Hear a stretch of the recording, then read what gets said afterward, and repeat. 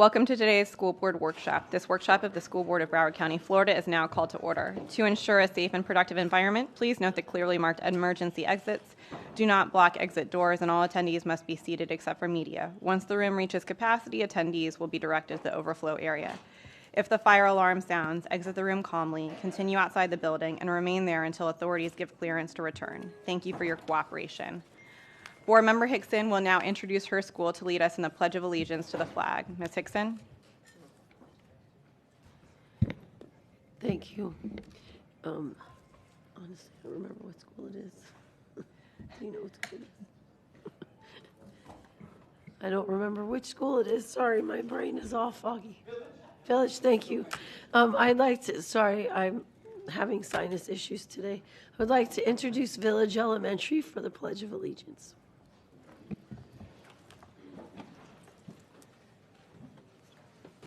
Please stand for the Pledge of Allegiance.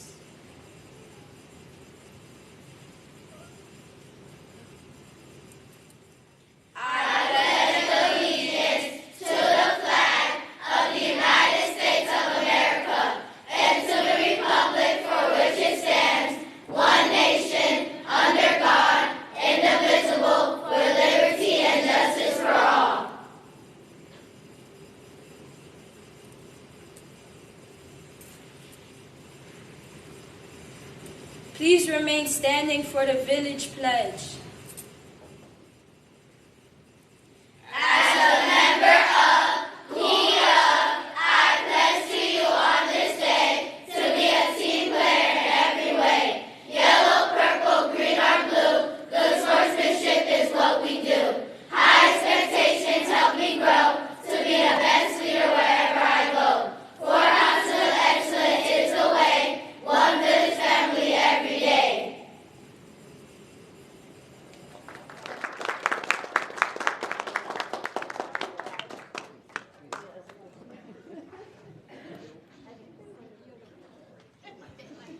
Beautiful. Board Member Rupert has requested a moment of silence. Ms. Rupert? Thank you, Madam Chair. I'm requesting a moment of silence for Monarch High freshman student Felipe Benitez. Felipe, age 15, passed away suddenly on January 23rd, 2026, in the early hours of the night at his home in Deerfield Beach. Felipe loved animals, traveling with his family, superheroes, and watching movies in theaters. He loved playing with his cats Milo and Sunny. He had the best heart and, despite having autism, was always keenly aware of everyone's feelings. He was described as a sweetheart and kind by anyone who met him. He will be greatly missed by his family, friends, and those of us who loved him.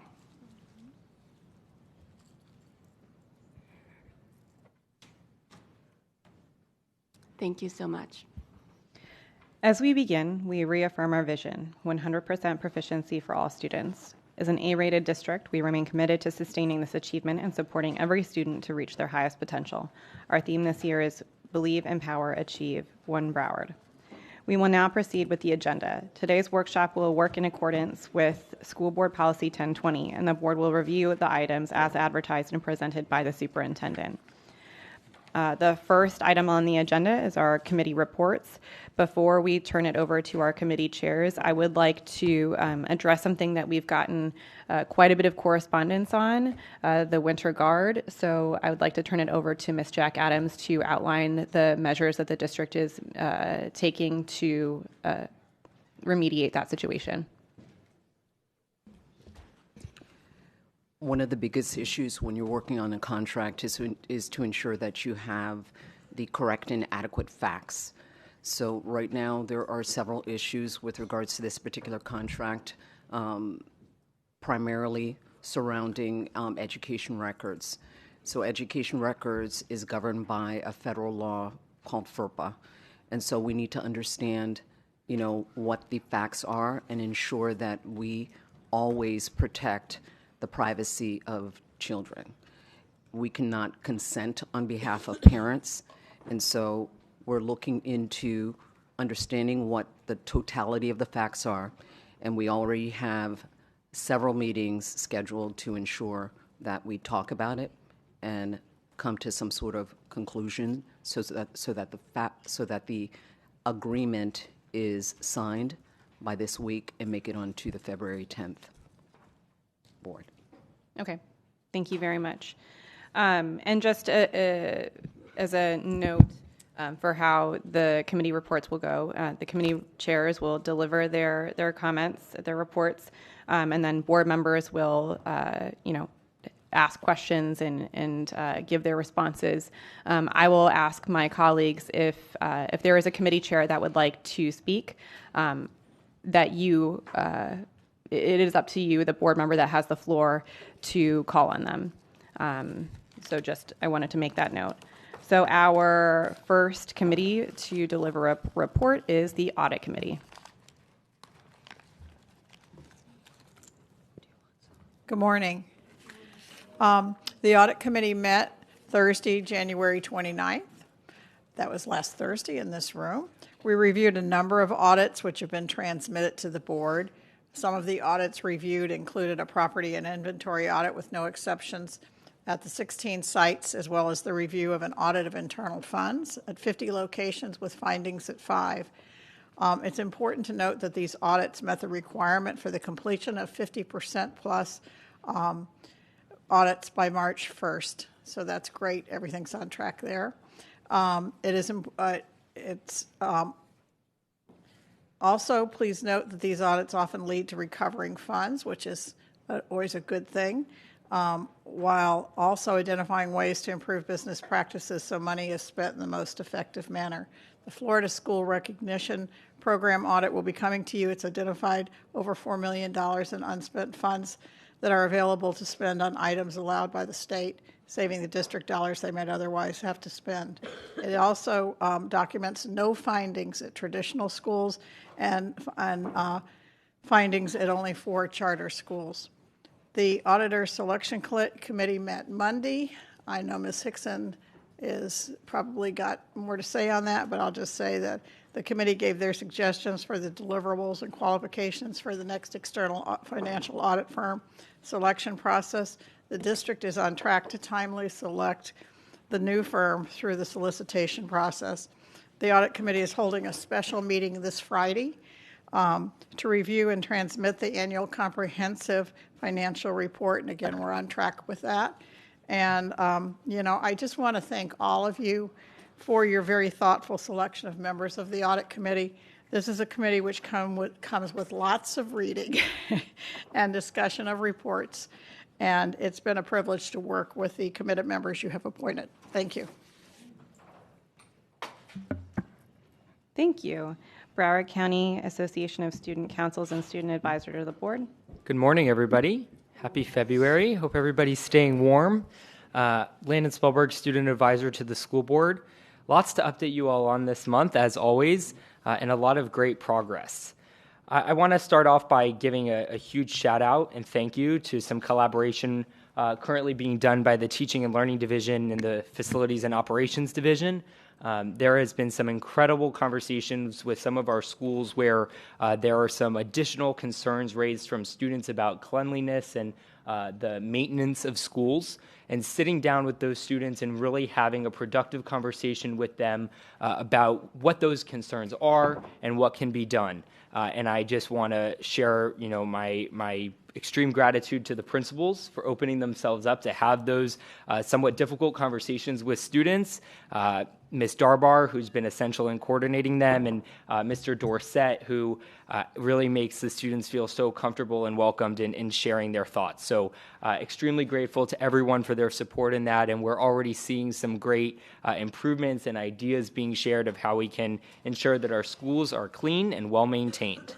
The Q3 student feedback survey will open at the end of this month and run for 2 weeks. We're excited about this new survey, or for Q3, because schools will now be able to add 3 school-specific questions to their surveys in addition to the 5 questions that the district already asks. So we're really excited to be able to better understand what is it that students at their specific schools are saying.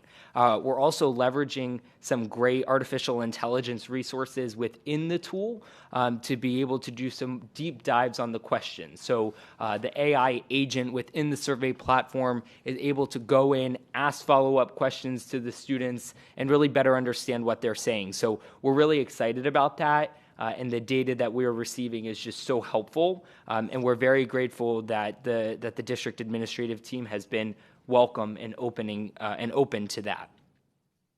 We are beginning our non-traditional school Speak Up, Speak Out sessions. It's been a priority of ours to hear from our students at non-traditional schools.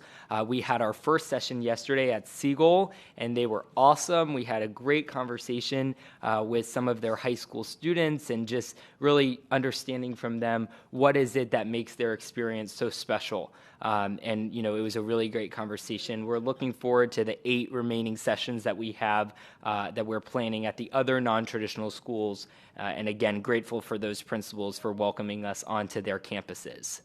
I want to end with a recognition of the person sitting right next to me. He did not ask me to do this, but yeah, that's what that face is for. But a moment of personal privilege to congratulate Jasir. He was honored by Iota Phi Lambda sorority as an Award of Excellence recipient, and a very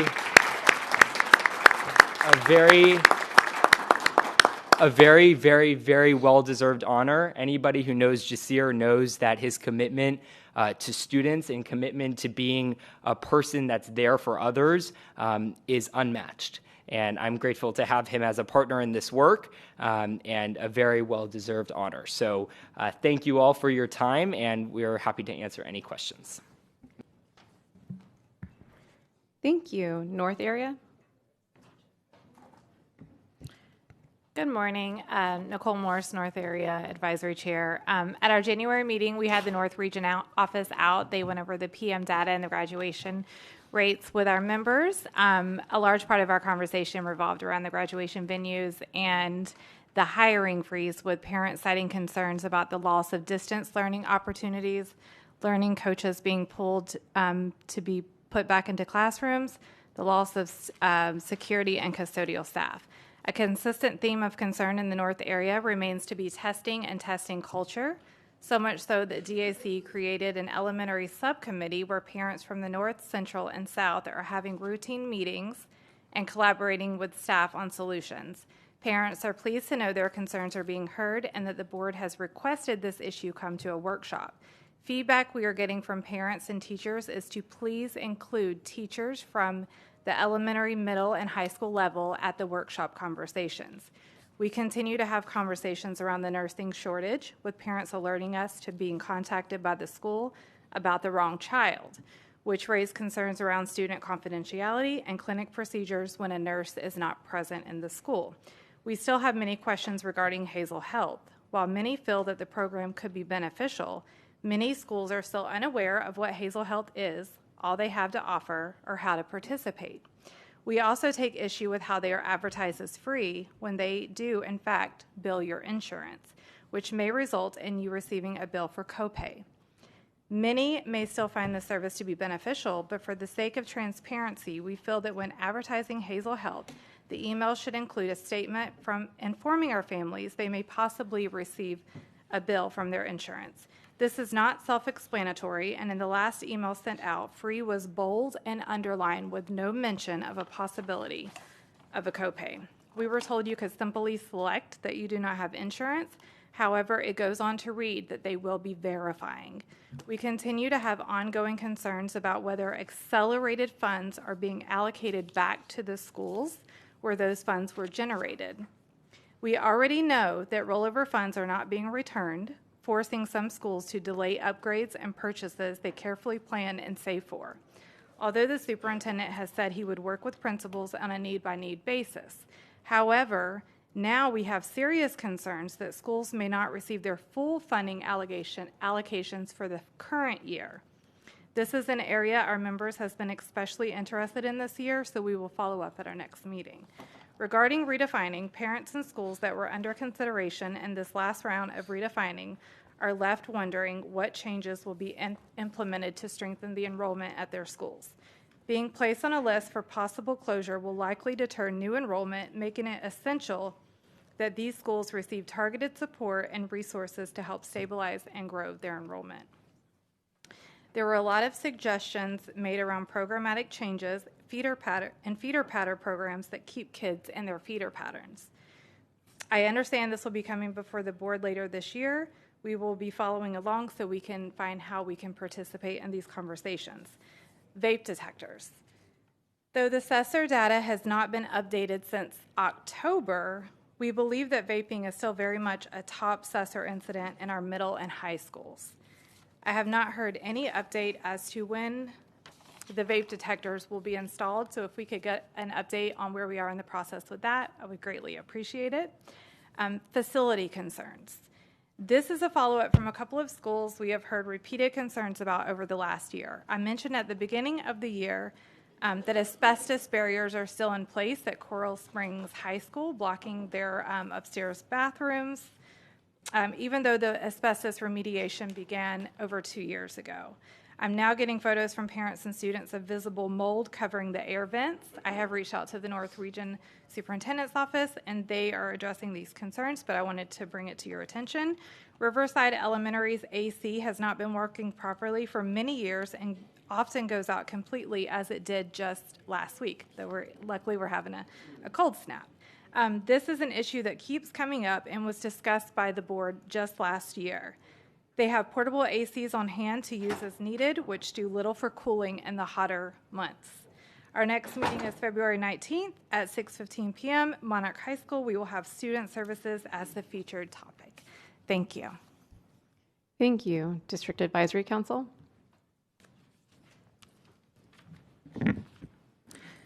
Good morning, Chair, Board members, Superintendent, staff, fellow advisory chairs, and members of the public. My name is Cynthia Dominique. I'm the chair of North Area. I used to be the chair of North Area Advisory Council, but I'm a parent and chair of District Advisory Council. I just want to give a big shout out to all the staff that's been collaborating with District Advisory over the last several weeks. We've met with Food and Nutrition several times, academics, Dr. Cohn and I are on the phone, communications and legislative affairs, we've had meetings. So thank you for that collaboration. We'll continue to collaborate so that we can find solutions to the concerns that are being presented to us. As we do talk about concerns today, I hope that we're able to stick to the topics that the chairs are presenting, and that if we find that there's a particular issue where there's a lot of dialogue that is needing, perhaps it could be placed on a future agenda. And the reason I ask this is because we had a meeting with several advisory chairs as we tried to figure out solutions to some of the operational needs that they had. And one of the things that they mentioned was that sometimes certain topics will monopolize the entire conversation and others feel like that they're not heard. And they want to be able to have that back and forth dialogue with you all, but we do and are thankful for the time that we have here today. One of the concerns that we have is with the laptop rollout. It's been sporadic in many schools. Some schools haven't even rolled out laptops. And many parents who initially opted in are kind of second guessing it because we're being told that students have to take laptops back and forth to school. They have to have it charged, and maybe there'll be a couple chargers available at school for students to charge if the teacher allows it, as well as, it increases the risk of the laptop being damaged when kids are having water bottles, and we know what happens from school to home. Things don't always make it back. Additionally, some schools are sending the laptops home with students. Other schools are requiring that parents go to the school to pick up the laptop for the first time. So I'm not quite sure what the standard is actually supposed to be.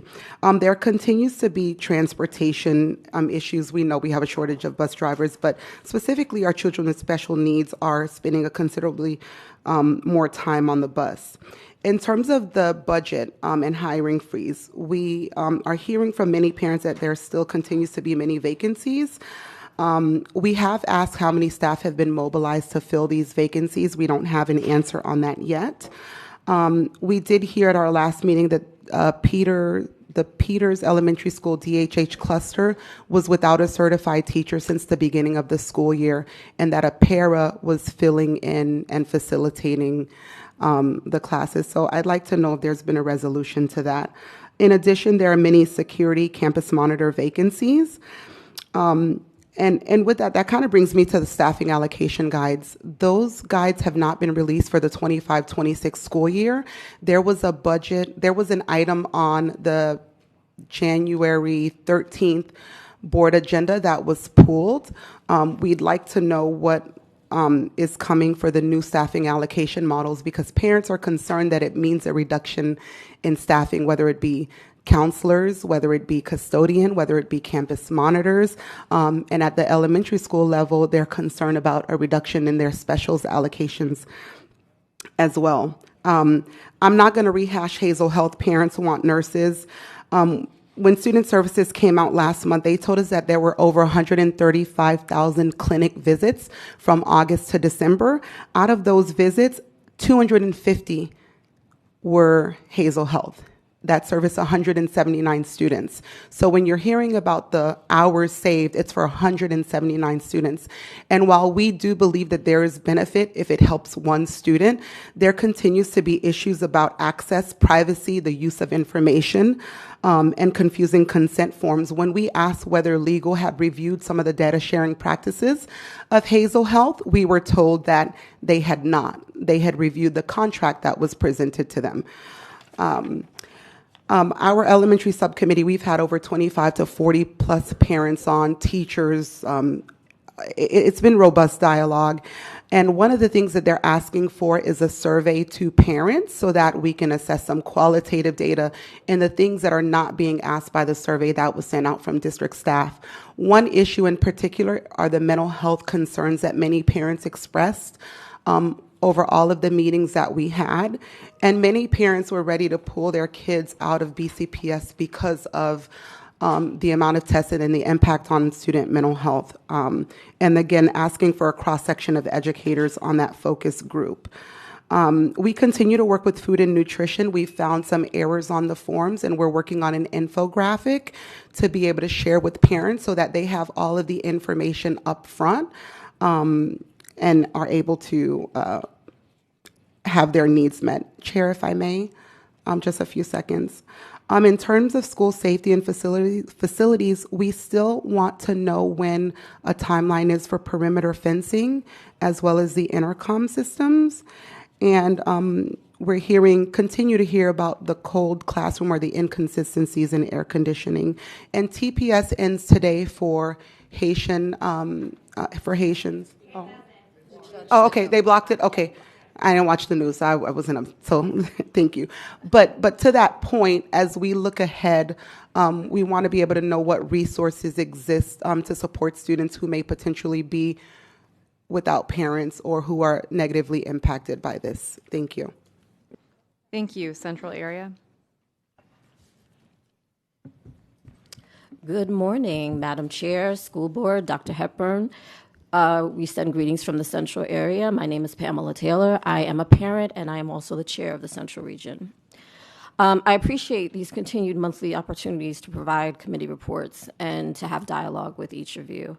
I would like to say thank you to the board and Dr. Hepburn for reevaluating the graduation venue decision. I would be remiss if I didn't acknowledge that Dillard 6 through 12 would have been honored to host such a milestone celebration for our scholars.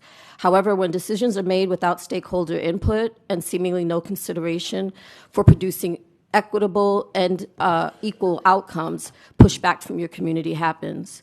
For the future, we would like to ask that the board ensure transparency when it comes to these types of decisions, so much that we passed a motion within our last meeting that occurred on January 15th.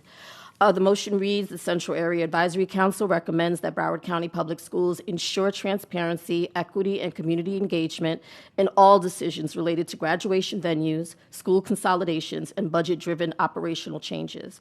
We further urge district leadership to provide student dignity, teacher stability, and local control when advocating for sustainable funding solutions during the 2026 Florida legislative session.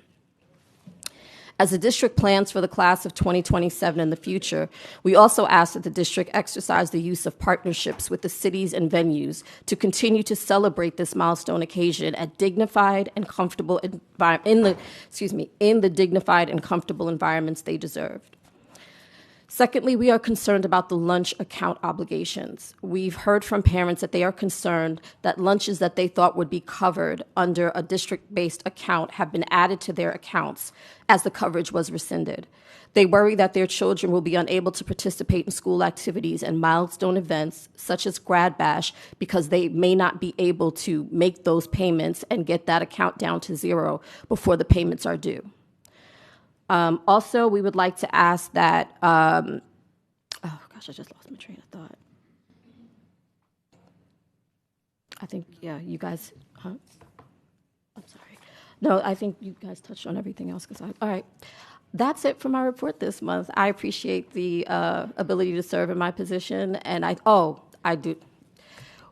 Just to reiterate what the chair of DAC said, we got a lot of reports yesterday regarding cold rooms, inability to function within the cold rooms. A lot of the children, the schools are telling them to dress warmly, not to bring blankets. However, we live here. This is an unexpected event, and the children really did try their best to dress appropriately. But when the rooms are reading at 47, 50 degrees, it is increasingly difficult to learn in those environments. So we just want to make sure that we take into account our facilities at times like this.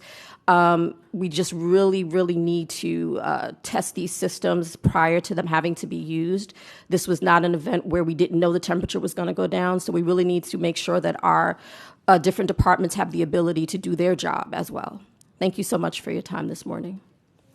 Thank you. South Area. Good morning. On behalf of our chair, Antoinette Bailey, she was unable to attend. Linda Ferrara will be reading the report. Good morning, Chair, board members, Superintendent. The South Area's recent meeting was held on January 21st and was well attended. During this meeting, representatives from the Food and Nutrition Department provided a comprehensive overview of their department, including services offered and operational processes that directly impact our school community. A key portion of the presentation focused on the My School Bucks application, during which the department addressed questions about student meal accounts, current balances, payment procedures, and outstanding obligations. Attendees were allowed to ask questions, and clarifications were provided to help them better understand how families can effectively manage meal payments and avoid negative balances. In addition to food and nutrition topics, questions and concerns were raised regarding Hazel Health Services, specifically the opt-in and opt-out process for elementary students. Discussion centered on parent awareness, consent procedures, and ensuring families clearly understand how to enroll or decline services. These concerns were noted for follow-up and further communication as needed. Overall, the meeting was informative and productive, providing valuable insight into student services and allowing for open dialogue between members and department representatives and all stakeholders. The next meeting is scheduled to be held on February 11th. Thank you. Thank you. Diversity Committee.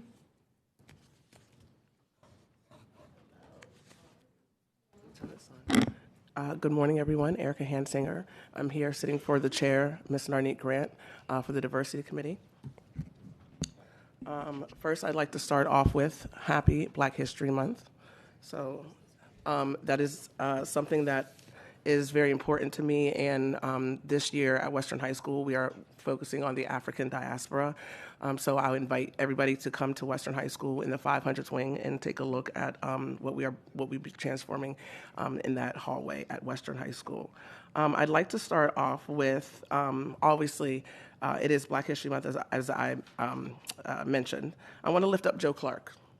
We all know who Joe Clark is. Wonderful leader from Paterson, New Jersey, of East Side High, and we're all familiar with him because of the wonderful movie Lean on Me. His legacy is not about theatrics. It's about adults taking responsibility for the conditions children learn in.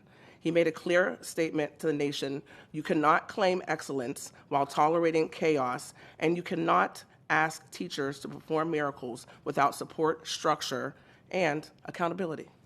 With that being said, I will begin my report. The Diversity Committee met on January 9th for our general monthly meeting. We will have our general meeting this Thursday. We have requested Chief Michael G. Gregory to return. We are meeting with him this week. As mentioned last month, we are looking for some clarity on safety and security issues that present challenges for schools. When Chief Gregory came to our meeting 2 months ago, the committee asked to provide a breakdown of the district's current and safety security personnel. The committee had questions and concerns as it relates to arrest info, the lack of continuity from the district to the state attorney's office, the cooperative contracts currently in effect as it relates to equitable actions from SROs, the lack of district-wide standard and service as it relates to the SROs, the lack of police liaisons follow-through, students' incidents to its completion.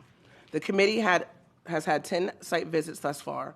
We are observing facilities, academics, discipline, programs, resource availability, safety, and security protocols.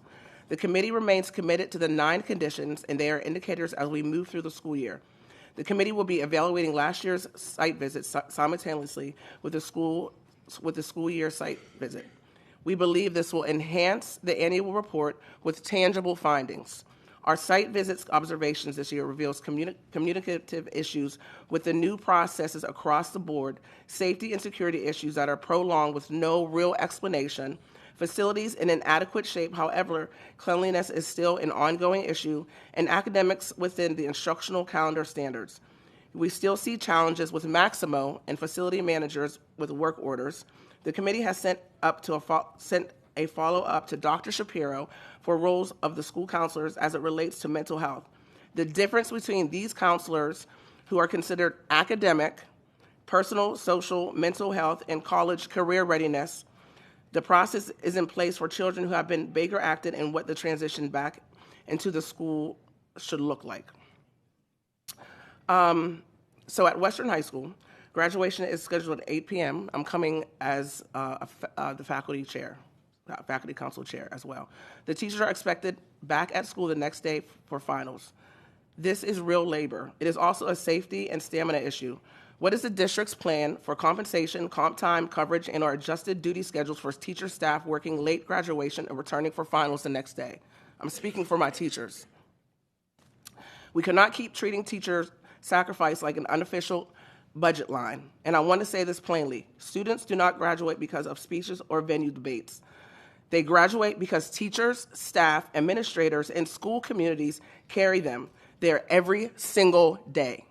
If we want outcomes, we must fund the people who produce them.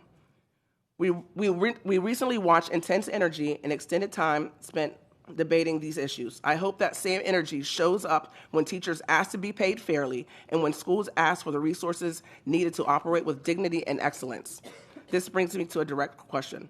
When are we going to wave the invisible bat and start saying no to what drains our budget and distracts from learning so we can preserve the district and protect our students? I serve as a diversity committee member focused on inequities and spaces opportunities. I'm asking the board to align the decisions with these values. For multiple years, our community has been told large numbers of schools could close. That numbers has changed over time, but the uncertainty has not. What is the clear plan, the timeline, and the student-centered rationale? Communicated in a way families and staff can actually understand. Are we prepared to close Seagull and consolidate into Woodin Rogers given the amount of work that needs to be done and given that very young child and babies are housed in that building? I'll take my time. I'm requesting the readiness standard and the checklist. I'm also requesting accountability for stored items and clutter in instructional spaces, including areas like the gym. Our building must look and operate like places built for children. I'm formally requesting teacher compensation for duty expectations for a late graduation followed by finals, and fiscal discipline aligned with student outcomes. In conclusion, as a reminder, we ask that each board member check in with their appointees for updates and attendance. It is imperative that committee members attend monthly meetings and participate. The success of committee is capped at the level of at least effective member. So I implore you to encourage your employees to attend the monthly meetings unless they have other school district responsibilities that concur with that. As we continue the school year, this committee would like to take the opportunity to invite each board member to any of our meetings this year. We also extend this invite to our superintendent, general counsel, and chief of staff. We believe in having everyone and everyone participate in our goal of helping this district showcase its excellence in diverse, equitable education. We look forward to having you all as our co-collaborators in our quest. Here's to a successful school year, and shout out to Western High School, as always. Thank you. Thank you. ESE Advisory.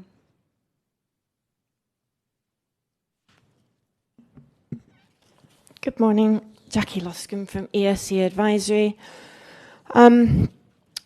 Just want to mention, first of all, our subcommittees at ESE Advisory. We currently have two. Our Autism Committee is meeting next month talking about transition, and our Down Syndrome Committee last meeting focused on after-school daycare, life after high school, vocational programming, and requirements for students with disabilities graduating school.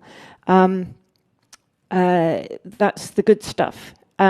I want to focus on what ESE Advisory's general meetings and a series of 3 meetings we're holding online this week too are focusing on, which is a theme I mentioned at the last meeting and probably the one before that, and we need partnership on. We can't be blanked anymore over this, and I'm appealing for collaboration from staff and from the superintendent and from you folks to resolve the very, very serious issue of lapses in customer care and accountability when it comes to not just day-to-day niggles, but lack of compliance in ESE, and when the big stuff hits the fan, and I'm talking about unexplained injuries to students, serious things in schools, child abuse investigations, where we cannot have the district shutting down on parents or shutting down on me, which is now happening when we're looking to seek answers for parents.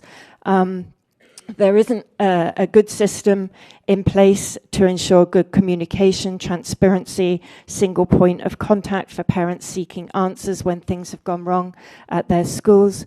And as a number of you know, I have stated as of an email last week, I cannot sit by and be part of an operation that is expressly now denying parents their right to see their own child's educational records, and where a parent is told, if you've got any more questions, get yourself a lawyer.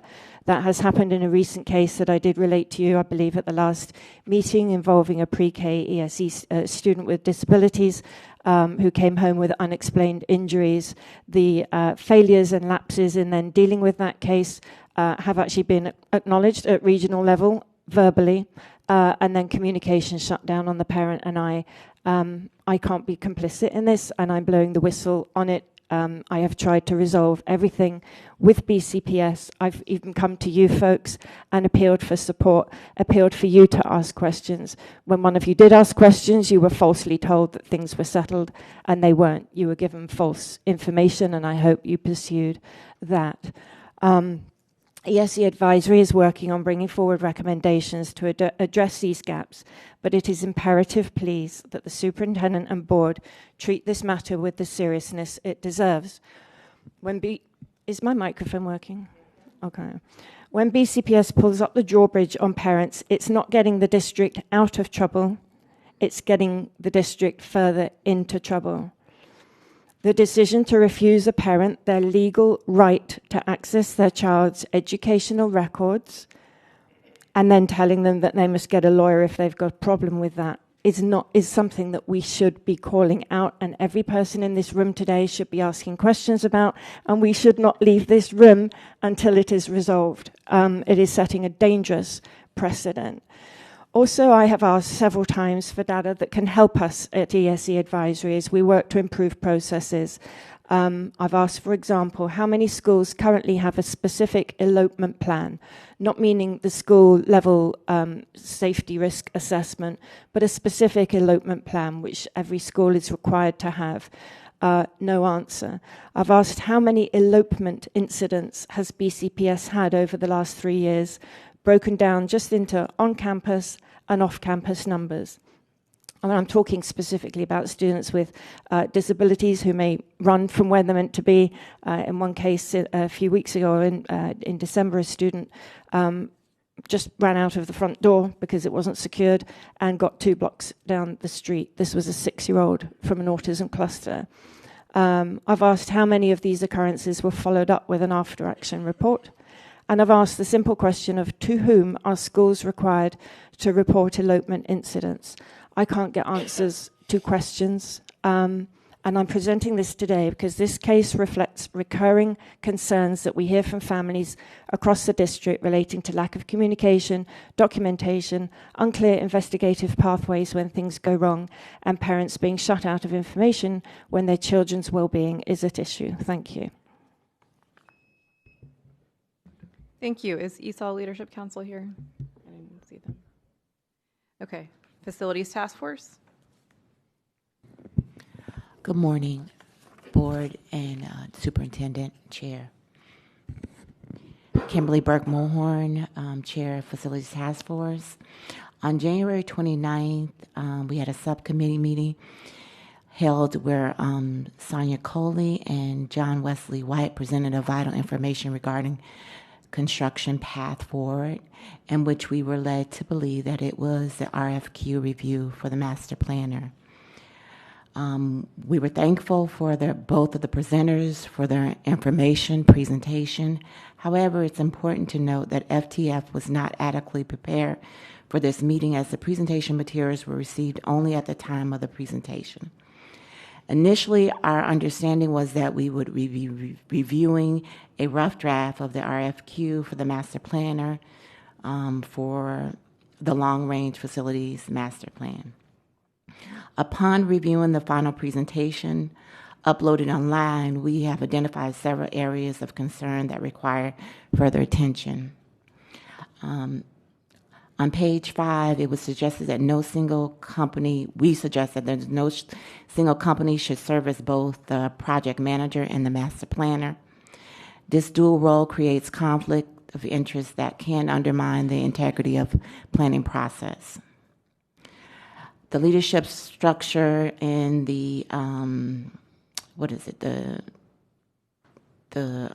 job flow chart. It's necessary for the chief facility officer, was emphasized in our meeting. We need a chief facilities officer. This role is crucial for ensuring dedicated oversight and strategic direction for facilities management. The chief facility officer should report directly to the superintendent, is our suggestion, rather than the chief operational officer. The chief operational officer already carries a significant workload, and facilities responsibilities should not be a part of that role. There is critical need for clarity on options without cost implications. Understanding the costs associated with the various plans is fundamental, and as the saying goes, only a foolish man builds a house and doesn't know the cost. Additionally, it's concerning that FTF does not, on another note, does not currently have a seat at the table on the long-range master plan steering committee. We were the group that advocated for it, and we have no seat. Make it make sense. We have to remember that when it comes to the importance of the decision-making, FTF, we have been fighting for collaboration with the district and the people that work for you, board members. So we're asking that we be a part of the decision-making also. And we would like to invite you to our next meeting. It's Thursday, this Thursday. We're back in Plantation High School Media Center. And so we start at 7 p.m. We invite you all to attend. And then on another note, I would like to thank our task-assigned Chief Facilities Officer, Mark Dorsett, for, I know he was very busy yesterday, and I reached out to him early in the morning after getting several calls, and he did return my phone call. It was later on in the day, which I wasn't expecting him to call immediately. I wasn't even expecting him to call back, but he did, and I thank him for that. And we know that we have a lot of work to do because we probably never thought that we would need a heating plan to make sure that everything is heated up. And we understand that the portables do not have heaters. So we just want to talk about that also, because I understand next week is supposed to be pretty cold also. So let's get a contingency plan for the heating. Thank you. Thank you. Multilingual advice. I'm sorry, did you want questions now or after everyone spoke? After everyone. Thanks, Chair. Multilingual Advisory Committee. Good morning, Dr. Hepburn, Madam Chair, the board. Thank you for giving us this opportunity to report directly to you on a monthly basis. During this quarter, MAC, you see our T-shirt, MAC, are completing our required site visits this quarter. We're going to Gator Run Elementary. It's actually happening right now. My colleagues on the committee, as well as Apollo Middle.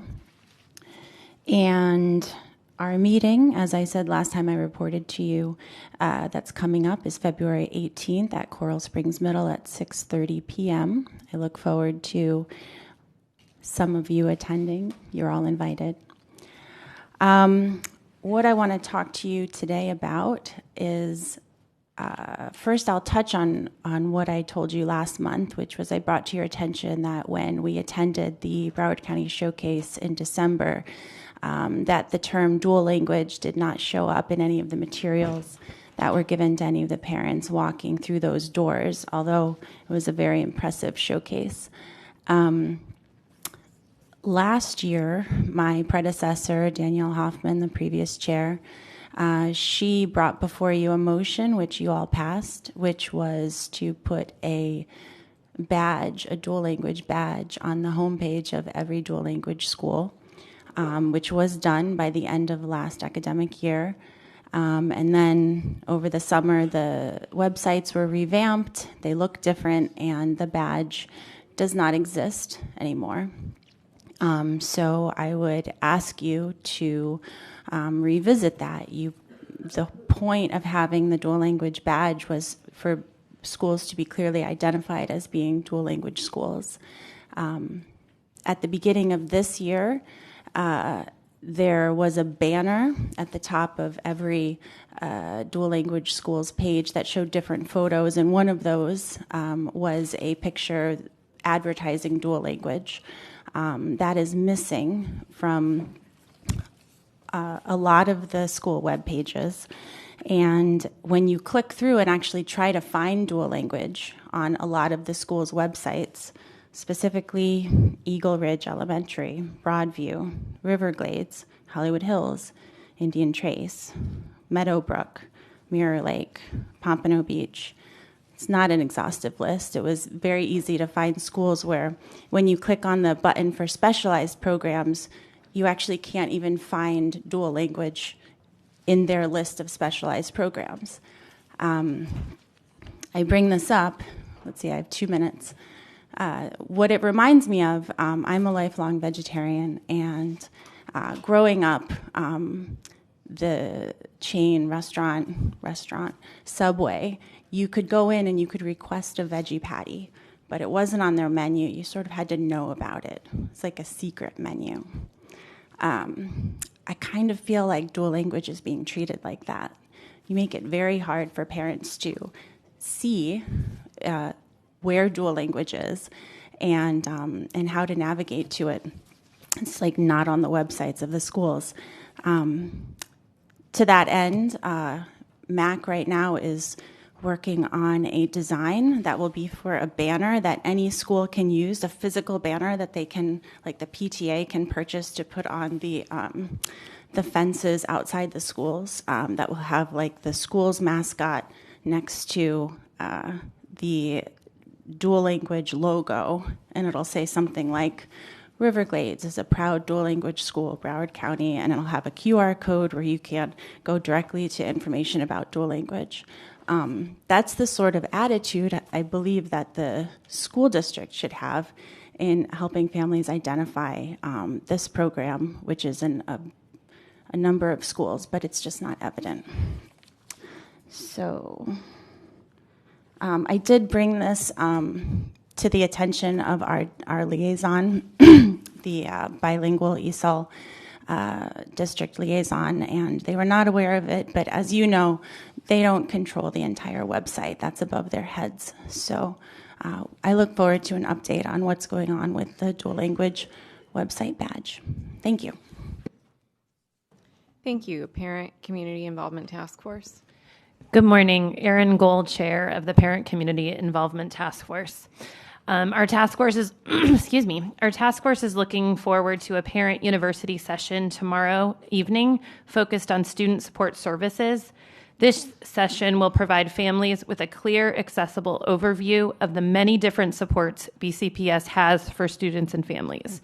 Ms. Simone Hollingsworth and her team have been incredible partners in developing this presentation, ensuring it reflects both the breadth of services available and the needs we are hearing from families. This event is intentionally designed as a broad introduction, and at the end of the session, families will be invited to complete a survey to help us identify which specific topics and areas they would like future parent university sessions to explore in greater depth. We want to always make sure that we are listening to families and responding to their priorities to guide this work. As part of our discussion at this month's meeting, which was last night, the task force focused on how we can expand the reach and impact of Parent University. We talked about the importance of strengthening coordination and partnering with the area superintendents, DAC and area advisories, SAC and SAF chairs, all to ensure information reaches families early and through multiple channels. Our shared goal is to make sure these resources, both the live sessions and the recordings, reach families across the district, especially those who may not yet be connected to more traditional pathways. We also spent time discussing the growing needs in our community, and with the ongoing financial pressures facing the district, the task force recognizes that strong partnerships with community organizations are more important than ever. We continue to work on strengthening the bridges between nonprofit partners, schools, and families. As part of this effort, we are building on prior task force work to develop a centralized database of nonprofit partners that will be accessible to both families and school personnel. In that same vein, we are planning a nonprofit forum in April. We last night made a thoughtful decision to pivot away from a traditional resource fair, as district departments are already hosting a similar event during the same month. And our goal is to support and complement that work and not duplicate it. The task force discussed strategies for identifying and engaging community partners more intentionally for that nonprofit forum, including using existing school partner lists maintained by the Strategic Partnership Department. Communication continues to be a major focus for our task force. We talked about the need for more creative, proactive, and engaging ways to communicate with families and the broader community. To that end, we are reigniting work on the district podcast. It's really going to happen with support from the Innovative Learning team as just another way to share out information. We also discussed the importance of meeting families and students where they are, particularly on social media platforms. Ideas included short, engaging video clips, clearer and more timely messaging, and student-created content to really model engaging communication. So Landon and Jasir, stay tuned. The shared belief was that the district should be telling its story more proactively rather than allowing for confusion or negative narratives to fill the void.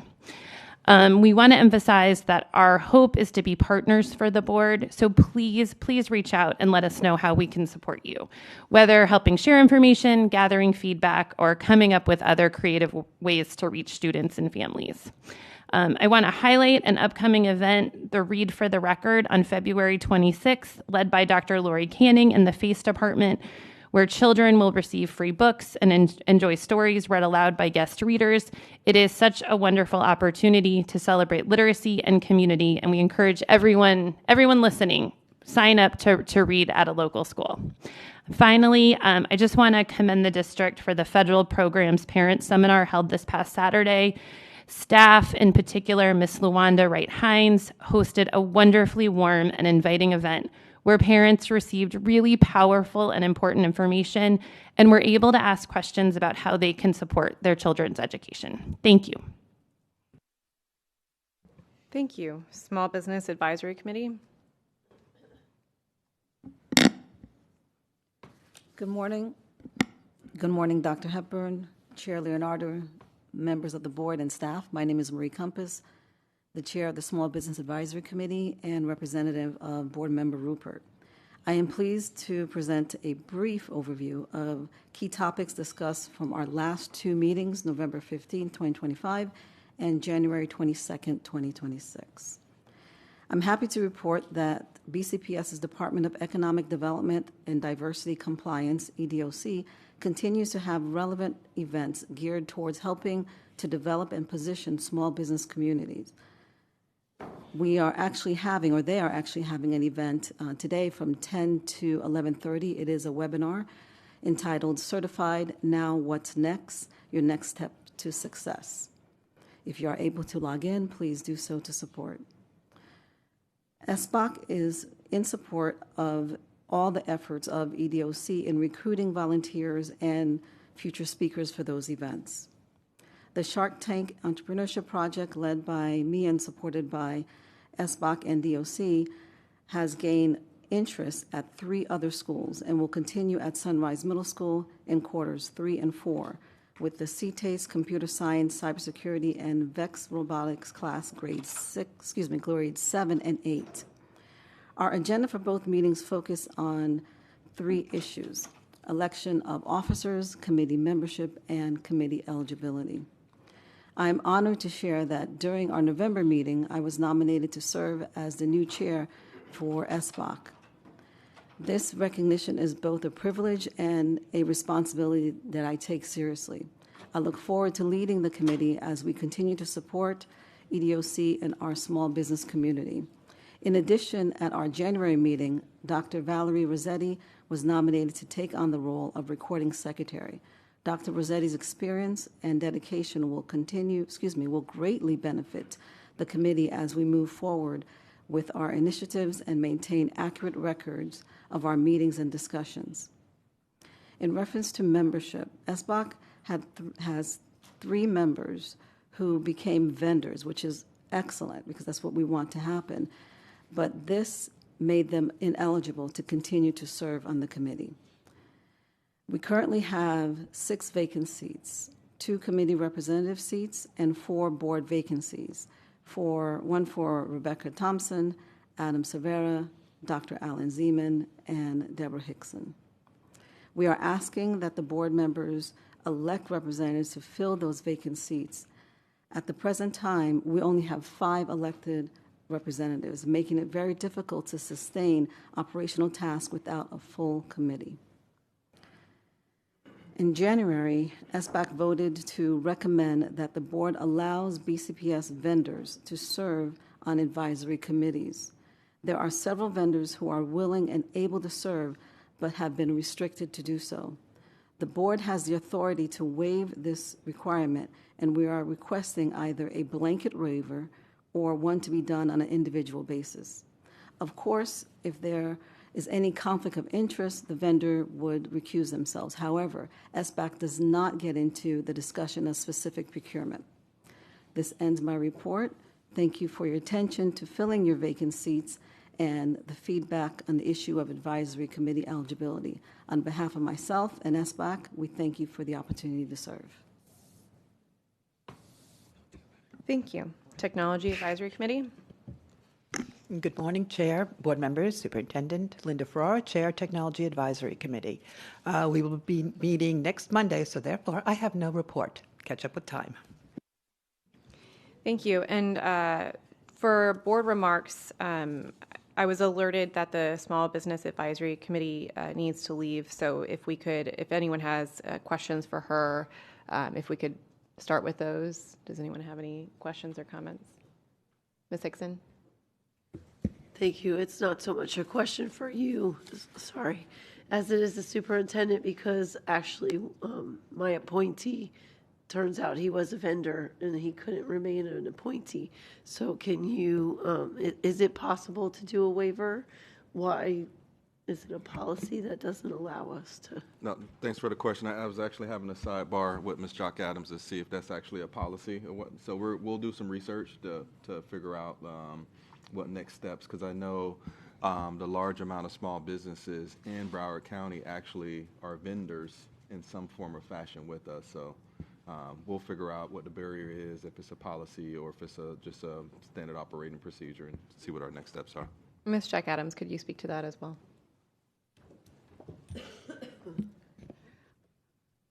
I'm going to go ahead and look into the extent to which there's a conflict and see if there is any leeway that could be made.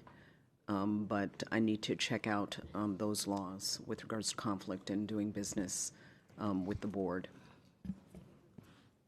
Okay. Dr. Zeman, I believe, and then if anyone else wants to. Thanks, Chair. My question is for Ms. Burke-Mahorn. We have a presentation for us, Kimberly, on the organization. It's a budget thing, but it's all about, how do we organize? Let me just give you the title. We're going to talk about the construction path ahead. I'm sorry, yeah, I got it right. The construction path forward. You made a couple mentions about organizational kinds of things, either the chief facilities officer, chief operating officer, and the like. This presentation is largely about how we organize lower than that, which is how do we move forward over the next 6, 9, 12 months, whatever it takes, to solicit layers to do things from the strategic to things like the master planner, to all the things you say about eBuilder and other databases, to program management and execution of construction. I am deeply, deeply committed to trying to work with the superintendent and this board to get things done. So if you borrowed my objective, which is what I think construction organizations should do, which is complete projects, do you have any thoughts about what the presentation is today that we're going to be talking about this afternoon? They're proposing a PMOR, CMA, and they've built in the master planner position into that. And I'd just be curious, as the chair of the facility task force, kind of any thoughts or ideas that you have about the general organization before we dive into that this afternoon. Absolutely. So as we were talking, we agree that we do need a PMOR, but we do not agree that they need to be the master planner. Okay. So we want to make sure that they're separate. CMA, absolutely. But they made the change that they weren't going to be CMA agent. I think that's what it was in here. The names were redundant, like the owner's rep, construction management. I think they're referring to the owner's rep. They took that part out based Okay, yeah, they did take it out. So yes, that's one of the things that we really want to make sure that the master planner and the PMOR are not the same. Okay, we need to keep them separate. That's the main thing. And then the reason why I brought up the chart is because it's in here, and I understand that the lower positions need to be filled, but we also wanted to make it very clear that we need a chief facilities officer, and they don't need to answer to the COO because they already have enough to do. So if they could answer to the superintendent, that would be more effective so that they can do the things that they need to get done. And that has kind of a peripheral advantage of maybe being able to recruit people with a little bit more seniority experience because they would be a chief rather than subordinated to other people. So I think there's a good debate to be had. I look forward to the superintendent making proposals later about how all those pieces come together. But your thought on separating master planner from PMOR is noted. Yes, thank you. So we'll include that in our conversation this afternoon.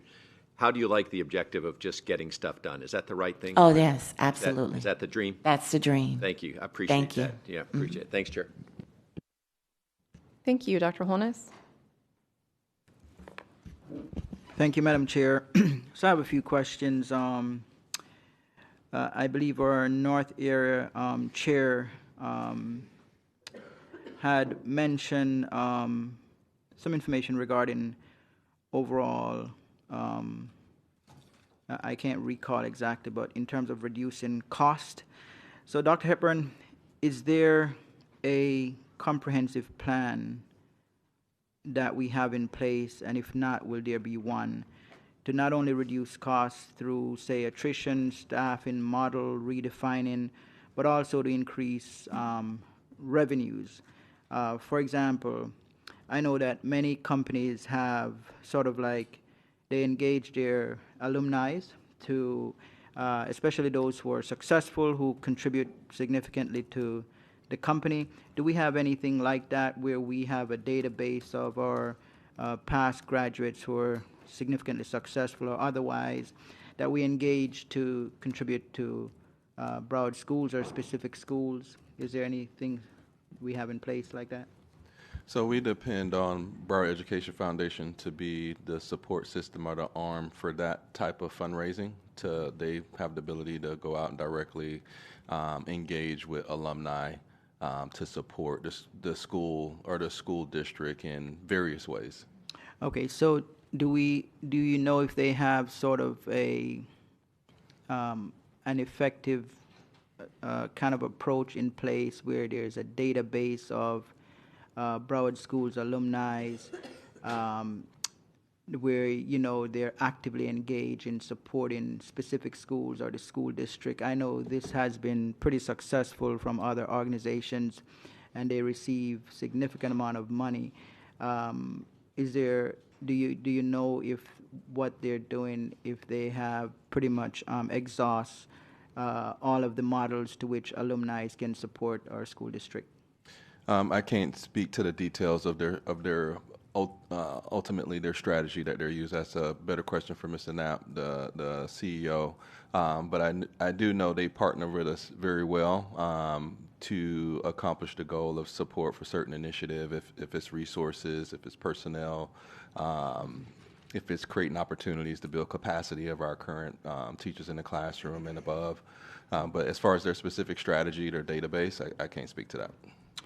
Okay, is that a conversation that you could have with Mr. Knapp, and hopefully we can figure out ways to fully engage our alumni? Also, I know that we have specific models, such as the Pompano Beach model, that's been very successful in terms of being a magnet choice school.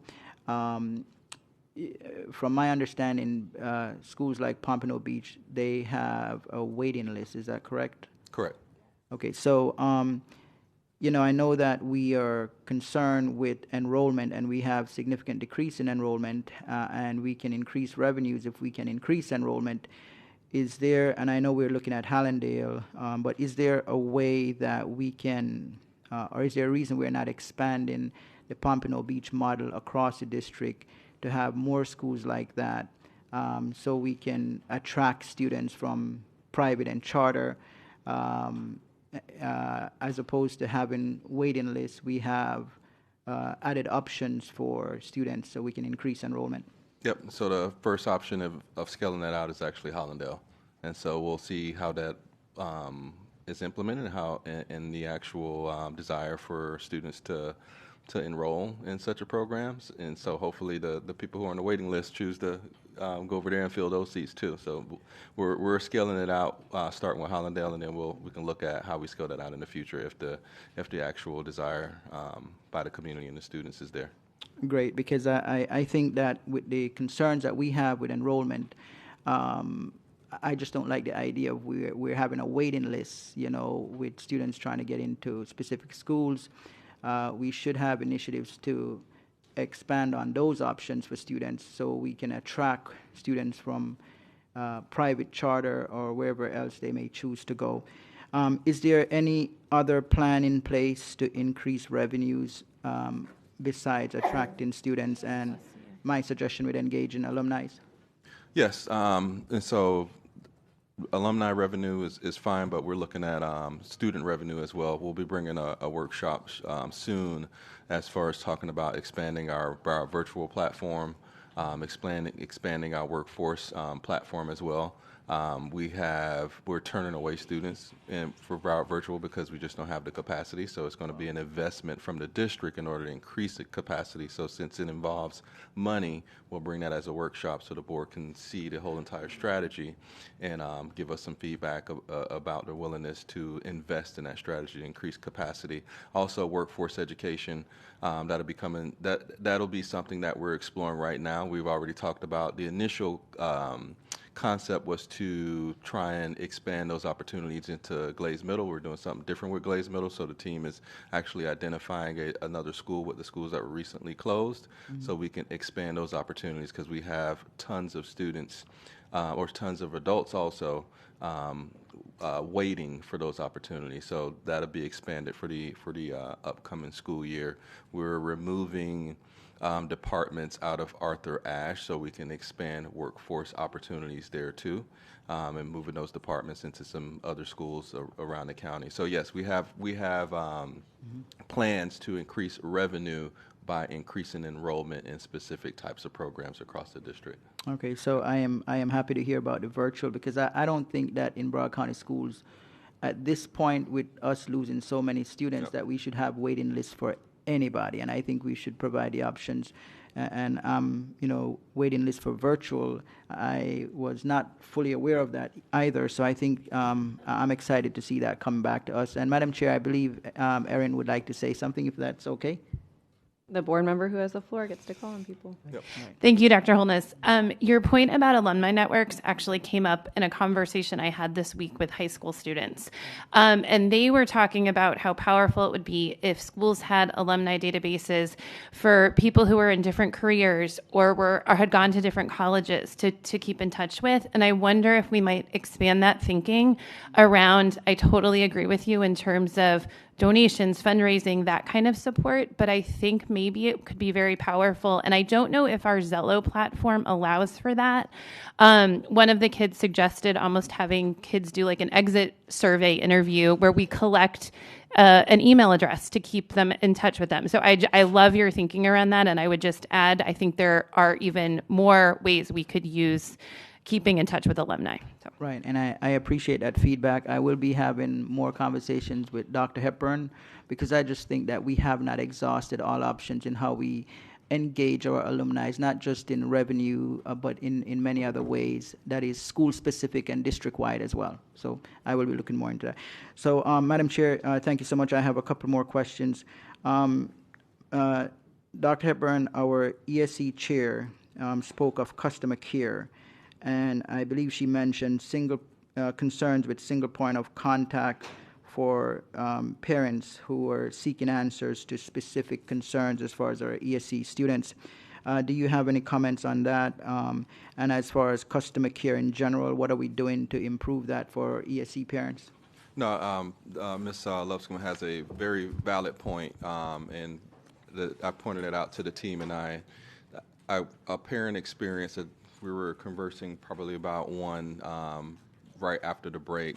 I think the parent had a transportation issue, but the parent was talking to somebody at the school was talking to transportation, then the parents talking. It was just too many people that the parent had to talk to resolve a problem. So in the reorganization that we're going to do later this spring, we're trying to close those type of gaps where parents, not just ESE parents, but all parents, have one single point of contact to deal with the myriad of issues that they may be dealing with. It may be dealing with transportation and food and nutrition, and they shouldn't have to talk to individuals in those two departments. Should talk to one person who's doing the troubleshooting for them for those individual departments. So yes, she has a totally valid concern that many of our parents are experiencing, and we'll address a lot of that during our reorganization.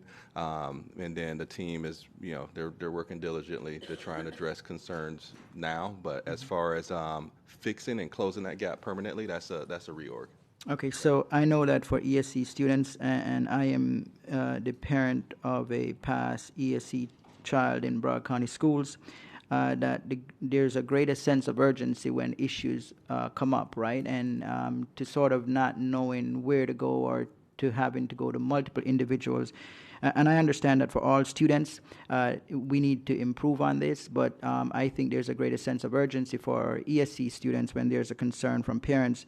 So would you say that in the upcoming school year, that this issue will be resolved in possibly having a single point of contact for our ESC parents going forward into the next school year? As we're working on that reorg, I tap into resources like Ms. Luscombe just to kind of go over some ideas, right, to make sure we're closing gaps as much as possible. Okay, so Dr. Hepburn, I as we talk about customer care and customer service, so I continue my visits for schools across Broward County, which I've done yearly. And I know that we're working on customer service. I do see some problems here and there in terms of especially our front desk. So how can we emphasize to our school leadership the importance of either having the right people at front desk or having them trained properly to address parents when they come in, having that demeanor of welcoming to our parents coming into the lobby, because it could be a potential parent or student looking to enroll, but if the experience is not great from the immediate point of contact at the front desk, they may go somewhere else. So how are we working on customer service? Because I personally believe it's a huge part of attracting individuals. I run a small business, and one of the things I can pride myself on is that my parents always talk about the friendliness of the lobby, because that has some value. So how can we make sure across the district that when anyone enters our lobby of any school or any building, that they're receiving excellent, top-notch customer care? Because I still run into those issues. I've run into those issues recently as well. So how do we fix this? Because it's an important part of what we do to increase enrollment. Yeah, so great question. So I still run into those issues too, as well as many of the team members. And so we put in a robust customer service initiative starting last year. And so we're trying to unravel decades of bad practices when it comes to customer service. Just going to be honest, because when I first started, I experienced probably worse than what we are experiencing right now. So it's getting better. I think that the next step for us is the level of accountability. If it's not in the evaluation tool, right, people don't respond as quickly. Right. So those are the drastic measures sometimes you have to take if we want this to be implemented swiftly. We try also, the communication team sends out a text message, a phone call, and however we get that message out for our constituents to give us feedback based on their experiences at school. So we have a dashboard based on what type of feedback we're getting via if they're scanning the QR code at the school or on the folks' emails, or if they're responding based on the information sent out to comms. And we have a dashboard that I know we started sending that out to the board members, I think last couple of weeks. And so we'll continue to do that, monitor the team, works with the regional office, and it kind of funnels down all the way down to the principals. But ultimately, in order to have a large impact swiftly, it's going to have to be part of evaluations. Okay, and I'm hoping that in the upcoming school year we can include this as a part of the evaluation process, and that in addition to evaluation, that there can be ongoing training. Yep, we train too. Okay, yep, good. We provide training, and in the real world, you got that guy who just or that lady that just did that service for you. Hey, give me a 5, because you know why? It's part of their evaluation. Right, it's part of right, exactly. So I think it's really important, and I've been a little disappointed in going to a few schools, and I still don't see that top notch. Many staff, they're great, but I think we need to be beyond great. So thank you, sir. And last question for dual language. How can we, I hear the concerns about better promoting the dual language program for schools that offer it. And how can we improve on, as a district, in assisting in promoting the dual language options that we offer? No, and so I was listening to you while you were speaking, and one of the things is we're just going to have to lean into your committee, your subcommittee, to figure out what's the best way to get that information out. I do see it on the website, but it may not be in the best place, listening to your comments. And so we just need to lean in more to have a discussion about how do we get the information out better, where's the best place to place it on the website, right? And so, and some of the tangible things that you talked about when we have like our school showcase, ensuring that we're amplifying it there too. So we don't have all the answers. We have to work with the committees and constituents to kind of close those gaps for the things that we're obviously missing. Okay, so I know Dr. Hepburn, all of us as board members, we have our own sort of newsletters that we send out. So maybe if we have sort of, because I don't mind as the school board member for District 5 to include that in my newsletter. So, can you have something designed by your team that all of us can probably include in our newsletter to promote the dual language program if we do have schools within our district that offers dual language? Yep, absolutely. All right, thank you. Madam Chair, thank you so much. Thank you, Ms. Hickson. Thank you. Sorry. Thank you. Excuse me. Superintendent, can you tell us or address the Hazel Health issue that was brought up a couple of times? So I'm going to provide that in a follow-up. I've recorded a lot of questions myself, as I've heard from most of the committees, as far as if it's free, if it's billed to insurance, how we provide that information, what are the past deliverables of how we provided that information. So I'll provide that have the team put that together and provide it in a robust follow-up, just so we're clear and accurate of what we're doing and the gap and what we need to do moving forward, because I've heard it from two or three different people. So obviously it's a concern. So I don't want to just talk about something that we may not have everybody who's involved with that here.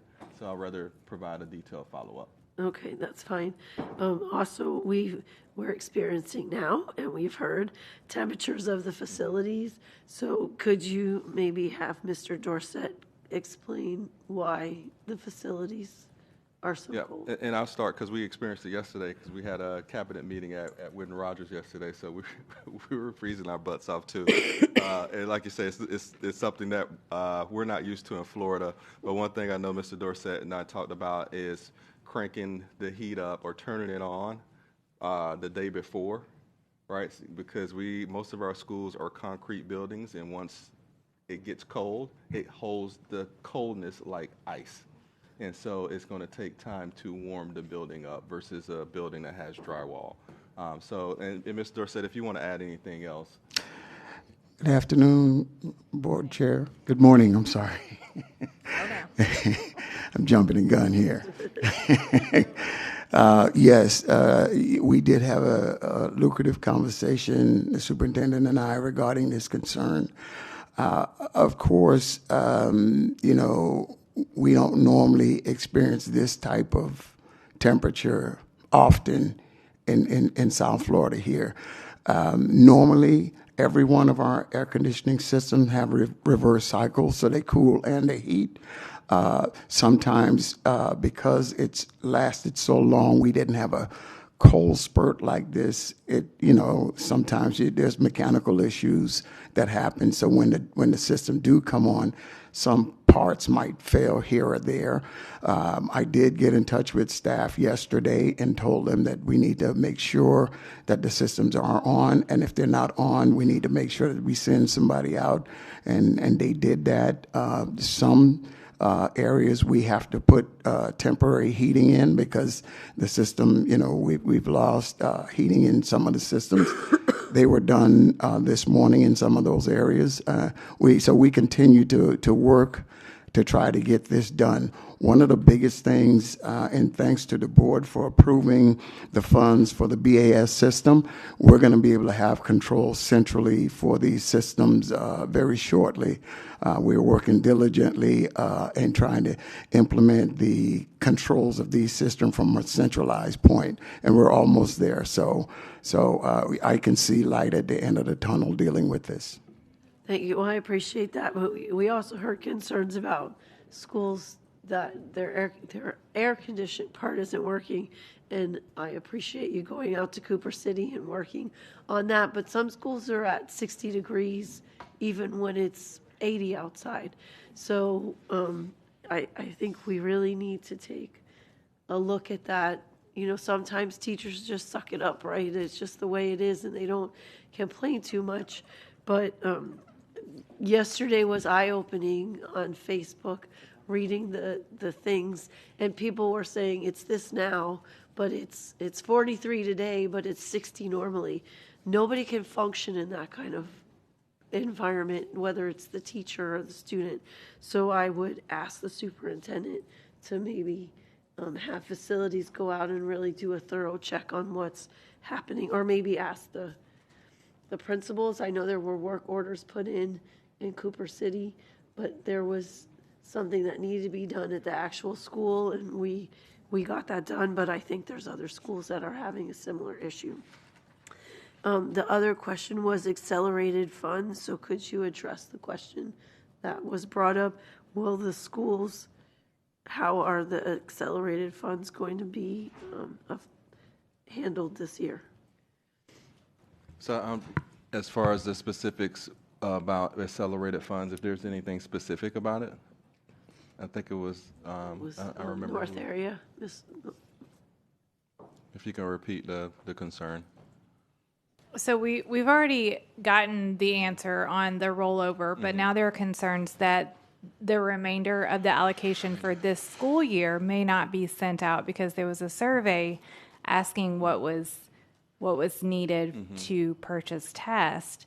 And so if that's 29,000, but they're still owed 80,000, the concern is that they won't get the full allocation. Okay, gotcha. So I'll give you the Reader's Digest version. They got 50% of the funds during first semester.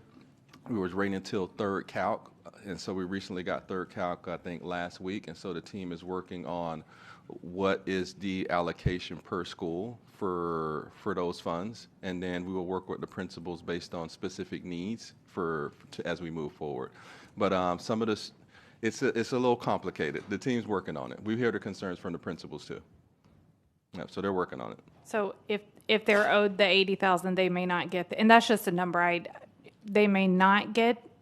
It depends on what we receive for the school during third calc. So they may think they are owed 80,000, but third calc may say, hey, you're only owed 65,000.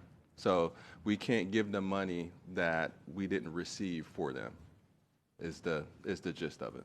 Because principals, and I used to be a former high school principal, I do my calculation in my head, and I say, oh, I think I'm going to get this. And when third calc comes, it's not realized. And so this all has to be done by the budget team, and then they'll start working with the principals on what they're going to receive. And then they have a certain window to actually spend it. And we've talked to them about that too, because we're not doing the rollover stuff anymore. Okay, thank you. They also asked questions about vape detectors. Oh, yeah.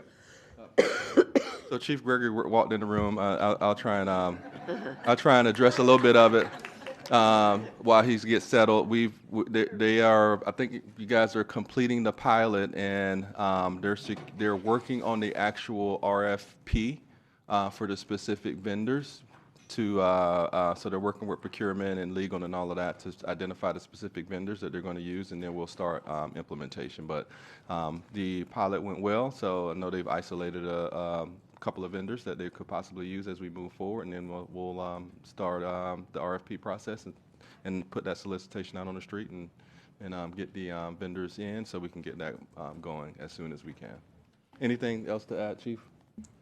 Mike Gregory, Chief Safety Security Officer. Just to wrap up, you pretty much covered everything. The progress that's been made is that we've closed the pilot. It was successful. We've identified things that we needed to know to release the RFP. Our team has been meeting with the procurement team to nail down the specifications, and it is our anticipation that the RFP will be released by the end of this month and on the street for vendors to submit proposals.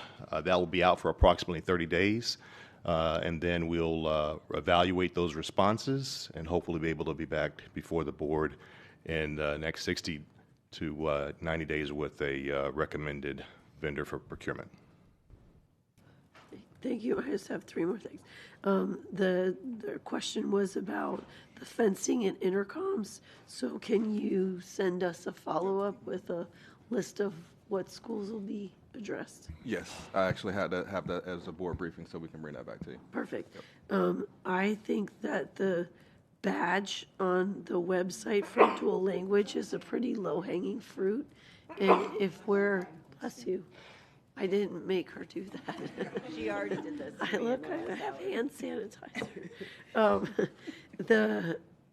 The dual language, can you explain the dual language badge and what it is? Because that seems like very low-hanging fruit. It does. Thank you for bringing that up again. To be clear, last year when were working with a different set of websites, the chair's concern was just general visibility for parents going to the homeschool's website and immediately seeing this is a dual language school.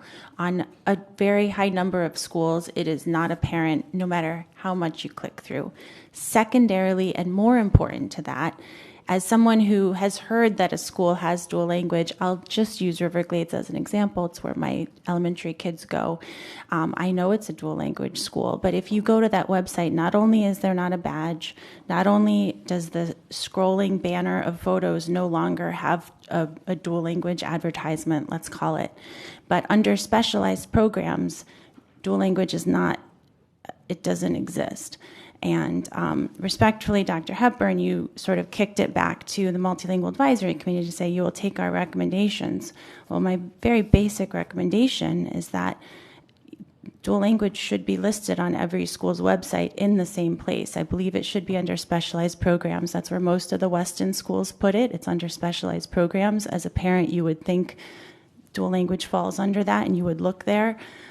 So it just needs to be on every school's website in the same place consistently. Thank you. Thank you. And I would think there's some kind of logo that should be easily put on the front page. Dr. Hepburn, I can help. Go ahead, Dr. Cohn. So I know that Dr. Fabian Cohn, Chief Academic Officer, I know that Ms. Saldala has been actually working with you.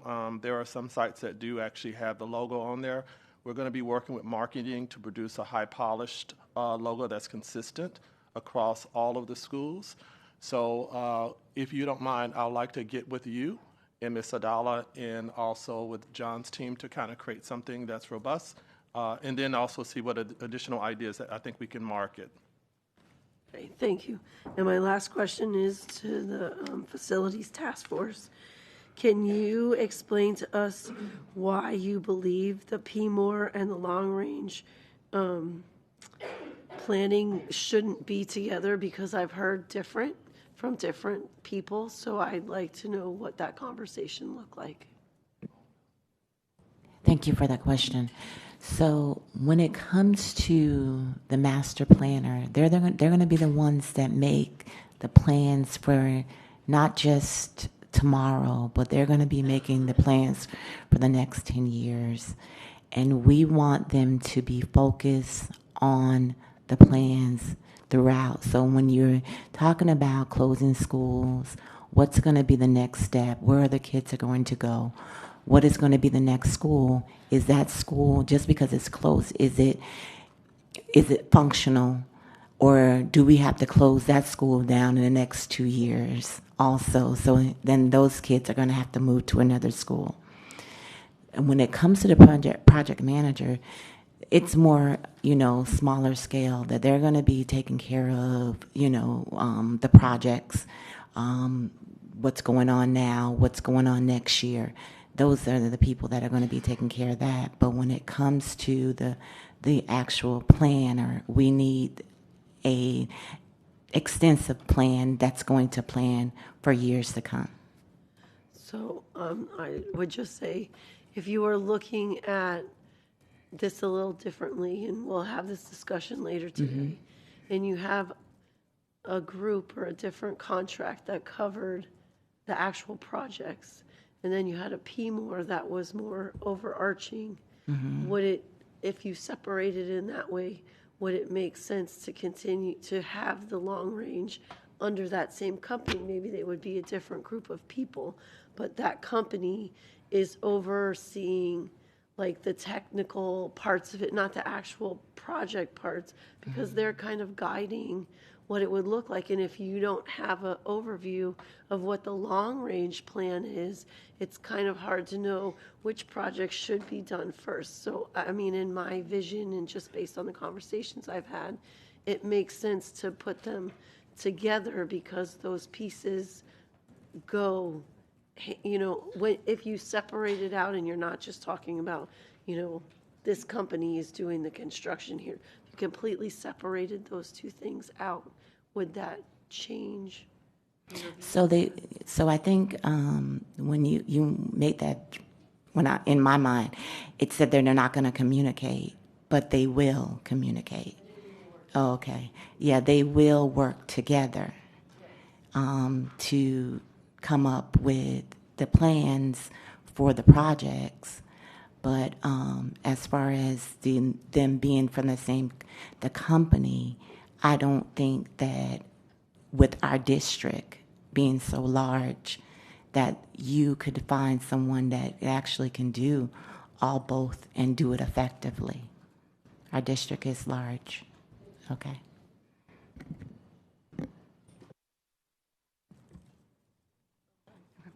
Ms. Rupert? Thank you.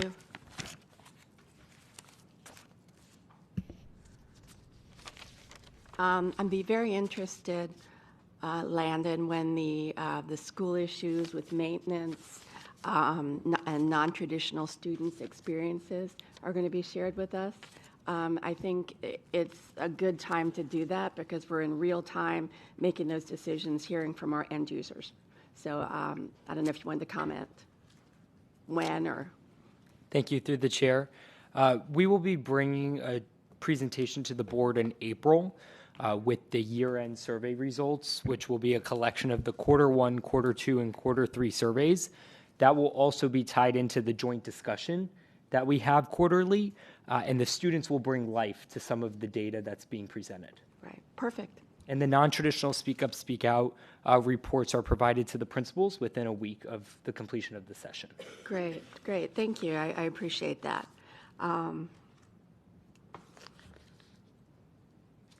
Next page, sorry.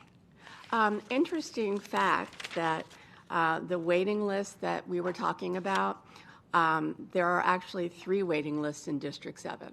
There's a waiting list for Broward Virtual, Pompano Beach High School, and Atlantic Technical High School.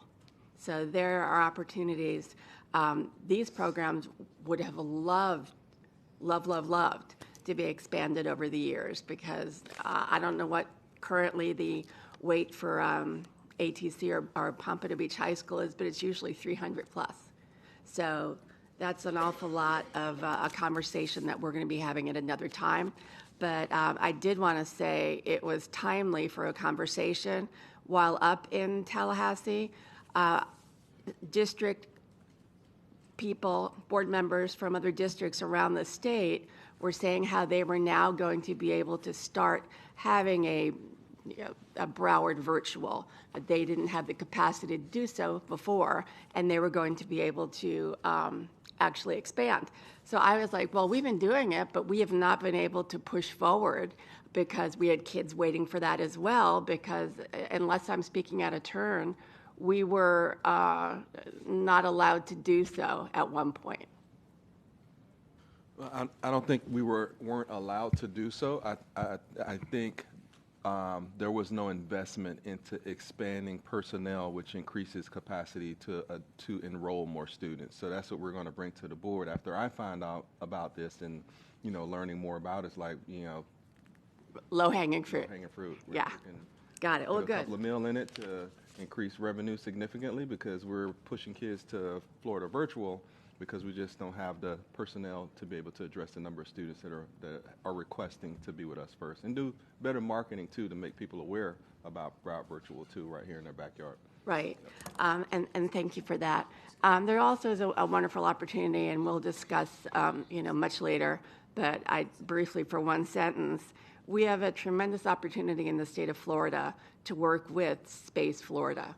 We could be the very first district in Florida that actually has curriculum that is going to support that. Another opportunity to really build capacity in our future students, our adult workforce.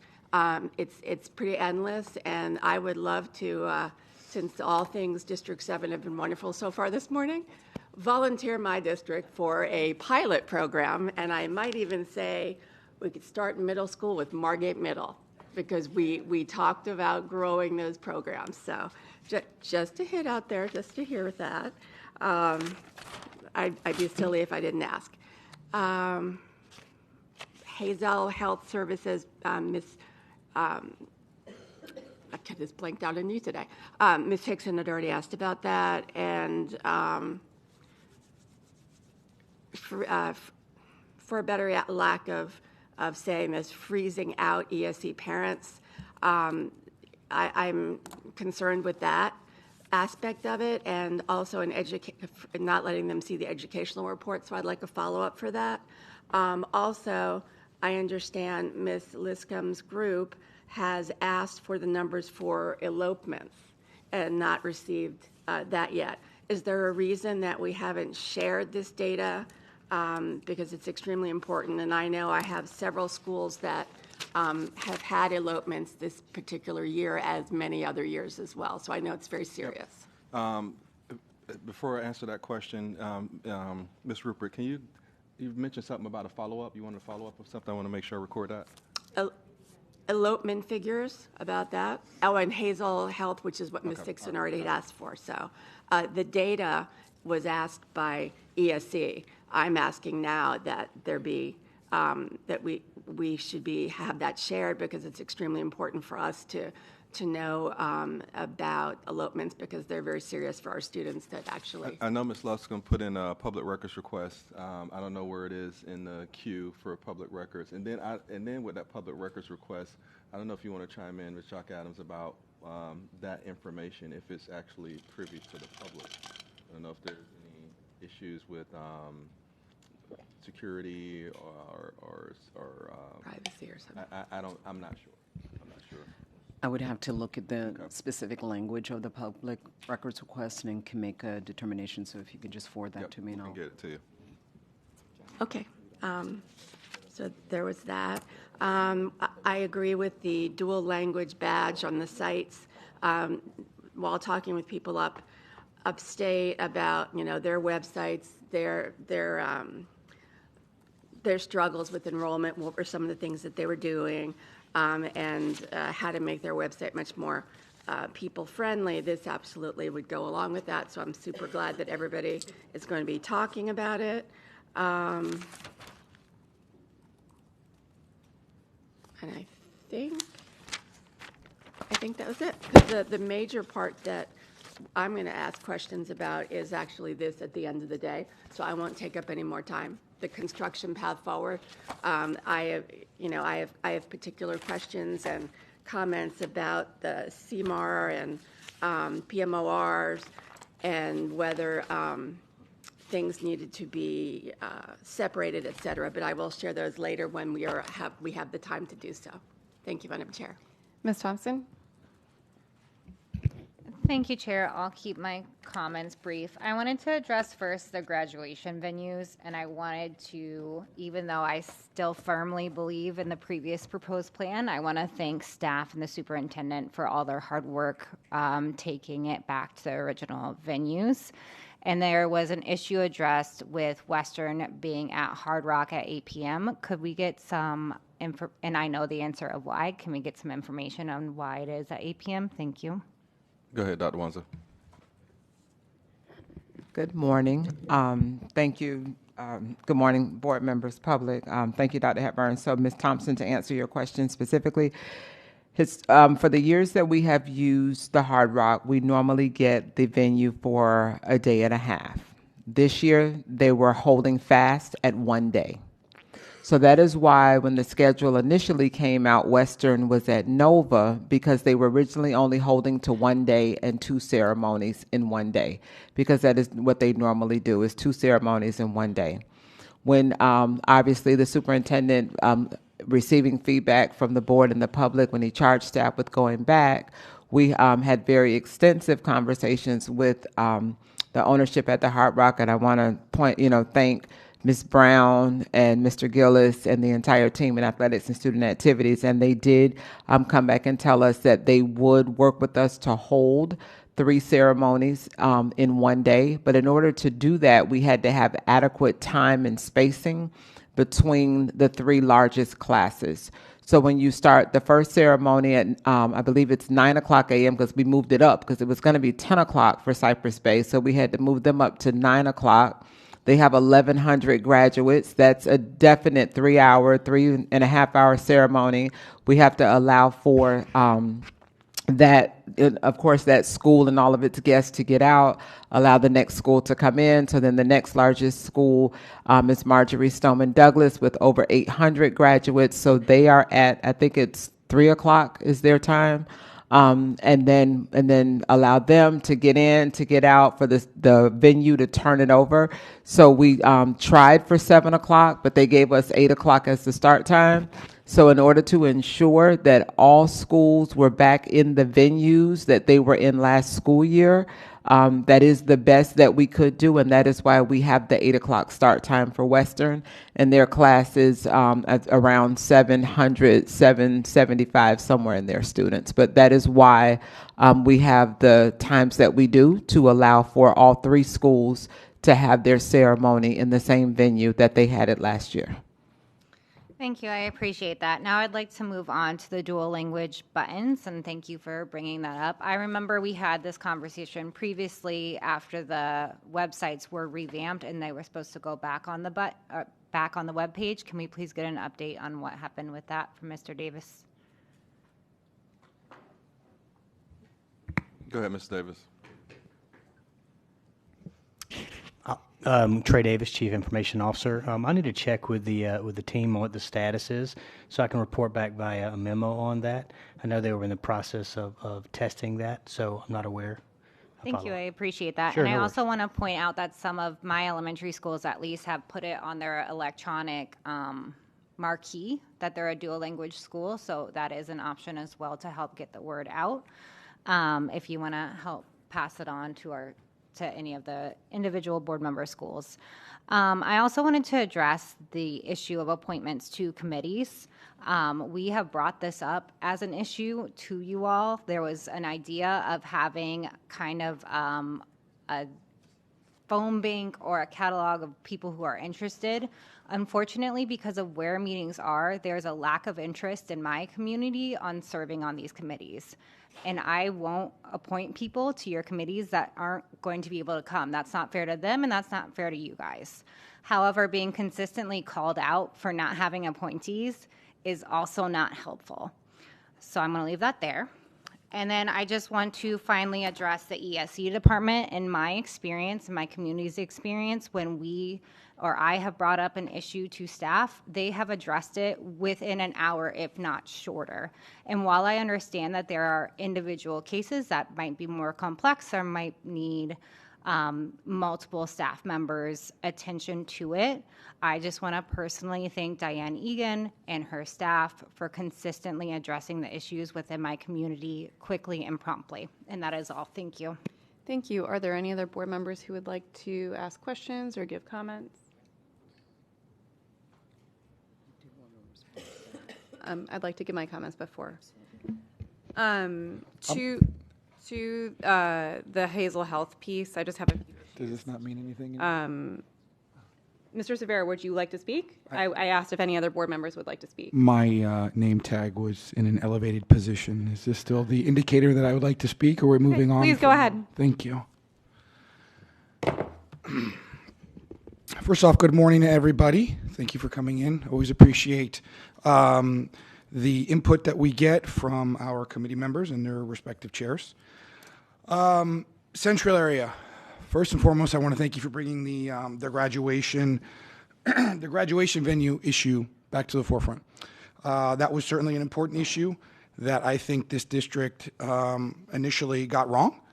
And I'm glad that we were able to reverse course on this and give our seniors the proper graduations that they work hard for and that they deserved. We should have had more transparency with our stakeholders, with our parents, and with our kids. We should have allowed these cities and these PTA groups to come to the table and interact with us, excuse me, and been a part of that process. So I'm glad we were able to get that right. I was very happy to take on that cause, and I'm glad that the district got it right, and I want to thank the superintendent for all his hard work on that as well. North area and South area. I heard a lot of speak about this Hazel Health and this telehealth process. I'm on record that I understand in this day and age the telemedicine and telehealth and the need for all that. I could certainly appreciate it. I'm also a big advocate for having a nurse in every one of our schools.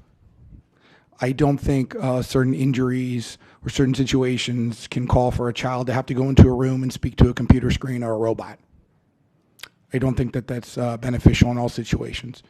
But be that as it may, I'd like some more, and I believe it was North area who brought this up, about this insurance situation where the forms and the literature that our students and our parents are being provided with are indicating that the services that they are receiving are free, only to find out that they are in fact being charged to insurance companies, which obviously in some situations, depending on what you have, can trigger a co-payment. So let me ask North area this. First of all, how prevalent is this?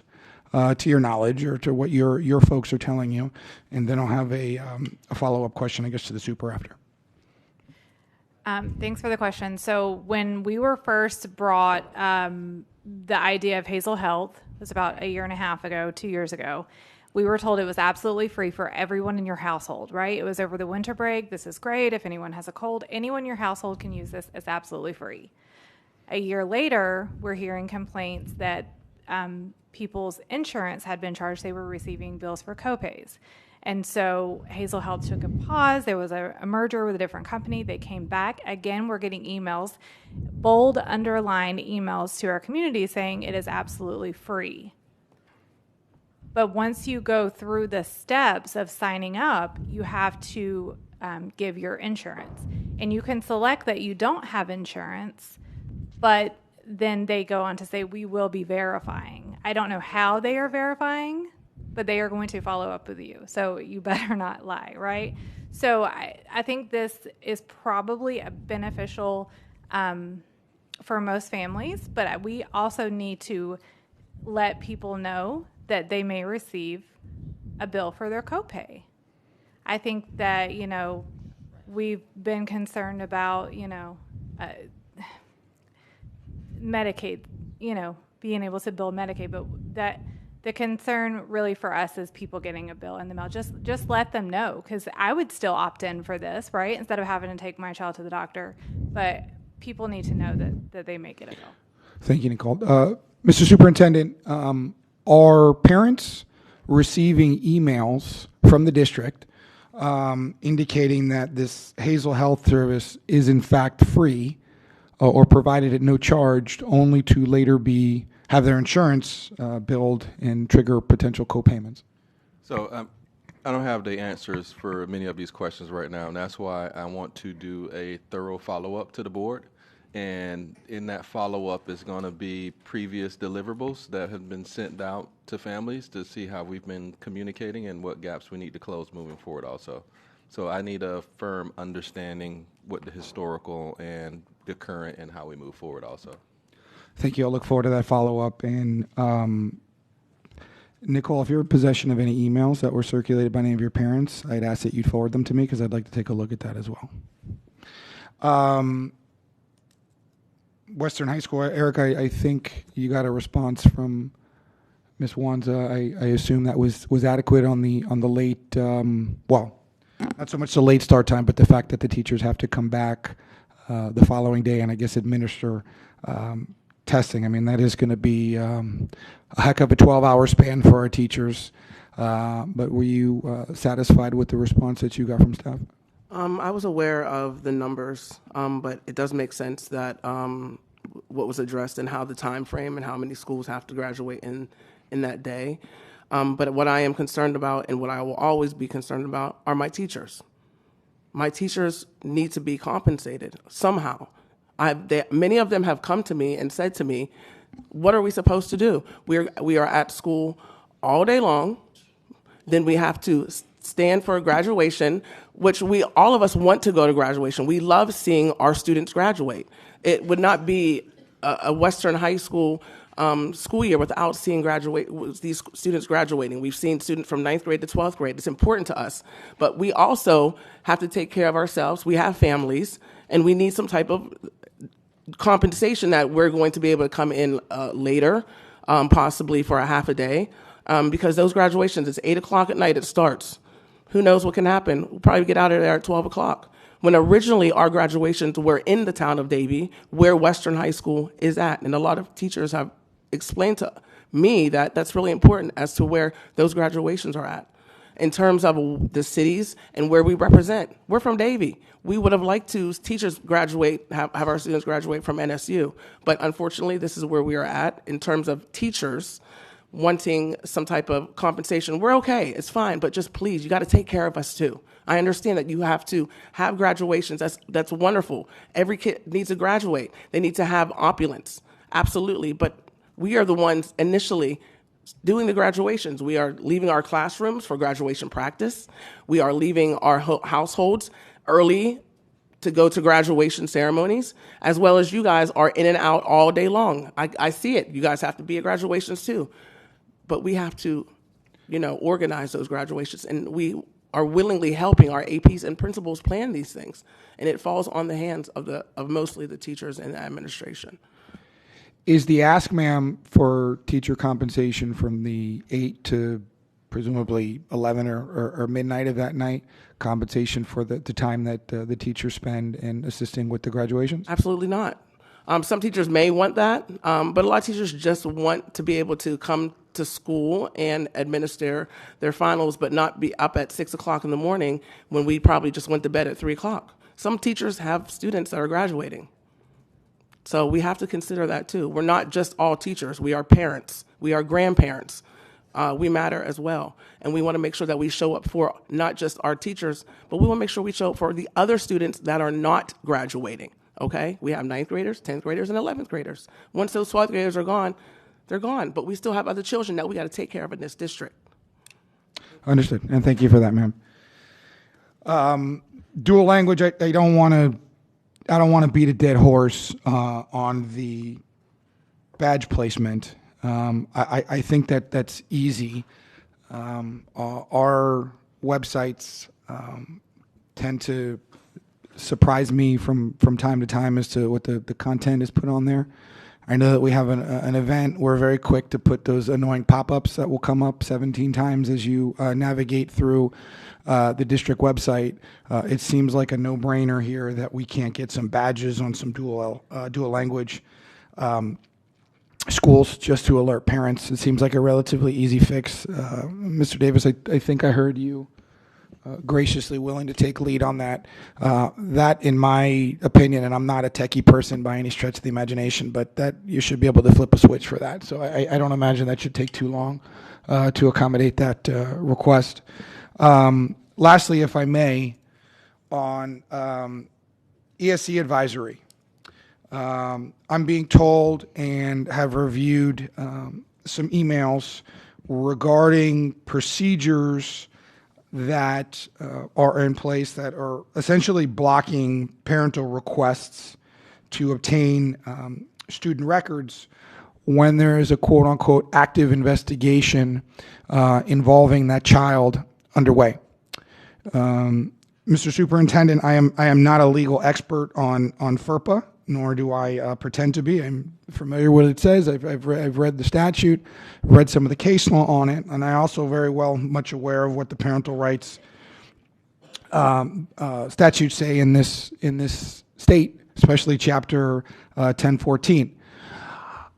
I don't believe I've ever seen an exclusion in any version of those statutes or any version of the admin code or anything like that that would prevent a parent from obtaining records involving their child that has been entrusted to BCPS merely because an investigation is going on. For the benefit of the public and perhaps more so for the ESE Advisory Committee, I'd like to know what the policy is on the turning over of student records when a quote-unquote active investigation is underway. I'll turn it over to Ms. Jock Adams. So before I want to look into that, Mr. Cervera. Before I respond, I really want to understand what the facts of this particular situation is. Well, let me give you a hypothetical, okay? And this is pure fiction from the brain of Cervera. This is not an ongoing thing, nor do I hope it will ever be. But students walking in the hallway makes a smart aleck remark to a security specialist, and some sort of scuffle ensues. The child is put in a restraint and is struck by the security specialist. Okay, an active investigation is launched. The parent contacts the school or contacts the requisite office in charge of maintaining the student records and makes a very broad and very generalized request for the child's records, including what is going on with the incident. In response, the parent is told that they will not get any of the requested records because there's an active investigation going on. I realize this is a mere hypothetical, but based on what I told you, is this something that is correct? Is this a policy that the district has in place in a situation like that?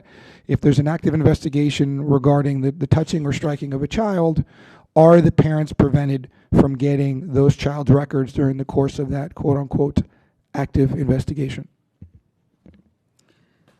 So, Mr. Cervera, I think it's best for me to look into this matter.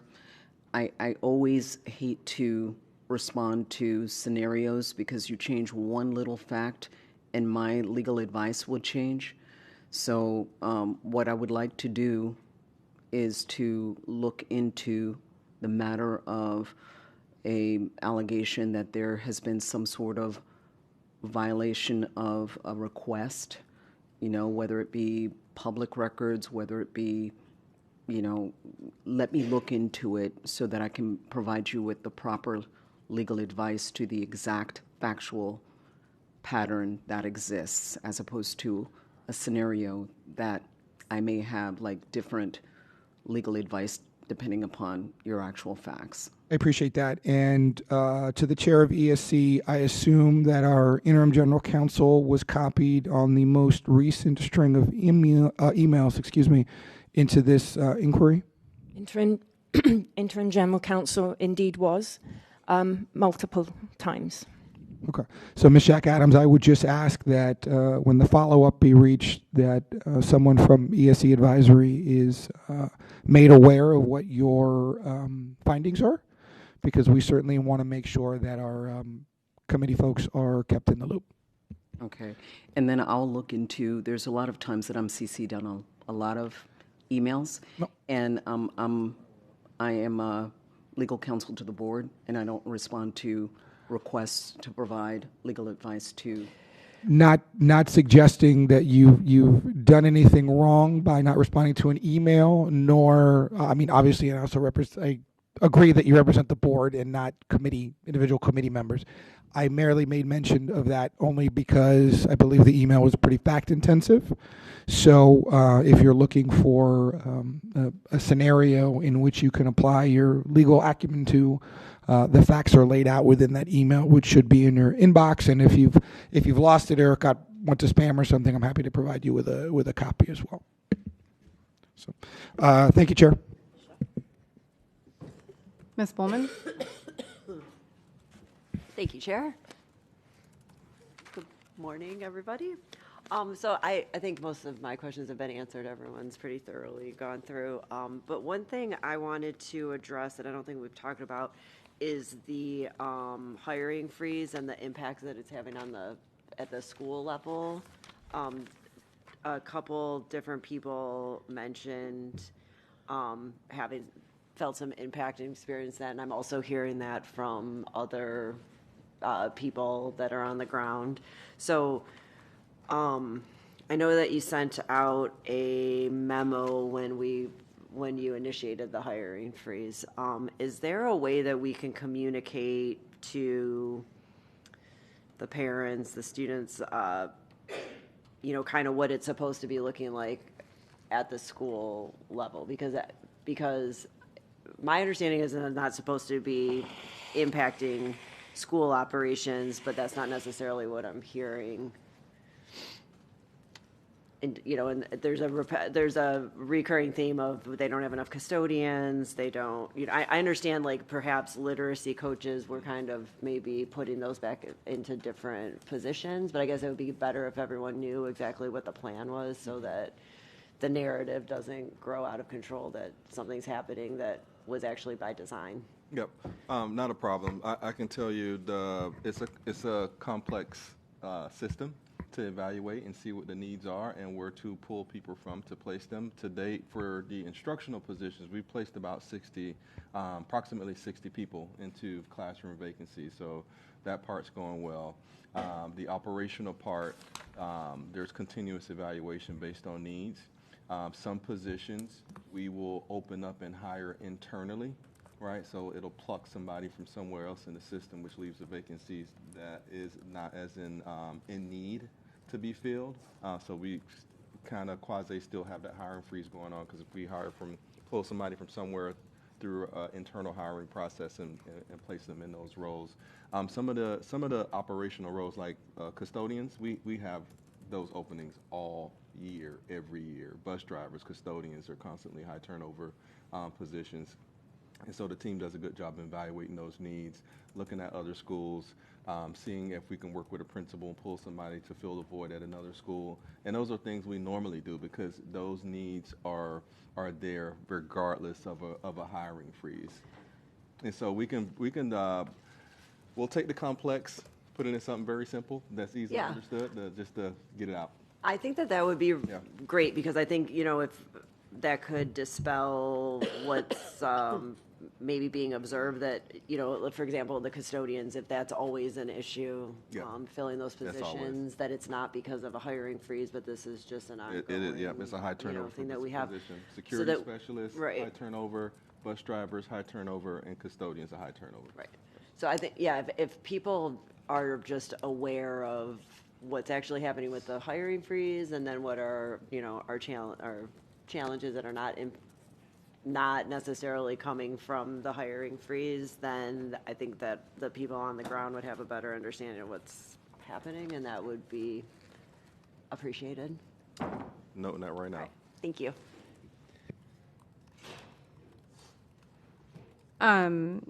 To the superintendent, I know you said you would give the board a follow-up on the Hazel Health piece. I would also ask that follow-up be shared with the committee chairs. Yes, absolutely.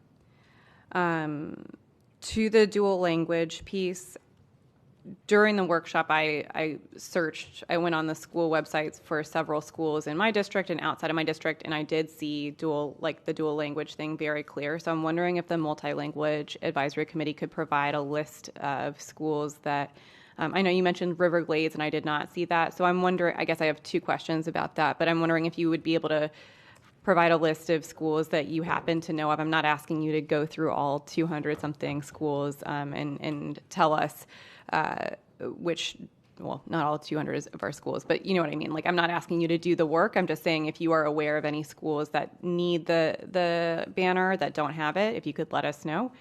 But also to the superintendent, who do the principals have the ability to put things on their website? Like, who is in charge of that? So the district staff does the more overall information that's on the website. Schools are responsible for school-specific things, i.e. the dual language badge. That would be a school thing because not all schools are dual language. It's just a percentage. It may be something specific for another school. They may have an engineering magnet. That would be their responsibility to put that information on their page. So we control the overall shell, the overall district information. John's team with Farrah Wilson, for the most part, communicates with schools all the time. When she's not getting that response to update certain things on their website, she comes to our cabinet meeting. She gives us the names of the schools and have the regionals work with those schools to make sure they're updating or providing information that's specific to them, because she's the lead for the whole website transition. But it is schools do the school-specific things. Okay, yeah, and that was actually going to be my next question. Do we have like a branding guide and like a content guide for the school websites? Okay. She does. She has all of that. So we'll work with those schools once identified, and then we'll work with Mr. Davis, because his technical folks can probably do something a little bit quicker to get information on the website that we see. Okay, and then briefly to the graduation piece. I understand that the Western High School graduation at Hard Rock is at 8 p.m. I know Dr. Wanza mentioned that they actually moved the first graduation that day to 9 a.m. Why did we not move it to 8 a.m.? The Western? No, the first graduation that day. I can't recall if it was Cypress Bay or another one. Go ahead, Dr. Wanza. Thank you. Thank you, Ms. Leonardi. So working with the venue on the specific time, so I believe 9 o'clock is the earliest that they would allow us to start the ceremony, because we have to get people in, allow for some type of on-site rehearsal, if you will, before we actually start the ceremony at 9 o'clock. So that's really why the logistical pieces of making sure we can get the families in, the students there, things of that nature. Okay, and then did we also get feedback from the community about 8 a.m. graduations? So in previous years, we received a lot of feedback about families not being so pleased with 8 o'clock a.m. ceremonies. And so that's why we tried to move away from that as much as possible. But yes, we did receive over the years some concern about such early start times. Okay. And then for teachers working graduations, is that a voluntary piece, or is that a forced, or are they being voluntold? So I will allow the region superintendents to speak to that. I can just say, as a former high school teacher as well, it is just something that we look forward to doing to celebrate the kids. And, granted, I was a teacher a few years ago, but at Dillard High School, and our ceremonies were all times during the day, right? And we also recognize that when the ceremonies are during the school day, we know that staff has to be at school, obviously, to continue teaching and providing services to students who are still in the school day. But I can say that most of our educators, as was mentioned by our committee rep, most educators, obviously, they look forward to that time. And they want to celebrate with the kids and their families, but I would have the region superintendents respond about it's a voluntold, but it is truly a school-wide effort, as that is the school's last tribute to the class on behalf of the district. Okay, thank you. And then to Ms. Bowman's point about communicating district initiatives out around the hiring freeze, I thought this would be a good idea for the graduations. I know that I think I saw that Dr. Hepburn, you're doing a virtual town hall. Right.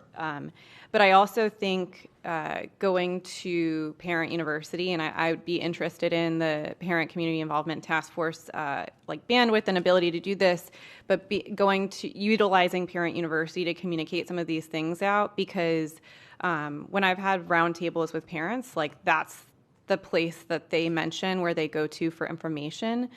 So I don't know, Ms. Gohl, if you're able to speak to the ability to do that more frequently around some of these initiatives, because I know that there are going to be some big changes coming over the next few months. So I wonder if you could speak to that. Yeah, Thank you. Thank you so much for that. We absolutely can, from a committee standpoint, I would say monthly is probably where we are capped. It does pull on the capacity of staff, so that I can't speak to. We would love to partner on that. I love our forums. You know, we found that when we have parents kind of hosting, the questions are very authentic. We really do create a forum that feels like a safe space. And we would love to use that as a way to communicate these pieces. And this really continues to be a theme at our meetings, that we want to partner to help with this messaging. And when we got the update on the vaping pilot, we'd love to share that out with secondary parents. Every single one of these pieces, I keep thinking, I'm so grateful to Ms. Bullman for saying that. I feel like we need to be communicating directly with parents, and I would love to use Parent University for that. Thank you. And I would just say, like, maybe to Dr. Hepburn, my recommendation would be, like, think about the big shifts that we're going to make that are going to be impacting parents and schools and students and teachers, and maybe work with the Parent University and have staff try to support that as much as they can, because it really is like, a lot of parents that I talk to, oh, well, maybe we could do a Parent University on that, or like, I think there's a Parent University on that. So I think it is a very effective way to communicate with families. Okay, anyone else? All right, the next item is rule development, teaching and learning policies. Actually, excuse me, to the chair, can I just make one last comment before we leave for this morning? Is that okay? Go ahead. To Ms. Thompson's point about not having the ability to make appointees to some of our committees due to her constituents not really wanting to make the drive or come to the locations where the meetings are held. I think I can speak for every committee here when I say that we try to pick something that's very central to the district. We know that we have people who live extreme north and extreme south, and yet we still find ways to make it to those meetings. I understand. Trust me, I do. This week I will be in meetings every single evening, and I live close by. But for those people who attend the meetings, especially facilities, they drive an hour and a half sometimes to get to us by 6 o'clock, sometimes 2 hours, depending on where they may work or live. So as much as I understand their concern about that, we need them to conduct business. We need them to have quorum. We need them to bring the issues that are happening in those areas to us. We can't do anything sometimes because we don't have people in the room to help us, vote and have these discussions. At one point, staff wasn't there, but if the people who are supposed to be advocating for your areas are not there, they can't bring you feedback. They can't give you the things that you need to know. So all I ask is that as much as I understand that, you do have to, send some people, and we would really appreciate it. Thank you so much for your time, Madam Chair, and everyone else. I appreciate it. Thank you. And I would just advise that a lot of those conversations can be held with people individually before bringing it to a public matter. All right. Again, the next item is rule development, teaching and learning policies. I now turn it over. We'll recess the meeting briefly to allow staff to turn it over.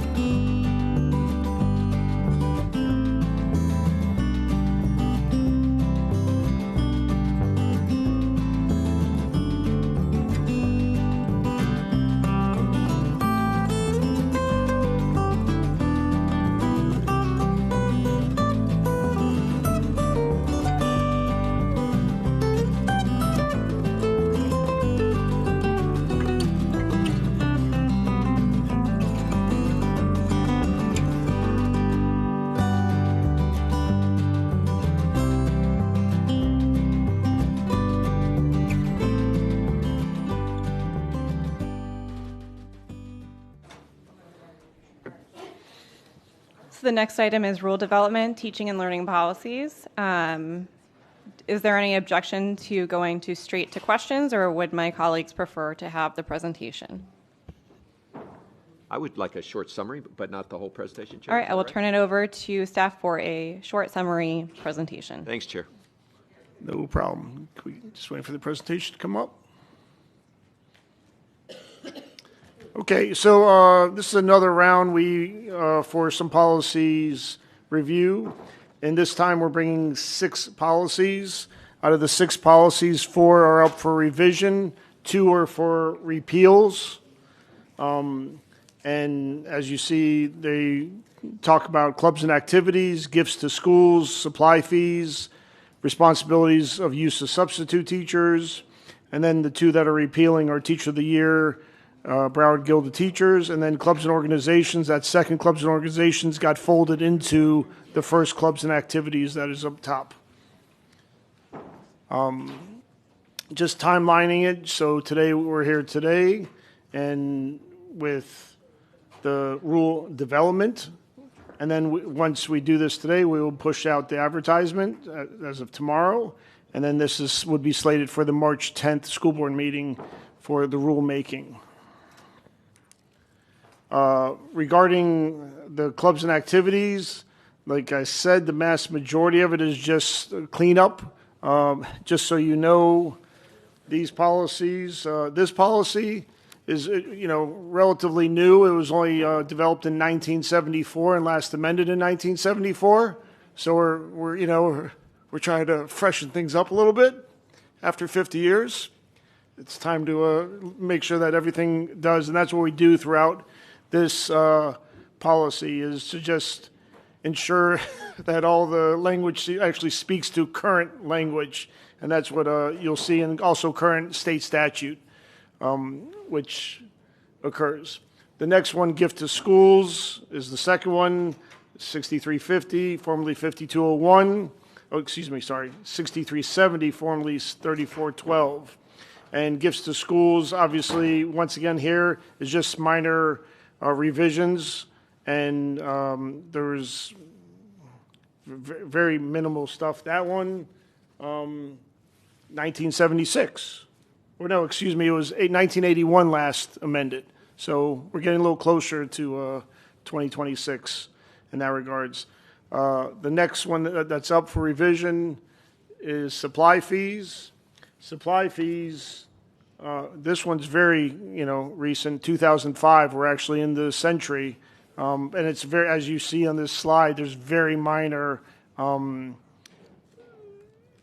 revisions, for the most part in that regards. The next one is responsibility of substitute teachers. Obviously, as the board is aware, as at the last meeting, we had an item on substitute teachers. So we no longer hire substitute teachers. We no longer oversee substitute teachers. So we had to make the adjustments in this policy. So this policy really speaks to just the use of substitute teachers versus where the former policy, which I just want to get my date on there, 1995, so over 30 years ago, was last amended. And so we adjusted the substitute policy to ensure that it talks about current practices, because we did switch things a couple of years ago in regards to how we have substitutes. The last 2, like I said, are Teacher of the Year and Broward Guild of Teachers. It's being repealed. The policy is no longer relevant, as that doesn't exist anymore. So therefore, we're just repealing that policy. And the final one, as I mentioned, is clubs and organizations. This is being repealed. However, that language is incorporated in the first policy on the clubs and activities. And that's it. Okay, we'll go to public comment. We have Natalie Lynch-Walsh.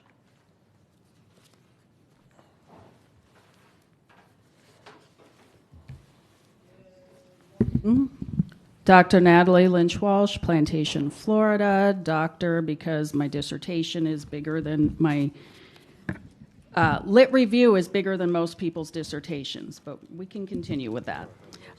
So is this a Q&A session where staff has to explain, since it's rule development? They answer questions and explain what they're doing? Yes, it is. Okay, perfect. So I'm, of course, here for the item that's coming up later, but since I was sitting here, I glanced through a few of these, and policy 6370 jumped out, gifts to district schools. So my question would be to Mr. Strauss, did you guys just update this, or did you look to see best practices in this gift policy? Or we just updated and cleaned up language? The majority was just updated and cleaned up language. Okay. I bring this up, of course, because of that ice rink that appeared at Boyd Anderson. In 2018, just for painting MSD, that all came to the school board. That entire donation came to the school board, had to get approved. In contrast, these days, for the ice rink, everything is happening after the fact.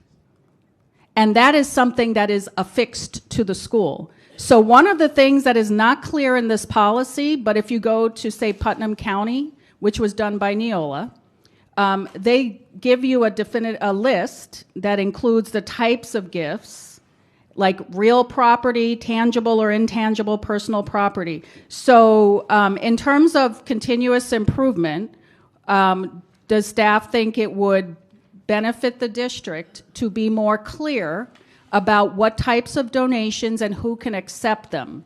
Because as this ice rink goes, that did not come to the board. A painting project came to the board in 2018, and then apparently procedurally, and it's not in policy, the ice rink did not come to the board. And we haven't even scratched the surface. That's coming as far as what happened there. So would staff be willing to take this back, look at some other districts' policies, I'm using this as an example, to make sure that you put in policy clearly when you get real property and things like buildings and ice rinks, and it's clear that comes to the board because it's the board's property, but I don't think anyone's using it because they're still hashing out some issues like insurance and all of that. So that's a question. As opposed to the board saying, yeah, we love it, let's advertise it, because there are holes in this policy. Dr. Hepburn? Yes, we can absolutely take a look, review, compare, contrast policies from other school districts if that's the will to move forward by the board. And then also the accompanying procedures. I bring all this up so that you guys aren't at risk. You're the school board, and you are who people come after when things go wrong. You're the ones that can sue and be sued, not staff. So you want to make sure your policies are clear. So like I said, it's missing what to do when people are donating things that are not just things like equipment or even a car, but a part of a building. So hopefully that gets cleared up. Thank you. Thank you. And I just want to clear up how I flag people down. So recently, people have not been using these name tags, so I haven't really paid much attention to them. Really, I've just been making eye contact, and you guys have been flagging me down. So if you'd like to continue to do that, that's certainly easier for me, but if you prefer not to make eye contact and flag me down and you want to go back to using these, I will look out for these. So Ms. Rupert, I'll just go around. What would you prefer to do? I like flagging you down. Okay. Ms. Thompson? Oh, Ms. Thompson's not there. Ms. Bowman? I don't really have a preference. I feel like it, but, I just push, tell Debbie to get your attention. It's hard at the end, though. I don't have a preference either, personally. Okay. Dr. Holness? Madam Chair, you've been very aware and consistent, so I don't mind flagging you down because I haven't had a problem with that at all. Okay. Dr. Zeman? I think you're doing a great job, Chair. And, thank you. I think you kind of go back and forth, but you get people and you get them in a sequence that makes sense, so thank you. Thank you. Mr. Severa? I don't care. Okay. All right. I had Ms. Bowman first. Thank you. I did on this And I do support the idea of going back to look at the, if this needs to be a little bit more robust. But just one, on Roman numeral 5, the way that it's edited, it doesn't, and I could be wrong. Oh, maybe a company. Okay, I'm sorry. It was hard to read. Okay, I didn't see that the word accompany was not crossed out, and so it made no sense. But it's okay now that I've seen it. Thanks. That's organization. It was the number 1. Thank you, Ms. Hickson. Thank you. Thank you. And I also would agree with looking and updating this even more, because I don't think we're consistent. This is my 37th year in the district. Yes. And I can tell you that things have been, when people want to donate something, it's very difficult sometimes, and other times it's not. So I think through policy, we should be very specific on what that procedure is, and that it should be for the same procedure regardless of what's being donated. So I definitely like to see that be beefed up a bit. Thank you. Thank you, Dr. Zeman. Thanks, Chair. One is a mountain of work, even though it's modest changes to these things, and I do appreciate that some of these were actually born, were last published before Jeff was born, but after I was born. And my colleague had to point that out to me, Dr. Strauss. So thank you so much for the reminder. There are opportunities, though, I think, to do some things that would communicate better with the public. For example, when we talk about things like student activities, I think it should be the policy of this school board to say that we support them. And we know that they matter. The kids that are engaged in activities in schools are more satisfied with their schools, more engaged in their learning, their attendance goes up, and they stick it out all the way through graduation. There's a huge amount of evidence now about student engagement and things like that. But we miss an opportunity sometimes. We regulate through policy, but sometimes we forget that there's like this kind of general statement about some of our policies that just seems to be missing. And so I would support that. And Mr. Superintendent, if you don't mind, I'll share some of those thoughts with you in a marked up version of these policies for your consideration. But the idea is there are opportunities to say more than what you can't do, but to kind of say, hey, this is why we do this, and this is bigger than just kind of the pain in the butt that there is to having a 50-second activity at a high school. I mean, I know that it's more work and you need a sponsor, and there's all those rules about insurance and field trips and all that stuff, which is appropriate as well in a policy. But I hope sometimes that we think about the policies for things. I also think that policy should be relatively permanent. So I'm not upset that something lasted 50 years. In fact, I think maybe it was written so well 50 years ago it lasted this long. Maybe that comes with age, Alan. I don't know, but you always hope that things that last a long time are a positive thing. For example, in the substitute teacher policy, I wouldn't have struck the word obtaining, right? Because right now we have a contract service to provide us substitutes, but I wouldn't want somebody to point to the policy if we wanted to go away from that in the future and say, oh, if we go away from contracting for subs, we'd have to go change policy. And now you've just created kind of a rigidity for changing something, and I think we need to be more agile, not more stuck in what we're doing. And I'm just pointing that out because there are things that change, like Kelly Services and their providing of substitute teachers. I hope that we can write policies more generally so that we don't have to go back and change them nearly as much, because it is a long process for getting these things done.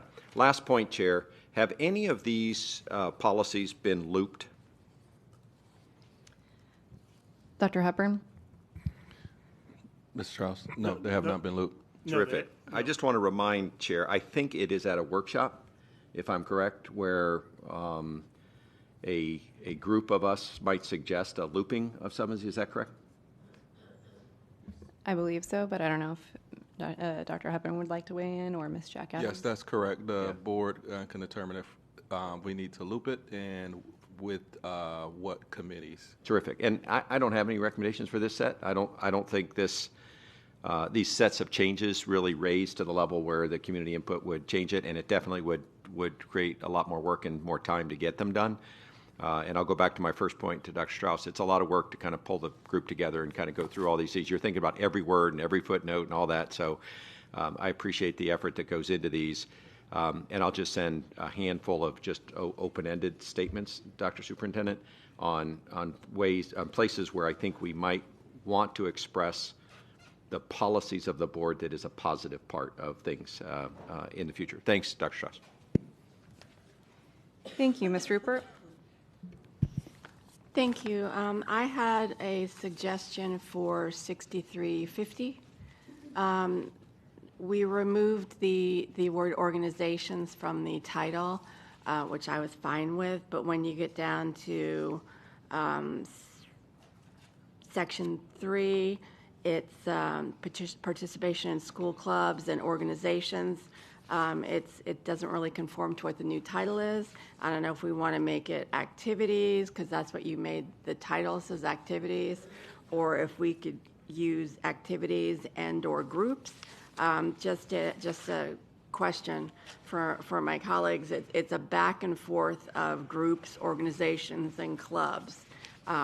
Why change the title if it's not going to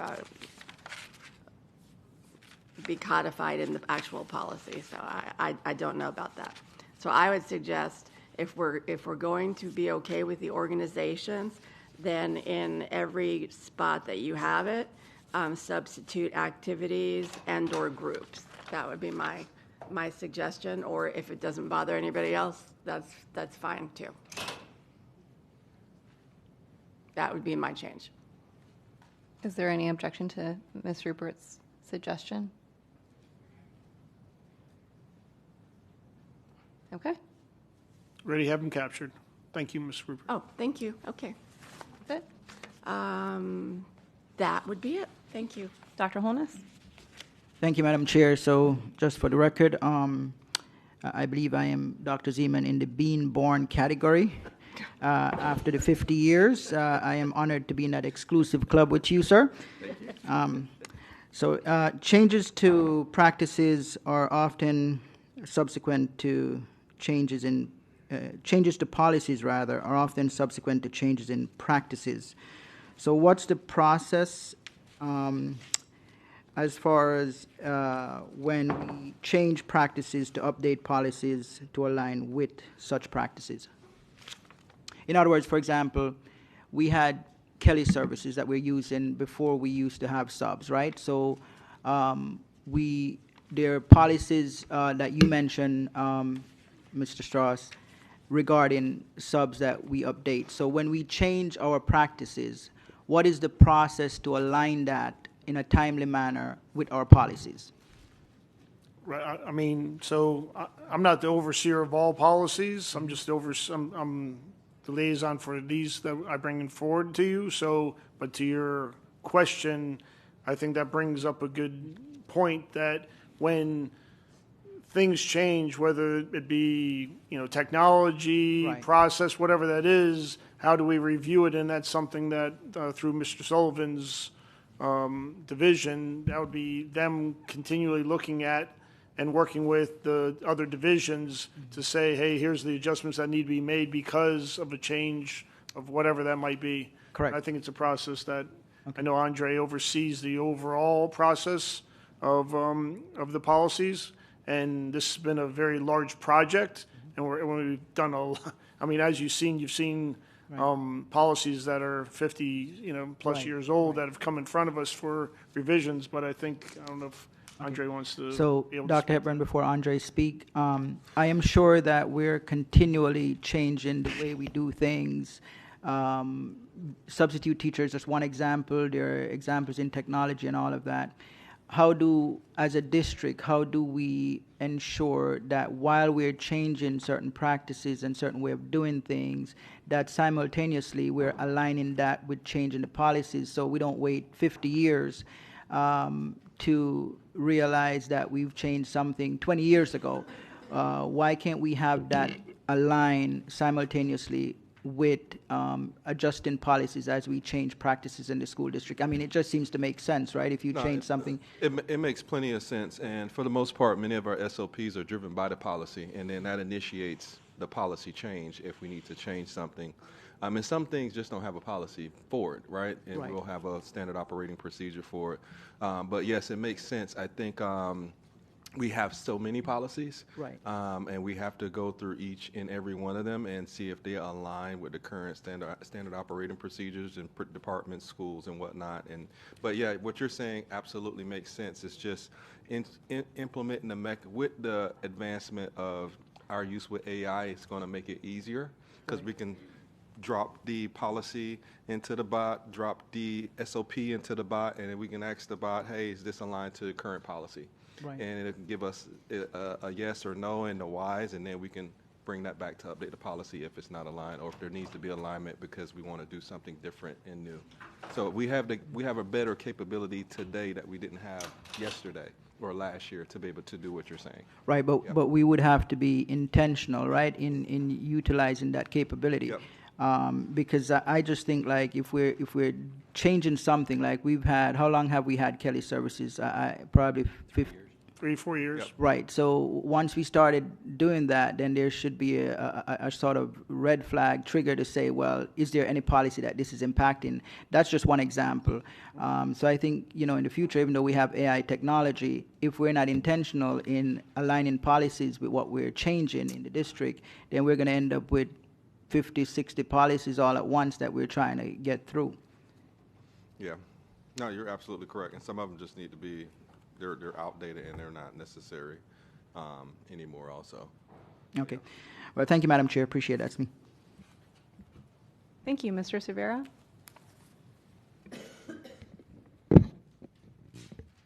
In regards to, make sure I get my number correct here. In regards to the proposed revisions to Policy 6350, I'm seeing in paragraph 8, which is a newly added revision, that, quote, parents, this is dealing with, I apologize for the record, this is dealing with clubs and activities at the individual schools. I'm seeing that there's an addition here that states that parents shall be informed about the nature and purpose of curricular and extracurricular activities and clubs at their child's school. My question, Mr. Strauss, is how are we notifying parents of their children's involvement in these extracurricular clubs and activities? Is this something that as soon as they join, the parents will get an email saying, hey, little Johnny signed up for a chess club, and we want you to be aware that it's going to be on such and such dates during, such and such portions of the month? Or do the parents have to actively go out and make the request to the school to find out what clubs and or extracurricular activities their children are involved in? Thank you for that question. So actually, I want to say 2 or 3 years ago when the state changed some legislation that required parent notification, this is updating the policy in line with that. And actually, the process that occurs is ahead of that student participating in that activity. The parent actually is notified and has to sign off to allow their student to participate. Very good. So just for sake of clarity and for purposes of the public, in my hypothetical, if little Johnny wanted to join chess club, his or her parent would have to sign off on a, for lack of better terms, a permission slip, turn it back to the school, and then at that time the child would be able to permitted to join chess club. That is correct. Okay. Thank you for that. Anyone else? All right. Thank you. The next item is Rule Development, Office of Chief Auditor Policies. Do we need to recess, or are we ready to go? Is staff ready to go for that? Yes. Okay. All right. So we'll go ahead and turn it over to staff for a brief presentation on Rule Development, Office of the Chief Auditor Policies. It works. Oh, thank you. I didn't know we had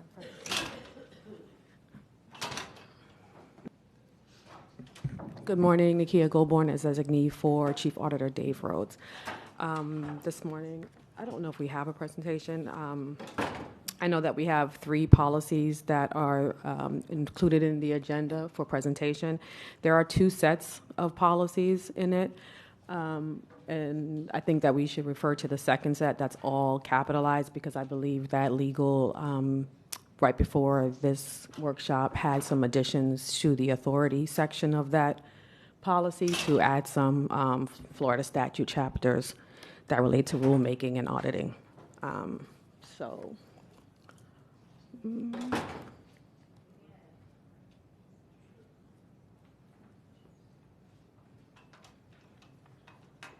Okay, this is generic on rulemaking, so I'll skip that.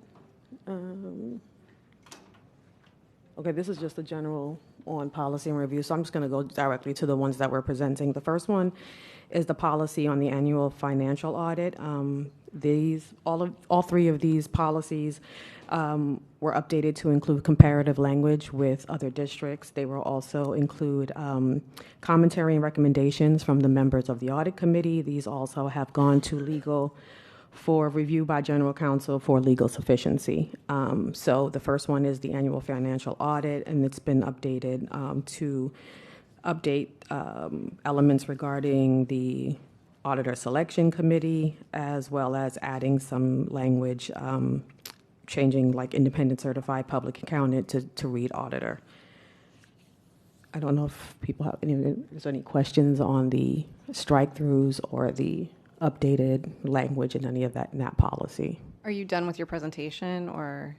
Well, I think we'll go through the whole presentation and then we'll go to public comment and then board discussion. Okay, so I'll go through all of them.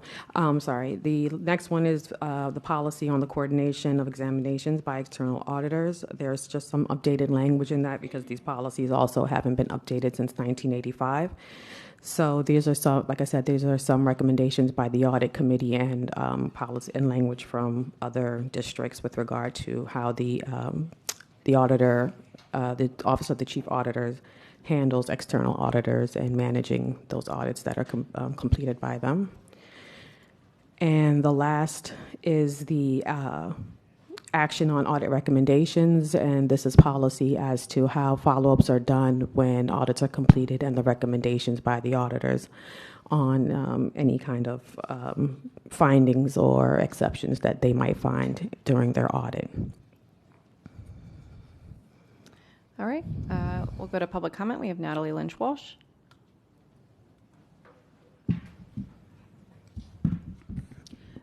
Just one question. So on the auditor selection committee, because the way this could be interpreted is that there'll be 4 members. So is that the intent? To have an even number? Because usually that's a concern when you have people voting, that you want to have an odd number. It's one of the reasons you have like 9 board members as opposed to 8.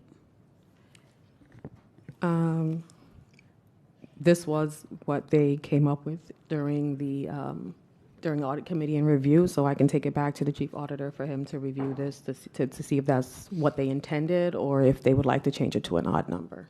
Because I know it says a minimum of 3, and then it says it must have the following 4, which implies that it could be more, but I don't know who the more would be, and I think they've usually had an odd number, but I'm not 100% certain. So that was the thing that jumped out.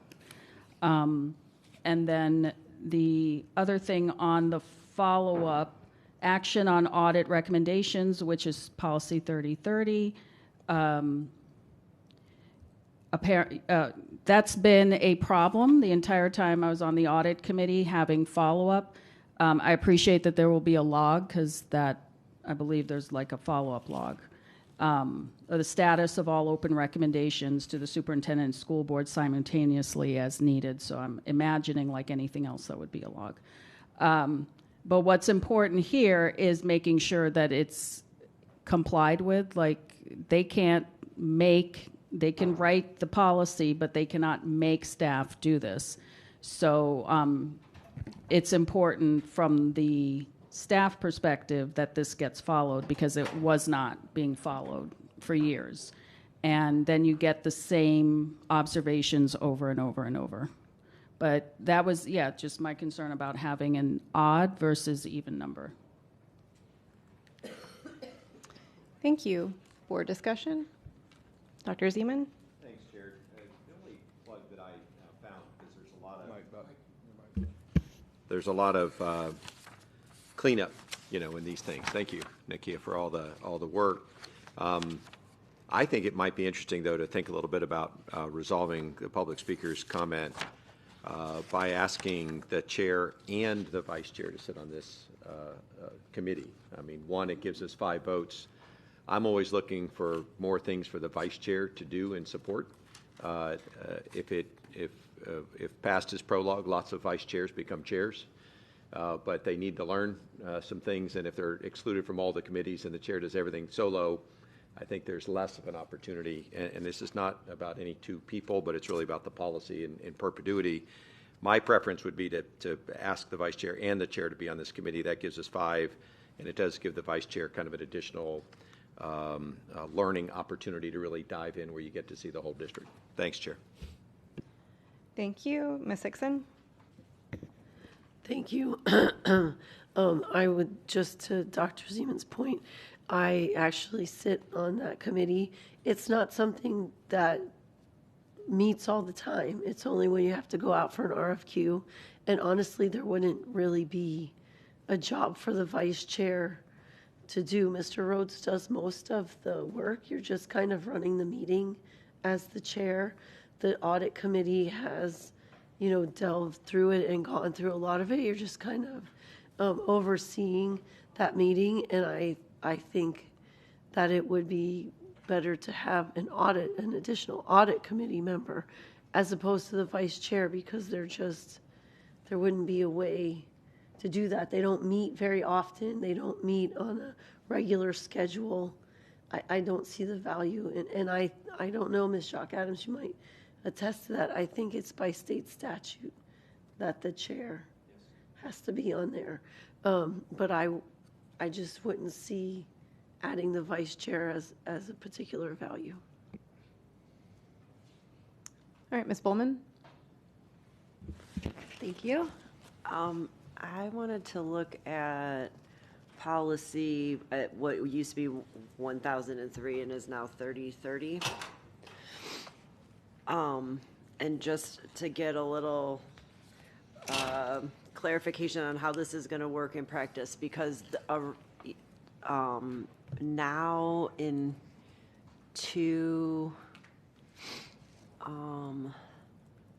A3 or 2A3, it says that they'll furnish a progress report, and then they have the ability to reject recommendations, and the strike-through language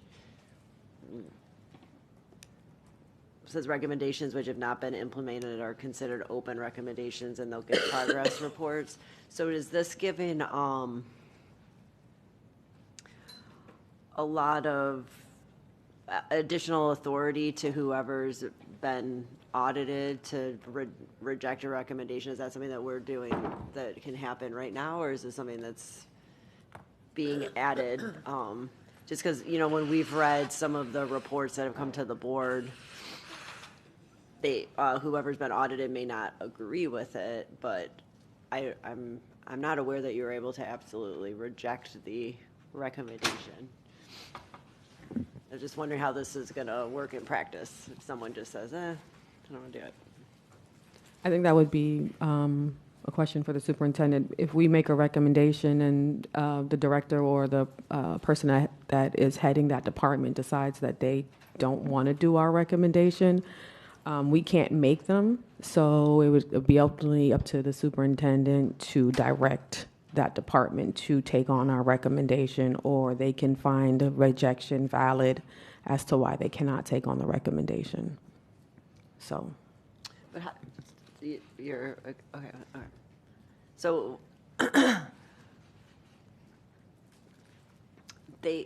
So who decides, like in practice, let's say you have a recommendation, I'm responding to the recommendation and say, I reject this. I'll give you a reason. It may be acceptable or may not. Maybe it's totally impractical to carry out the recommendation. Maybe I just don't want to do it.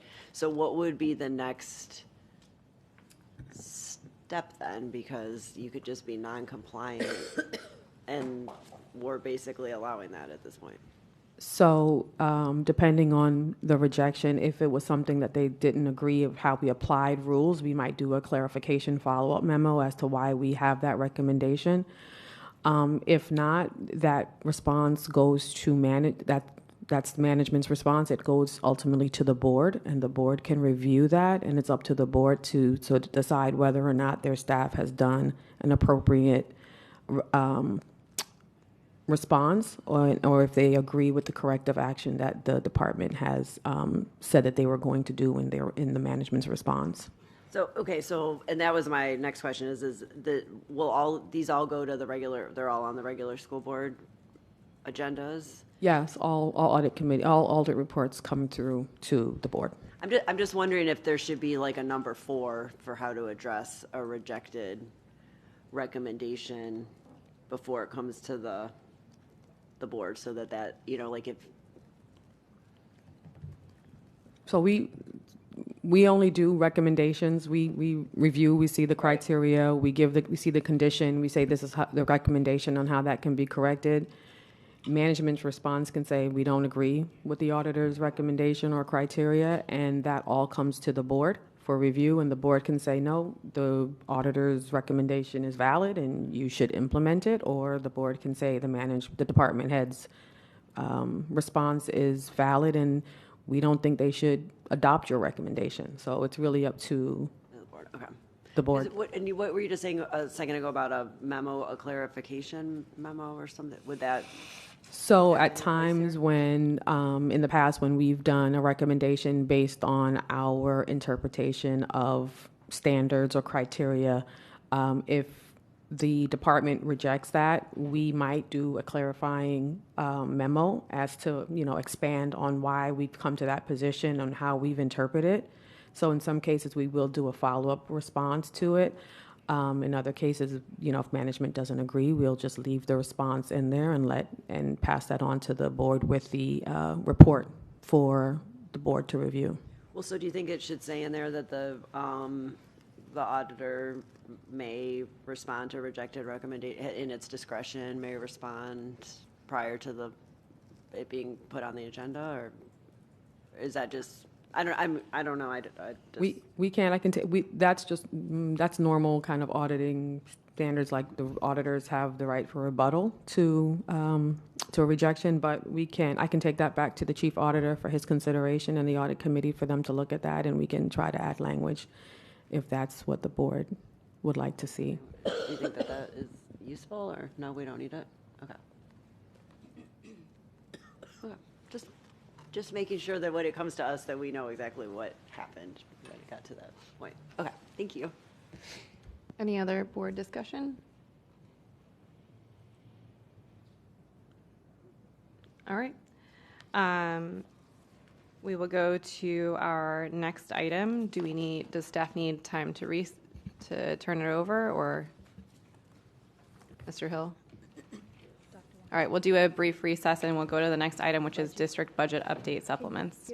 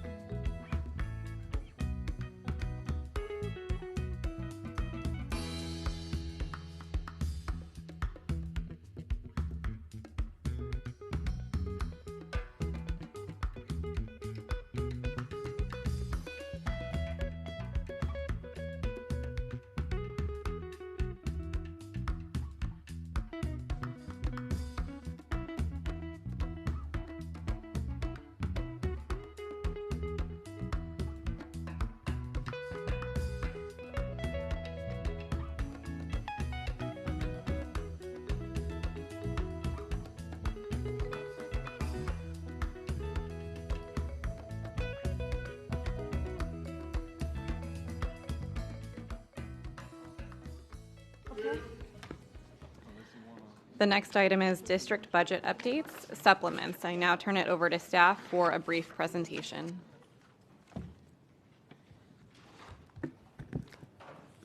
Thank you.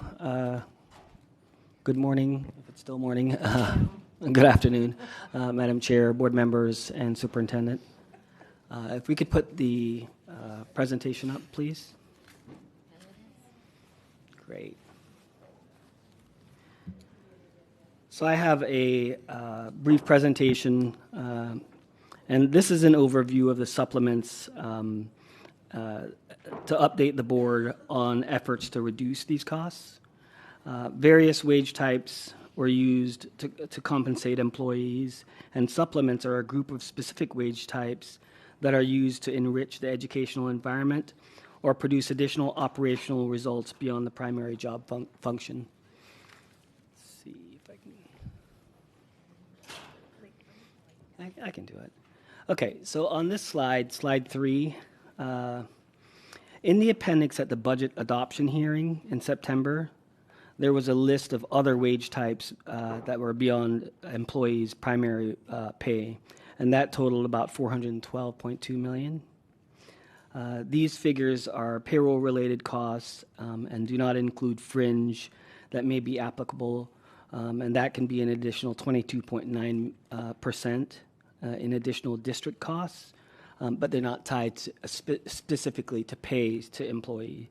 And this would include things like FICA, workers' compensation, unemployment, and FRS.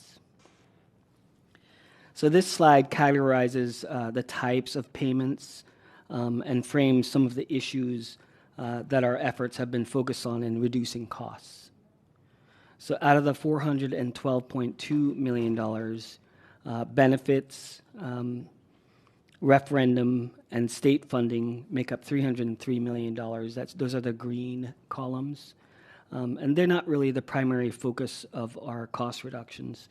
I'll kind of go over these category descriptions on the next slide. But for now, just for visual purposes, we're not really focused on those green bars. Overtime and secondary positions account for $64.2 million, and they're being monitored very closely. The extra period account for $20.1 million that occur when teachers work additional periods. And just for reference, this analysis was for the entire fiscal year for 2025 for all funds. The remaining $24.9 million relate to supplements that we'll spend some time on in this presentation to describe and to discuss more. So this slide 4 provides a brief description of the categories listed on the previous slide. So there's over 320 wage types in this data, and these categories were just an effort to give a general idea of what makes up these payments outside of the primary pay. So we went through as a group and categorized some of these just for the purpose of describing it to the board and to the public. I wanted to note that for the purpose of this presentation, benefits don't include payments to the district mates for health insurance on behalf of employees, but are related to wages for like sick leave, vacation, and other salary related to the primary salaries. Highlighted on this slide are the supplements, which we'll talk more about on slide 5. So again, this is a breakout of fiscal year 2025 for that category of supplements that total $24.9 million. This further breaks down the $24.9 million for fiscal year 25 supplements into subcategories that are shown here. Examples of those wage types are listed in Appendix B of this presentation. So in the appendix, you'll see a description of those wage types that make up each of these categories.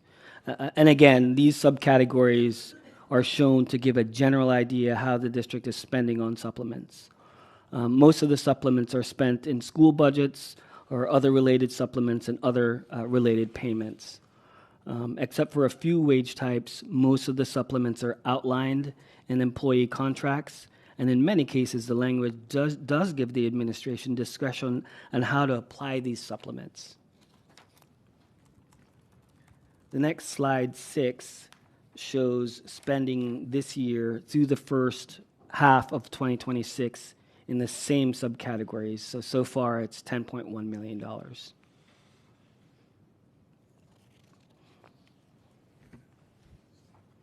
On slide 7, this shows a comparison of fiscal year 25 and fiscal year 26 through December. Now, as you can see, we're spending less on supplements this year than last year. But it should be noted that this also reflects that we're paying less employees than last year, since we have a lower student count and the timing of the supplements may differ from year to year. So one month you may get X amount of pay periods, and another month you may get in the comparable fiscal year you might have fewer pay periods. Our efforts to monitor, control, and revise the processes may be impacting the spending on supplements this year, but we have to evaluate more data to determine specific results. I think it's important that supplements is just another way that we get work done in the district, and it's part of a bigger budget that needs to be analyzed as we go through the budgetary process. So as we evaluate the value the district is getting from these supplements and tighten our processes, we expect to recover funding from unspent budgets when we close the year because of lower spending.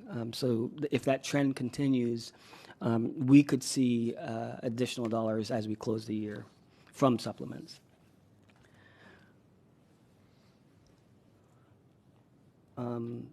So the next steps, the district can reduce. I know we had a discussion late last year about reducing supplements by 15%.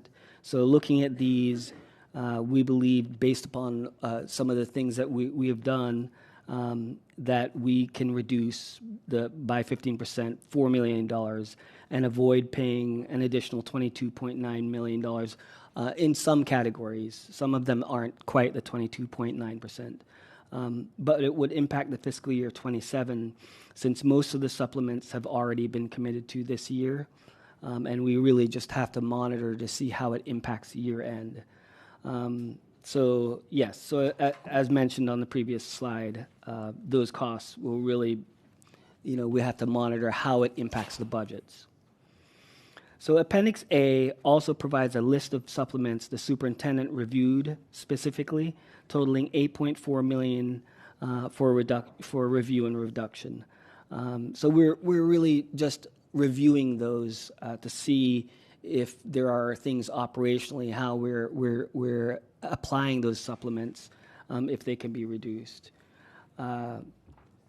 So the next steps include establishing parameters for when to use supplements, review and revise job descriptions.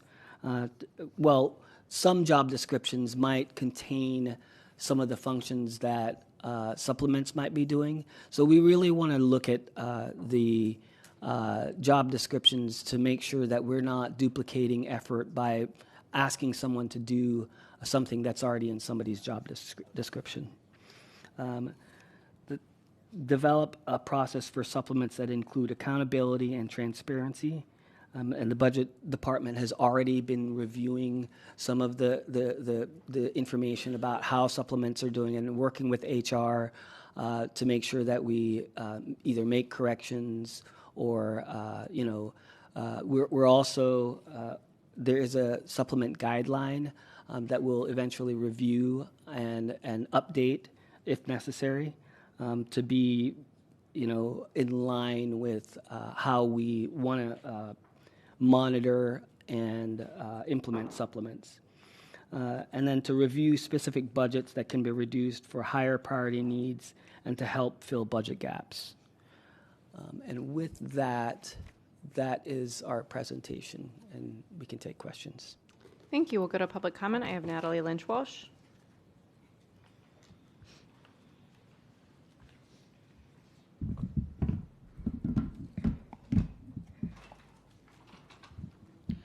So on slide 4,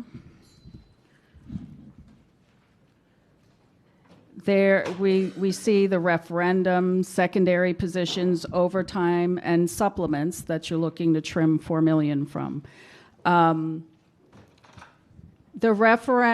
And we're skipping over secondary positions, which, based on the description, is a wage type for work performed outside an employee's primary assignment, often at a different site or in a separate program, and impacts overtime pay described below.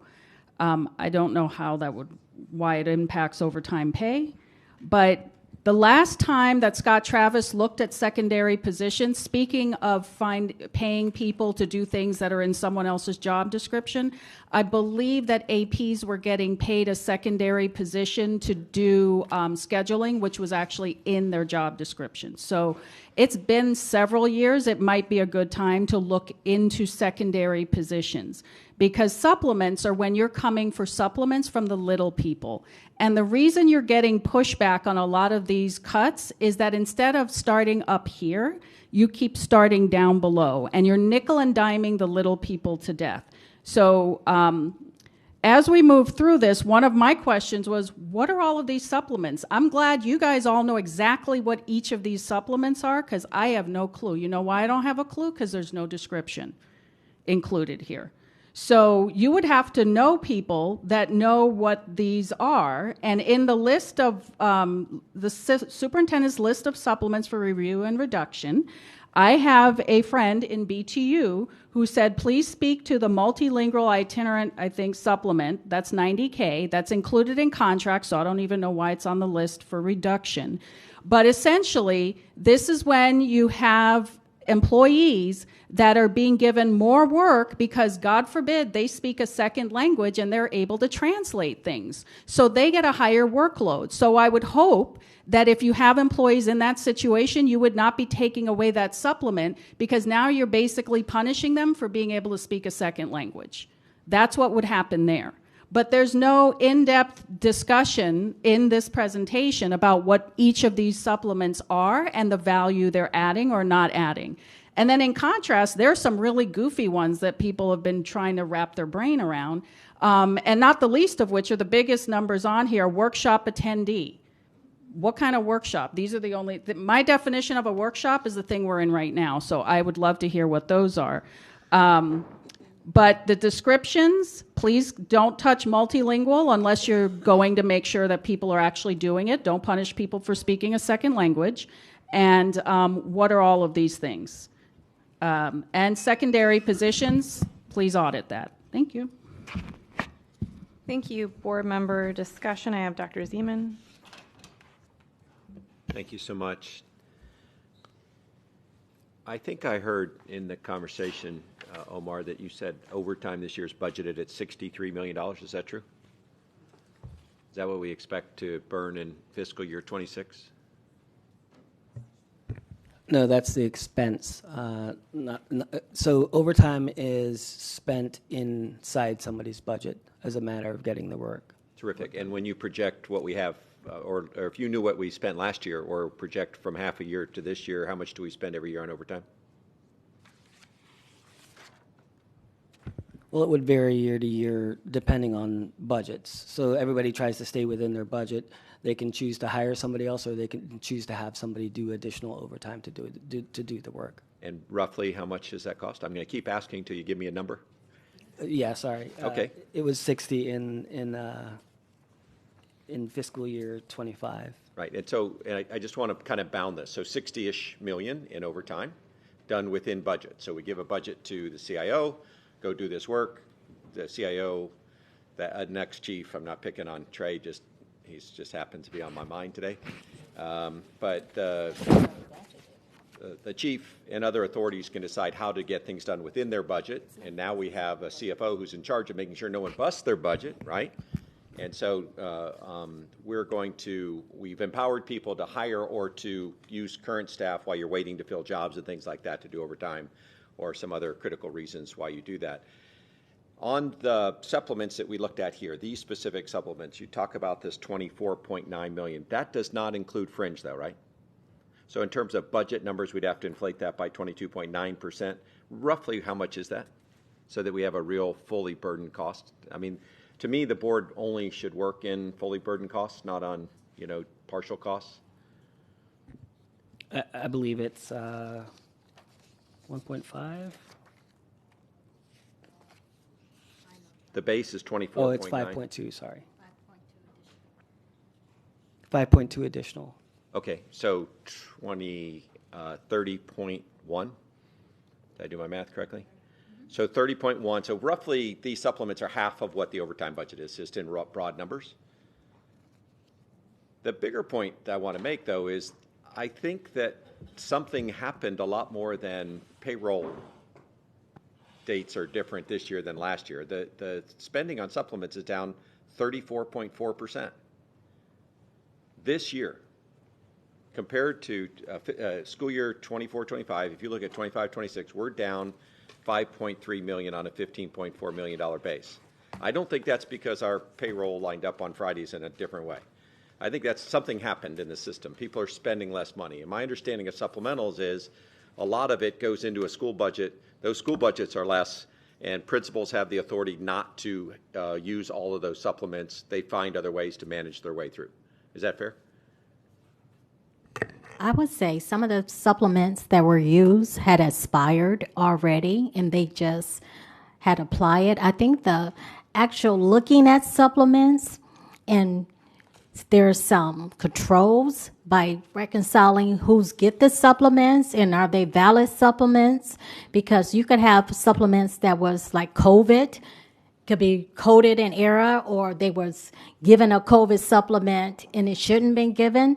There got to be some checks and balance. And that's part of the reason why you see the reductions, because we are consciously looking at these supplements, monitoring why they are given. Are they in the pretest of the rationale that is given in contracts, or making sure that they just not giving out supplements? And I would not say the supplements are always necessary budgeted. I think that they happen, and we find budget to cover it. Now we're consciously knowing that we got to be in line with the budget. So I don't think overtime is something you just want to happen in a system like this. It's about getting efficiency in operation. I think that overtime is not definitely just put in a budget. You got this much for overtime. No, we monitor. Now we're monitoring the overtime, making sure it's a valid overtime, a valid situation that is supporting the operation of the district. Mm-hmm. It's just not giving out willy-nilly, and who's getting the overtime. Sure. How those things are not just happening platonically. It's because we're consciously looking at things now and trying to make sure they valid. That's why we said we got things that we're still doing that we need to review. Yes, supplement is smart, but there's a definition and appendix of all the supplements and the amount that was given out. So there is an appendix of this report. But even though this might be a small amount for you guys, every penny counts for me. So I might be looking, we're doing other things with overtime, but this is not about overtime. This is about supplements. So I'm just saying, I'm just telling for everybody, we're looking at everything. I'm a board member. I'm allowed to editorialize, Ro, and that's what I'm doing. All right. I want everyone to understand that we're still spending $60 million overtime. I think it's way too much, and I'm going to keep saying it's way too much until we figure out a way to do something about it, because it's unmanaged often, and it's difficult to keep people within budget controls, as experienced by last year. And so I'm one of 9, but I don't think we're balancing our resources in the way of overtime. This, though, is $30 million, which is half of the overtime budget. And I actually expect the narrative to be different. And I'll say to my colleagues, I thought the narrative was to come in and say, look how great the superintendent and all of us are. We've reduced the cost of supplements by 34.4%. You guys asked us to save 15%. We're saving 34.4%. Do you want us to keep going? And I was going to say, yes. Way to go, Dr. Hepburn and Dr. Fulton and everybody else here. Something happened. Is that fair? Is that narrative, my narrative, is that correct, that a series of things, measurement better, principals and other decision makers are making better decisions, budgets at schools have gone down for discretionary spending, there's oversight on these things now through the CFO's office. All of those things, I think, combine to reduce the half-year spend by 34.4%. Is that narrative correct? Why are you asking us to save 15% then if you already cut it by 34.4%? The thing is, it was to educate the board at the same time of what they are, Yeah. right? And we're going to still pursue to do more than this, right? In supplements, but we got other categories, as you can see, that we are still monitoring and looking at too. But this is just about supplements. So that's why we're targeting and educating the board of what supplements are. And that's why you got Appendix 2 to see how much been burned in that area. And then when we come back next year, we will do a comparison and snapshot, and you can see how much we really did throughout the fiscal year compared to last I just year. don't want to snatch defeat from the jaws of victory again. And we seem to be shy about good things happening and talking about it. And this is a really good thing. The superintendent, at the very clear direction of this board, has reached out and squeezed inefficiencies and waste. And I don't think there's fraud necessarily. I'm not going to go there. But there's certainly ways we can do the same thing for less money. And we keep finding it. And just to correct one small statement, $5 million is a lot of money. That's only half year savings. So that's $10 million over the course of a year if the current flow keeps going. And to me, $10 million is a lot of money. I applaud the effort. I think that whatever you're doing to save 34.4 is over double what the board asked you to go find. So thank you, Dr. Hepburn. See, he sits in the back when there's good news. Isn't that great? Dr. Fulton, thank you very much for your leadership and inspiration on getting this done. And I know it's a combined effort. You know, there are directors that come to the CFO and ask for money, and they get told no now. There's honest accounting for our money for the first time in a long time. There is no secret, amount of money that's set aside when the budget is passed, excuse me, Adam.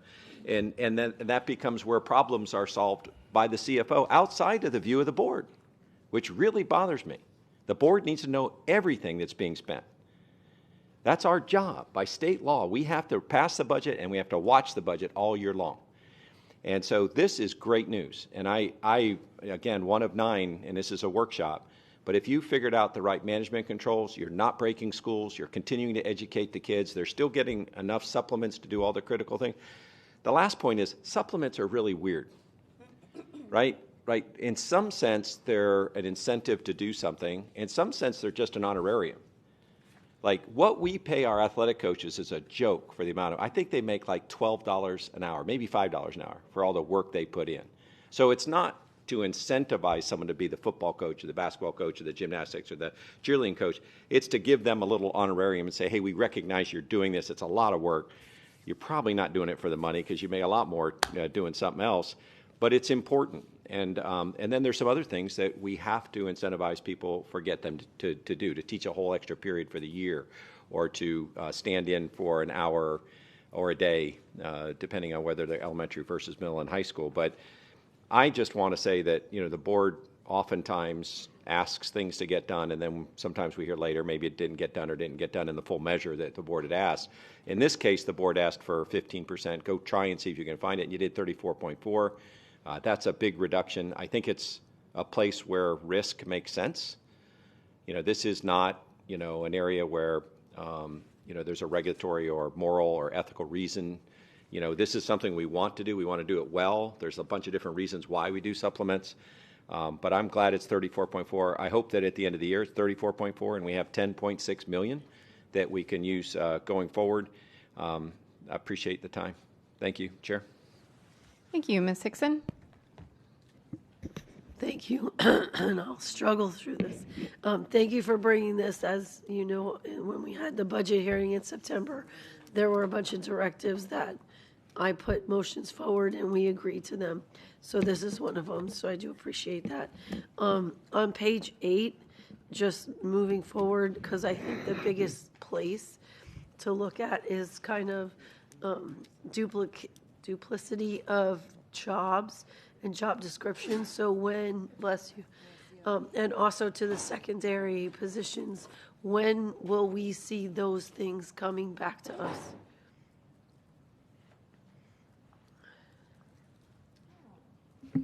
Good afternoon. Susan Ronkelman, Executive Director, Talent Management. We have put together a supplement review committee, and we are meeting with school-based and district-based personnel are included in that committee to start, or well, we've started, to review the different types of supplements, all of the supplements, and then comparing them to different job descriptions to see if they are included in a job description, or is this beyond the job description. So we are looking at that to determine if there is a right place to even put the job in a possible job description and those responsibilities. So we have started that work. Okay, thank you.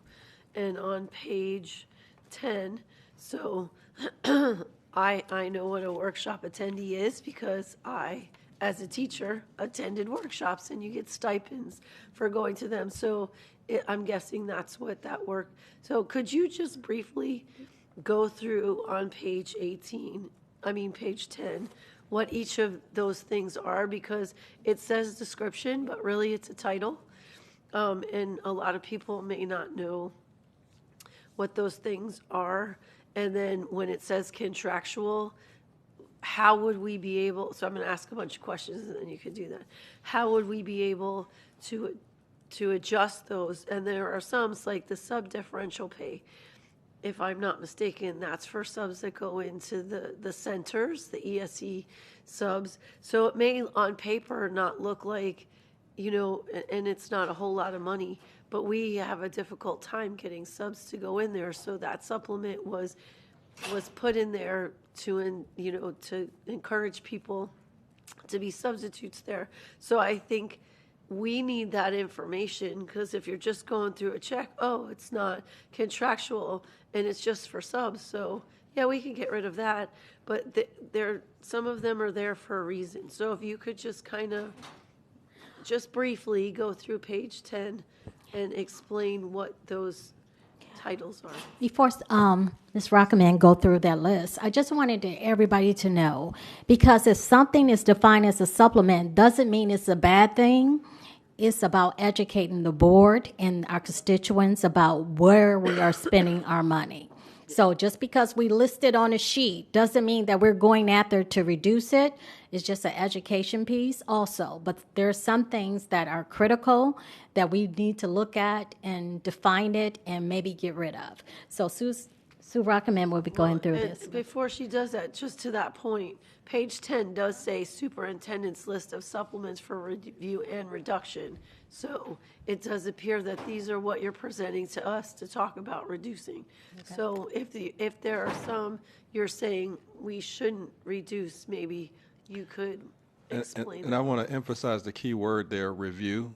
Mm-hmm. There's a review process to really understand what the supplement is for. Yeah, it's the voice of God, I guess. I can see it.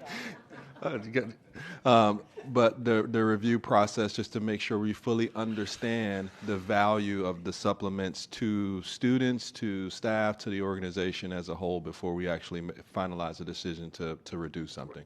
Thank you. And that's why I think it's important you explain to us, because right now they're just abbreviations on a piece of paper. Words on a paper.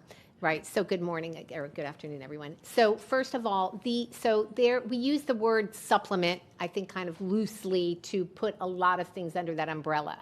And we have stipends, we have additional assignments. So there's a lot of the same terminology is used for a lot of the same things. So when I think of a supplement, I go to the teacher contract in Appendix F, and there is a whole list, 3 or 4 pages, that is titled supplements. Department chair, safety patrol, ESOL coordinator. Those to me are true supplements. And so Appendix F of the teacher contract will list those, as well as some of our other collective bargaining agreements have small segments in them.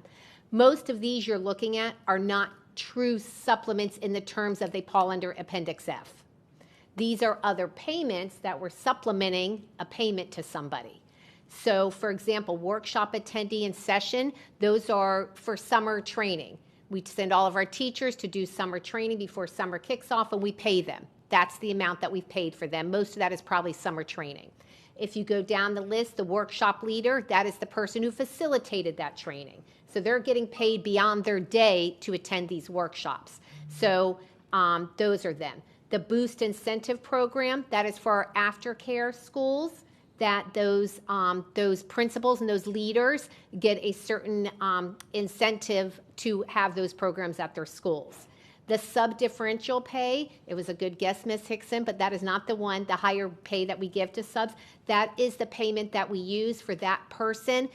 If you remember, when we went to Kelly Education, we had to set up a transition because some of those Kelly subs will become, quote unquote, the teacher of record or the long-term sub, but they have to be hired to be our employee. So if somebody took on those tasks to be the teacher of record, to do those lesson plans, parent conferences, everything that a teacher does, we wanted to give them that higher rate pay like we do, and that was a payment to them for that time it took us to transition them to become our employee. So that's what that pay is for.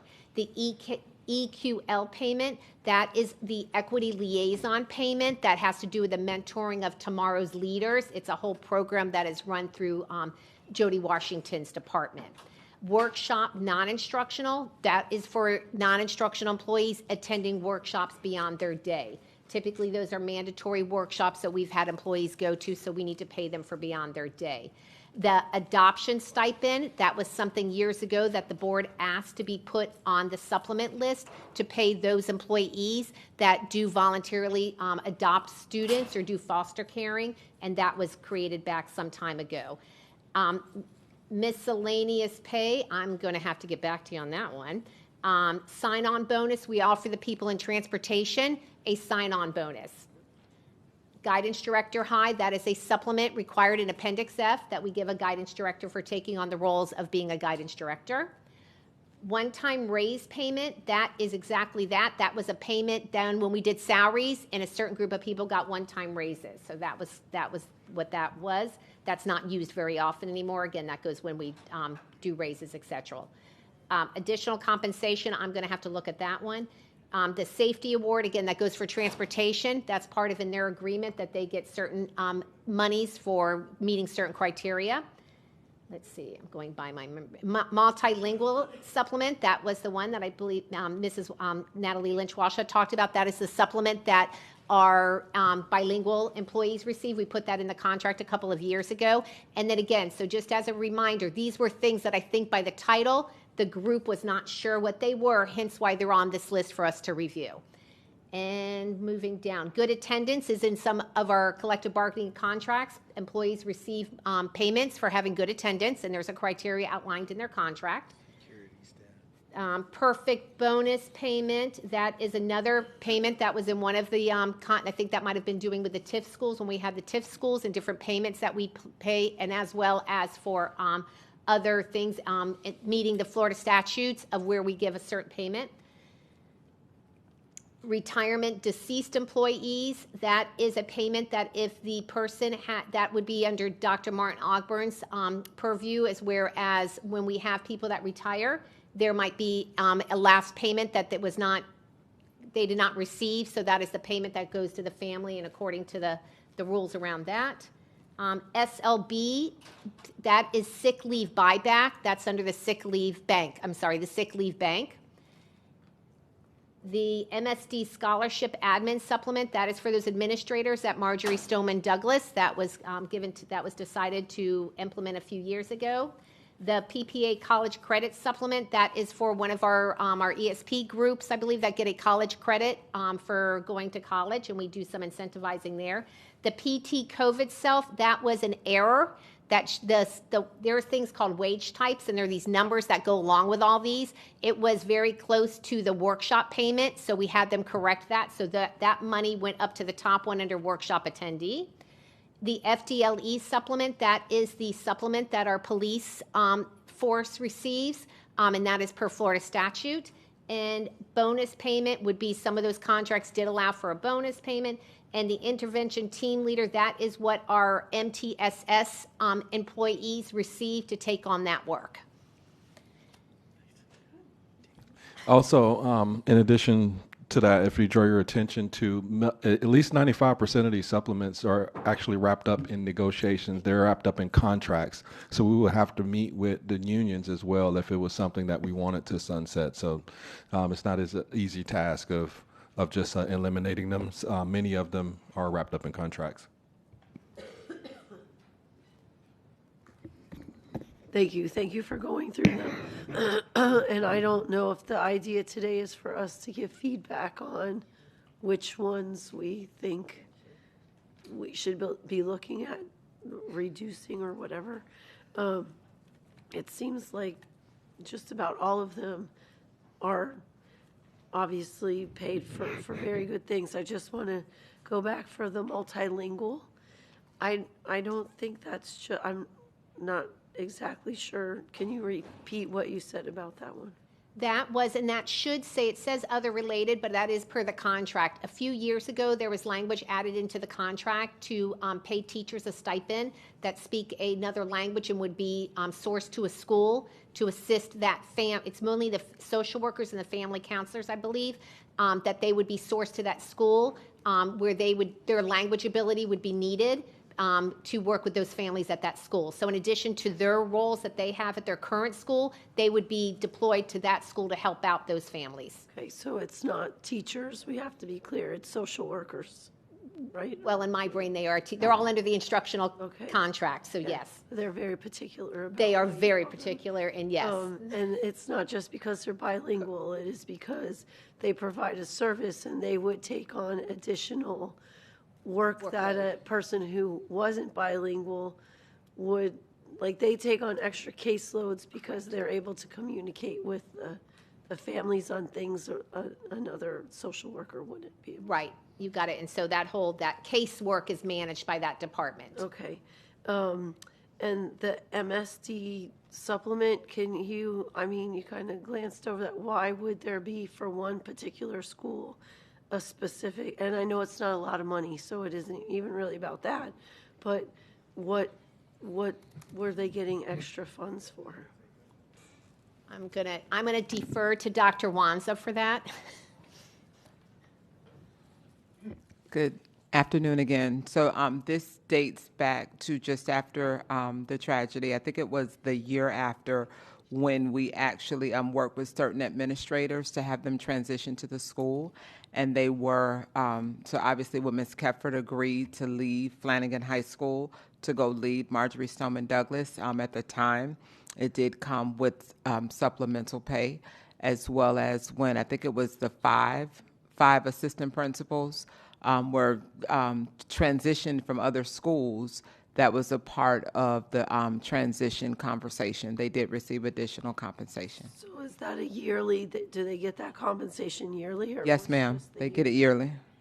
Okay, yeah, they shouldn't, so my opinion is that they should not be continuing to get that. So it's not a lot of money, so it isn't even really about that. But there are lots of, and this is coming from someone who was affected, so not that everybody wasn't, but you know what I mean. There's lots of high risk, emotional things happening across the district, and just in terms of equity, I don't think that should be it's not going to make or break us, but I just don't think that makes sense to me. Clearly, the COVID thing should probably not exist. Again, none of this is big money, right?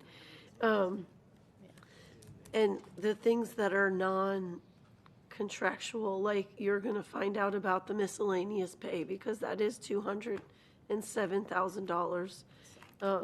Sign-on bonuses, I just don't think we're in a place to do sign-on bonuses anymore. So Ms. Hickson, that miscellaneous pay is under benefits, and it's what's called a 7-level wage type, so it relates back to some of the health benefits that our employees receive, but I can get you the specifics of what that means. So it's miscellaneous health things that our employees get. Like, for example, everybody gets the cafeteria payment is something that we get that's kind of a miscellaneous benefit pay, but I can get you the specifics for it. Yeah, because that's important, and if you're asking us to give us an opinion right now, it would be hard to do that based on not knowing what that information is. I have a question about the mentoring tomorrow's leaders. Is that what we get funding from the state from, or that's Women of Tomorrow?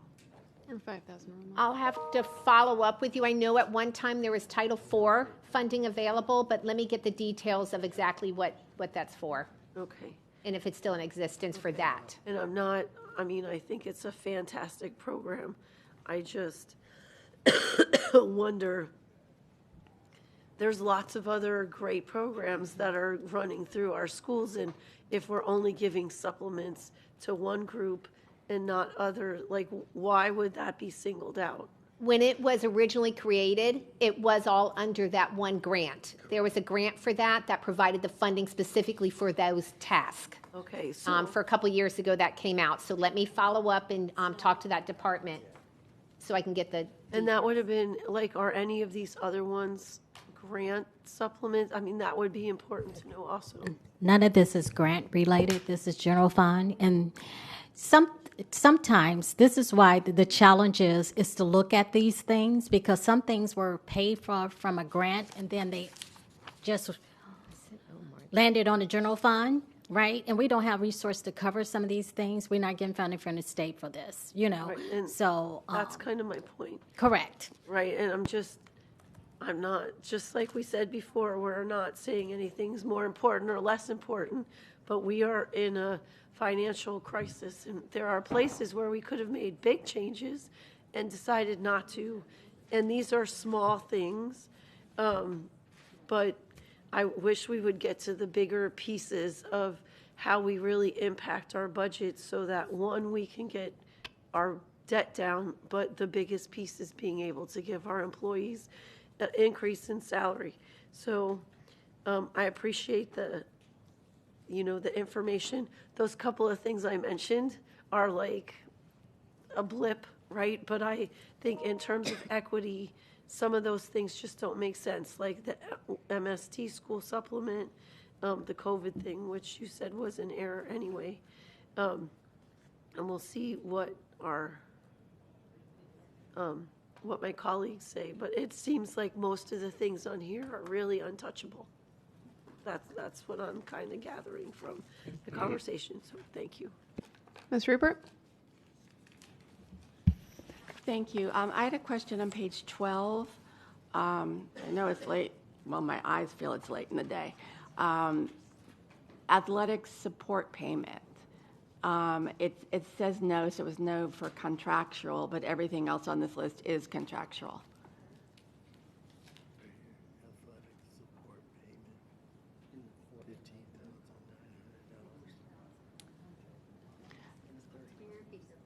Number 12, on page 12, it says athletic support payment. It's the only one on the page that's not contractual. So I wanted to get a little information about it. So where'd you go? does that say athletics? Is it athletic supplements or is it support? Support. Well, I know that the athletic contracts as a whole got removed from the teacher contract to give us more. What? Oh, it's on. 12. Okay. Everybody needs to help me today. No. Yeah, it's the only one that says no. But I think it's still under athletics and activities, but we can certainly provide a follow-up, Ms. Rupert, so that, because. Okay. I mean, an easy way to look at this, if we're trying to scare out money, then obviously it would seem like take the non-contractual and do what we're absolutely obligated to do and see where that lands us. That would be my suggestion for that. And I think that was it for the supplements. Yep, that was it. Thanks. Thank you. Any other board? Ms. Thompson? I just want to echo Mrs. Hickson's comments about the multilingual supplement and how important that is as a social worker. I know that our multilingual social workers actually have multiple schools and take on generally a heavier load, especially if you speak Portuguese, because there's a lack of that skill set. And then I think in the future, and I know it doesn't really matter now, but possible reductions, just like, because I think a lot of people read this list as review and reduce, and just that word of possible would have, I think, eased some people's concerns, because there are a lot of supplements that bring a lot of value to the schools. And I also want to point out that a lot of the supplements are for things that keep and attract students, like and I know Miss Rowe with your mom voice told us it wasn't just about getting rid of all of them, but I just think it's imperative when they're groups and there's supplements for doing after school clubs and sports and stuff like that, that we are continuing to support the teachers because that keeps our kids, which helps us, the ecosystem. That's it. Thank you. Thank you. Any other board member discussion? Okay, I have a few questions and comments. First, I really want to highlight Dr. Zeman's comments about the narrative. And I feel like maybe in the future there is a better way to present this information to us. So, I think that he really summarized it, that we directed you guys to save a certain amount of money, and you did more. That's a big achievement that we could, as a district, highlight better. So if someone could clip those comments and put them everywhere, I think that we could use that win. To the other piece, though, if this presentation was supposed to educate us on the supplements, I think having Ms. Rockelman's explanation of each one in there would have been helpful, rather than the acronyms and all of that. And I know that's tedious, but it was confusing for me, at least, reading them. And then again, the communication piece around which supplements are on the chopping block and which ones aren't. There were concerns from our union groups about touching contractual supplements. Obviously, then hearing you explain, obviously that would have to be bargained. I think having that additional context in future presentations is important, as well as we heard from one group about the Boost supplement and how that actually generates revenue for the school district. So if the purpose of this was to educate us on the supplements and what we're going to do with that, and then asking us for feedback about which supplements we would like to cut, having more information for the future would be helpful. So for the record, I support going through the bargaining process. If we do want to touch some of the contractual supplements, we need to go through the bargaining process for that. And for the record, I oppose eliminating the Boost supplements, as that is a revenue generating piece for us. Can we go to slide 3?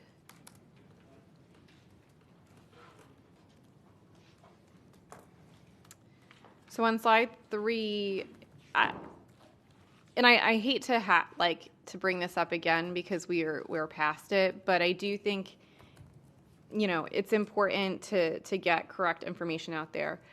For the extra period supplement, it says that we pay about $20 million. But when we were talking about getting rid of block schedule, we were talking about potentially saving a lot more money than $20 million.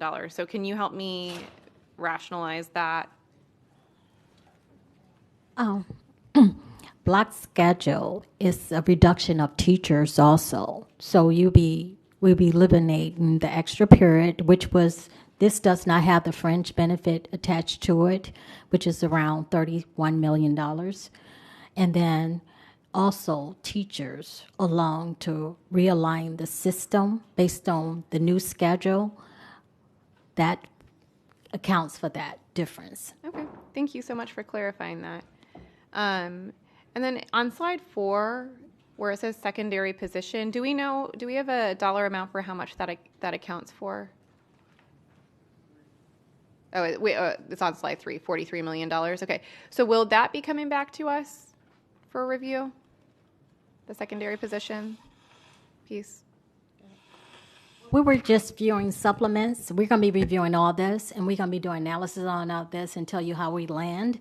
And what, even though we're just informing right now, we haven't made decisions which supplements that we're going to cancel. We'll be making that as we review everything and go through it and say, hey, just like the Marcus, MSD supplement that we're giving out, maybe we made the decision to cancel it. You'll be informed. That's what we're doing moving forward, and the amount of savings we'll get from doing that.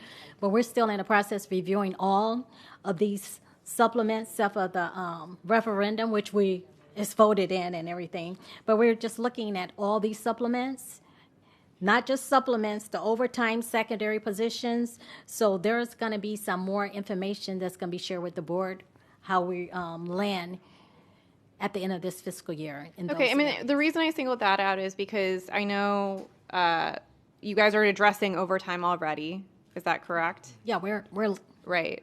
And we're trying to address benefits in a variety of different ways.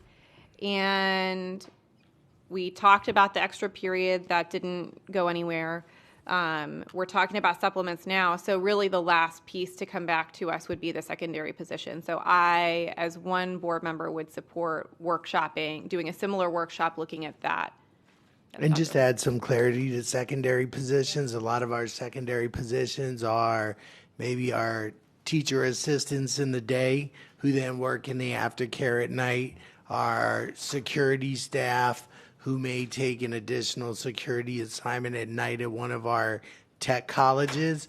So a lot of our secondary positions, people, our ELO camps that teachers do after school with children, we have to create a secondary position for those teachers to fill those roles. So when you look at the bulk of secondary positions, it's not like a one-time payment.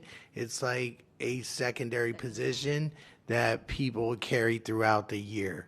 Got it. Thank you so much for clarifying that. And I think it's a similar situation for the supplements, right? Like, I mean, it's not the same, but it's similar in that a lot of these supplements like can't be touched or should not be touched.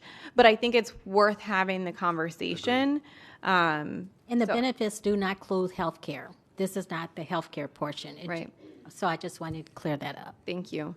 So I don't know if there's any objection from my colleagues about having the secondary positions to come back to us. Okay. Thank you. So I hope you have your direction on that.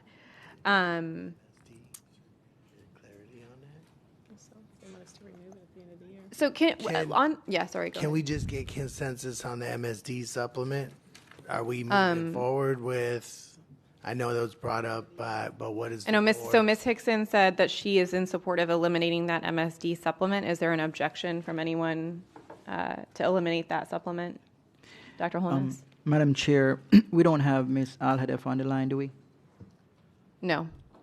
Okay. I would have loved to get her input as well, but no problem. Anyone else want to speak on that? Okay, so do you have your direction? No one's objecting. All right. I have a few more comments unless you guys had anything else. Okay. On slide 7, I do want to go back to that so we can be a little bit more clear-eyed on what we're looking to spend. Do we, and I think Dr. Zeman kind of spoke to this, do we know why we've spent less? It's just been more financial controls, spent more or less on, or less on supplements this year than last year?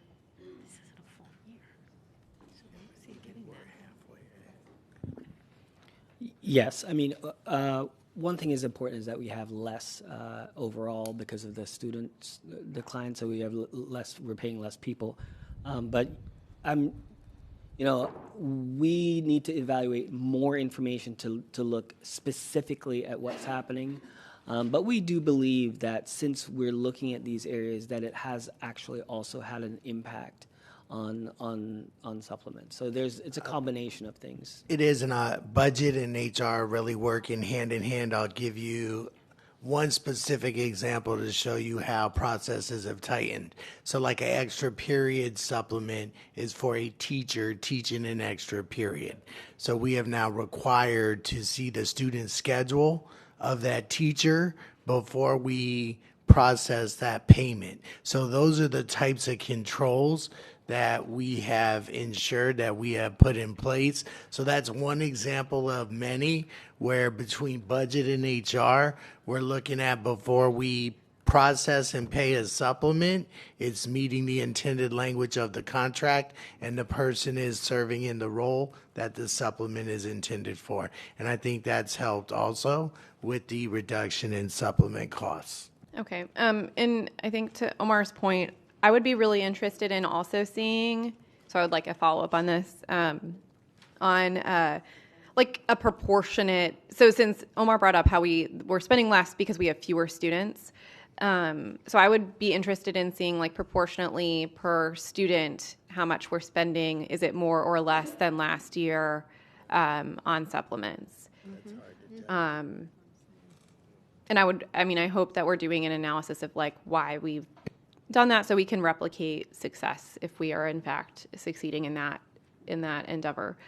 For the sign-on bonus, I do support keeping that. We implemented that for transportation shortages and like other workforce shortages to be competitive with the Amazons of the world and or like the county. They're able to pay more. So I am in support of keeping those bonuses. And then I had a question about the master schedule supplement. So I'm aware that APs get that supplement. Is that correct? That is correct. Now, is scheduling in their job description? It is, but I think with the old process of our old system of terms, it required, and the rollover of students, it required that task to happen when APs were off calendar. So that's when they were brought in off calendar to support this school with master schedule. So I'll let Alan Strauss add to what I said. Yes, that is correct. So that supplement is tied to, as we know in this district, the assistant principals work an 11-month calendar, and so they're done middle of June. And then for the master scheduler, it's not for all assistant principals, it's just for the one assistant principal, and it was for, I believe, middle and high schools that do the master schedule. That would occur during their on their off calendar days. Okay, so maybe I'm not hearing this correctly. That was because when we were on terms that they had to come in. Okay, so help me understand. No, that still exists regardless of whether we're on terms or focus. There's scheduling that takes place over the summertime because just the cycle that it occurs in occurs after they're off calendar. So for them, for that month they're off calendar, typically that assistant principal is back at the school working daily often to make sure that the master schedule is ready for when the students and teachers return. Okay, so then why is it in their job description? Because they do throughout the year perform scheduled changes and work on schedule adjustments for students. So I think like that needs to be abundantly clear then. Like, they're doing schedule changes throughout the year and doing the master schedule off calendar is onerous and different than doing scheduling changes throughout the year. It doesn't seem like we are being redundant in those kinds of things. And there's also a few people in our instructional group, and we signed a MOU because some teacher leaders assist with that role in the summer, and a few of them received that as well. Okay. Additional board discussion. Did Ms. Bowman? Yeah, can Ms. Bowman go first and then Ms. Hickson? Thank you. I just wanted to say I appreciate getting the eye of Dr. Zeman, so we know. I appreciate the comments from Dr. Zeman and Ms. Leonardi, and share the sentiment. Like, it's amazing to see that we're moving in the right direction, working together and putting these guardrails in and actually saving money. So that's the best news that we've heard all week, and I'm very pleased to see that this is happening. So thank you for your hard work. This presentation didn't go the way I thought. I thought it was going to be very contentious. So to have good news is really a breath of fresh air. So I really appreciate the work that you guys are doing on that. And I agree with. I'm trying to think of what I wrote in here. And just, in general, like the idea that some of these financial controls were not in place before and that you've actually had to go in and put them in there, It can't be understated how important it is and how we're seeing the benefits of that now. So just please keep up the good work in that direction and fully support that. And I don't have any comments on anything in like particular, except I would say, with all due respect to Ms. Hickson, that I don't support cutting the MTL stipend. Thank you. Dr. Zeman? Oh, no, sorry, Ms. Hickson. I just have a quick question. You mentioned that there's a supplement committee. Can you tell us a little bit more about that? Who's on the committee? How often do they meet? So it is, we formed it about 2 weeks ago. We've been working internally. Well, this has been going throughout the year. We've had an internal committee that has been looking at all the controls in place and looking at all the supplements, and that's why we kind of tightened up some of the controls and made sure we were all in alignment with the rules around supplements. So that's what the internal committee's been. Now Christy Henschel's leading the committee, and we've reached out to some principals and school-based people, and I think they're going to have their first meeting next week. So we're starting that process with bringing in other people now on the outside that actually utilize the supplements to get their feedback and help us go through to see where these are embedded in people's job descriptions and or not. So just because so many of them are contractual, would you also be folding in BTU? Correct. Once we meet with the users of the supplements, we want to hear from them, and then from there will come some recommendations, and then we'll add more people to that group, such as the union groups and the labor relation team, if we need to move forward with updating some of the contracts. Okay, thank you. Dr. Zeman? Thank you. With Fringe, this reduction, if you had it in place for the full year, would be $13 million. It's a significant amount of money, and I think it's wonderful. One other quick idea. I was just at a conference, and I presented with the president of a AI software company that is going to be on our agenda next week. If, in fact, we subscribe to that, one of the tools that they have, which is absolutely astonishing, is a master schedule for schools. And it will, without a doubt, change how much time it takes to do it and dramatically improve our ability to offer more classes of exactly what we want, minimize different expenses, minimize the distance that kids have to travel between classrooms. I mean, it's amazing what AI can do on some things. And things like scheduling is just this brilliant opportunity. You know, you can think about FedEx with 300 boxes in the back. They get a schedule. And this is exactly how you drive. And that has cut their fuel consumption by 15% in 1 year. So there's some things that they're really, really good at, right? And one of them is moving people around and having resources in the right place to do more things far better than a human brain could do at a scale of a middle school and a high school. So one idea might be with your review committee is to think a little bit about Magic School. Again, presuming that that item passes next week. I don't know that it will or won't. But if it does, they have 120 modules that are specifically designed to reduce the cost and reduce the amount of time to do different functions on a campus. So that may offer you some other opportunities. I'm struck by Alan Strauss's comment about how much time it takes, and I get that. But if this tool is what I saw in London, boy, oh boy, we're going to ask people to pay us to use the tool. That's how good it is. We're going to reverse supplement. They have to give us $100 just to play with the tool. It's so amazing because it really stretches your brain to see some of these capabilities of AI. If somebody can look at those tools that are coming with that, assuming again that this is something that we can afford and choose to buy, it may have a direct impact on other supplements that we hadn't thought about. Thanks, Chair. Thank you. Any other board member comment? All right, we will do a brief recess to move on to the next workshop, which is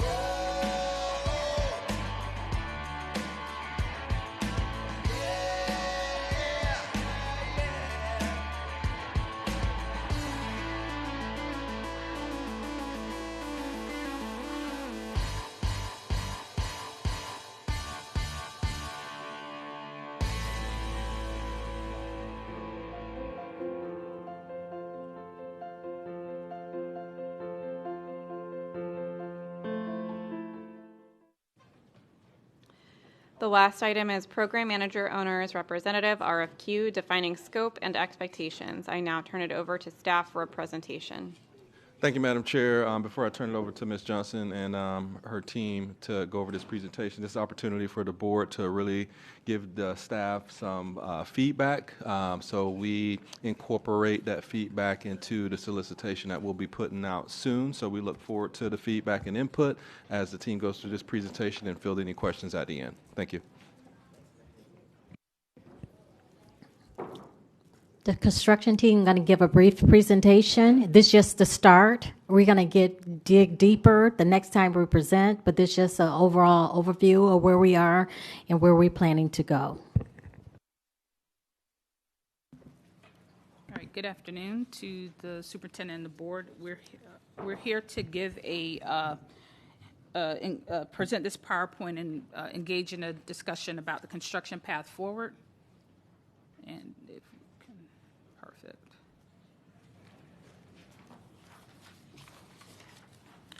So we'll review the purpose of the presentation, contract options, current and proposed organizational structure and background, and construction program needs, active projects, considerations, and procurement next steps.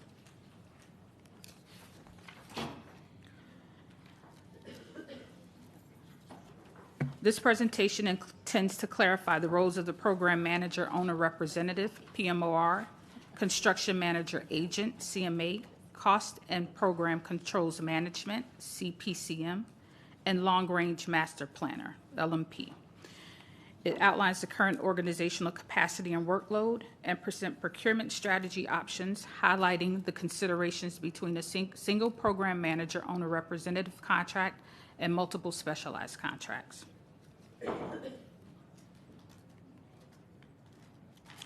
So this slide defines the 4 contract options and clarifies the distinct roles. As you can see, Program Manager, Owner Representative acts as the owner's agent, owner's designated agent for capital project, oversees all phases of planning, design, procurement, construction, and closeout, management, scope, schedule, budget, quality, and communications, coordinates and supervises contractors, and does not self-perform construction, ensures that projects align with the owner's goals and expectations. The construction manager agent serves as the district's construction subject matter expert, supervises day-to-day construction operations, coordinates project teams and contractors, manages construction schedules and budgets, and ensures compliance with safety standards, educational goals, and public accountability. The Cost and Program Controls Manager oversees financial and scheduling controls for capital programs, provides planning, monitoring, and reporting of cost and schedule data, administers program management software, development and maintenance and tech support, and also functions independently to ensure transparency and data integrity.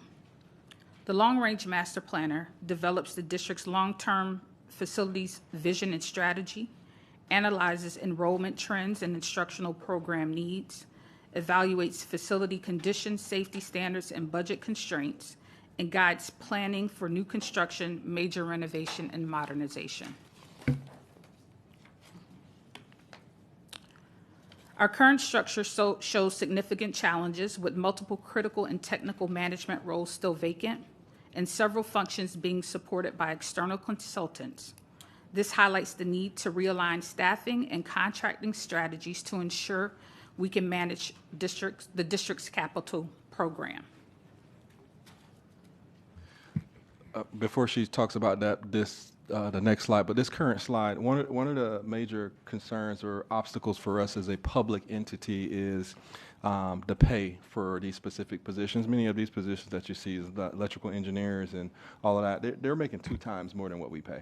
That's just a natural fact of public entity versus private entities and our ability to recruit the best and the brightest. So just want to highlight why we have some vacancies in some key positions.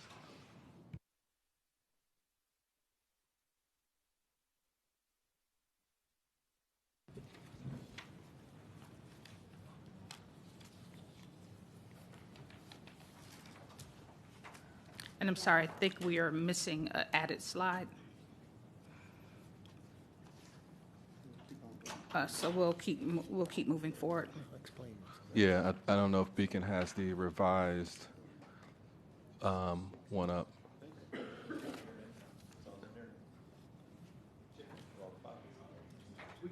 We do it. Yep, nonetheless, you can keep moving it. We All right, can come back to that if move on. needed. Yep. Do we want to take a 2-minute recess to? Yeah. Okay. Let's do a 2-minute recess to get the correct presentation loaded. Thank you. Yeah.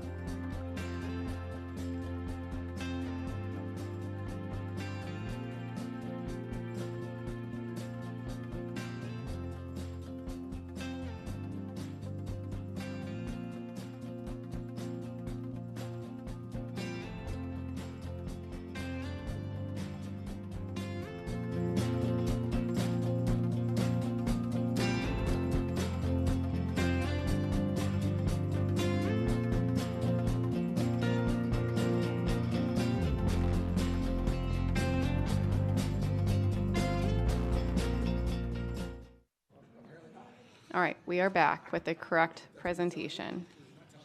You may continue. Thank you. So the next slide outlines just two positional organizational structures for moving forward and managing the capital program. With the single PMO, single program manager, owner representative, again, this is at a high level. The chief facility officer, we have the executive director, in which the program manager, owner representative would report directly to the executive director. We would have the cost and programs control manager also reporting directly to the executive director, and the long-range master planner with the sub-consultants under the program manager, owner representative. So we have a similar structure now without the long-range master planner. The chart to the right identifies the program manager, owner representative, and long-range master planner working together. Actually, could be the same company providing those services, the cost and program controls, and then the construction manager agent working directly under the director of construction, the district's director of construction, which is currently a vacant position.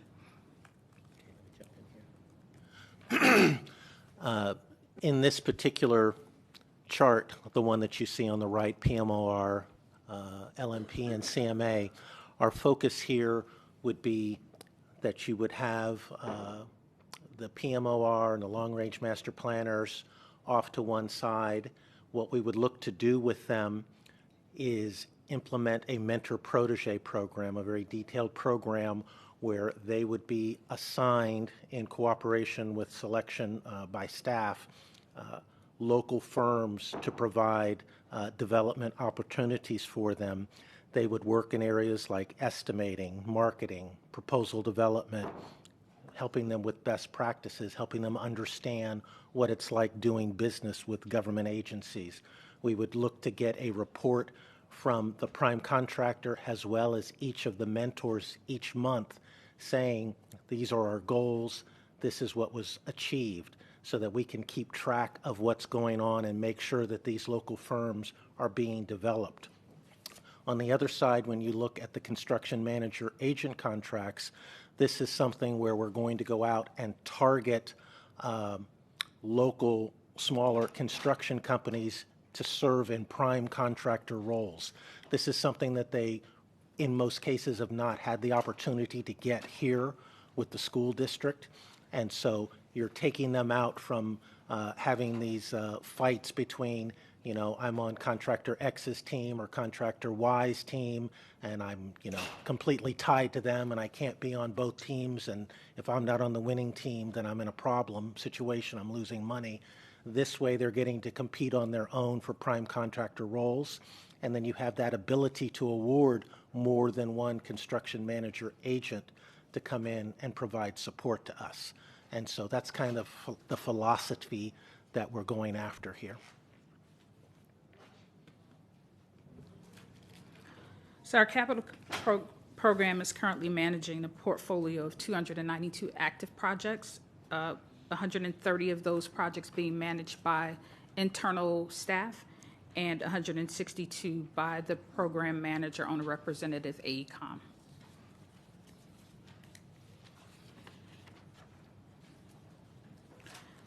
In addition, we also have major upcoming projects and a need to provide comprehensive project management for these projects to ensure that the district is prepared to deliver these projects successfully.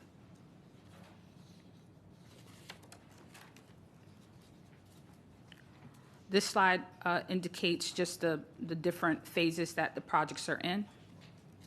And again, just reinforcing the scale of projects that are being managed.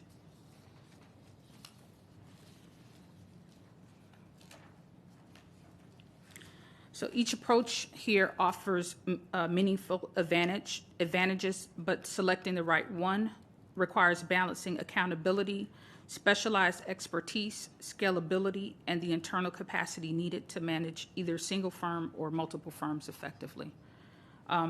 Again, the single program manager owner representative, you can see there are pros and cons to both, as well as with the program manager owner representative master planner, and also with the construction manager agent.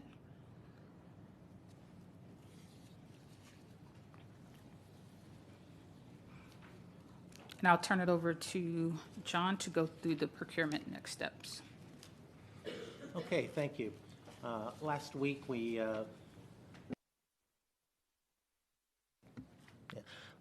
provided essentially the same presentation to the Facilities Task Force, and that meeting was held on January 29th. There was a recommendation made to change the title we were using, Construction Manager Agent Owner Representative, to Construction Manager Agent. This change has been incorporated in the presentation you're getting today, and we feel better reflects the responsibilities that the construction manager agent is expected to provide to us.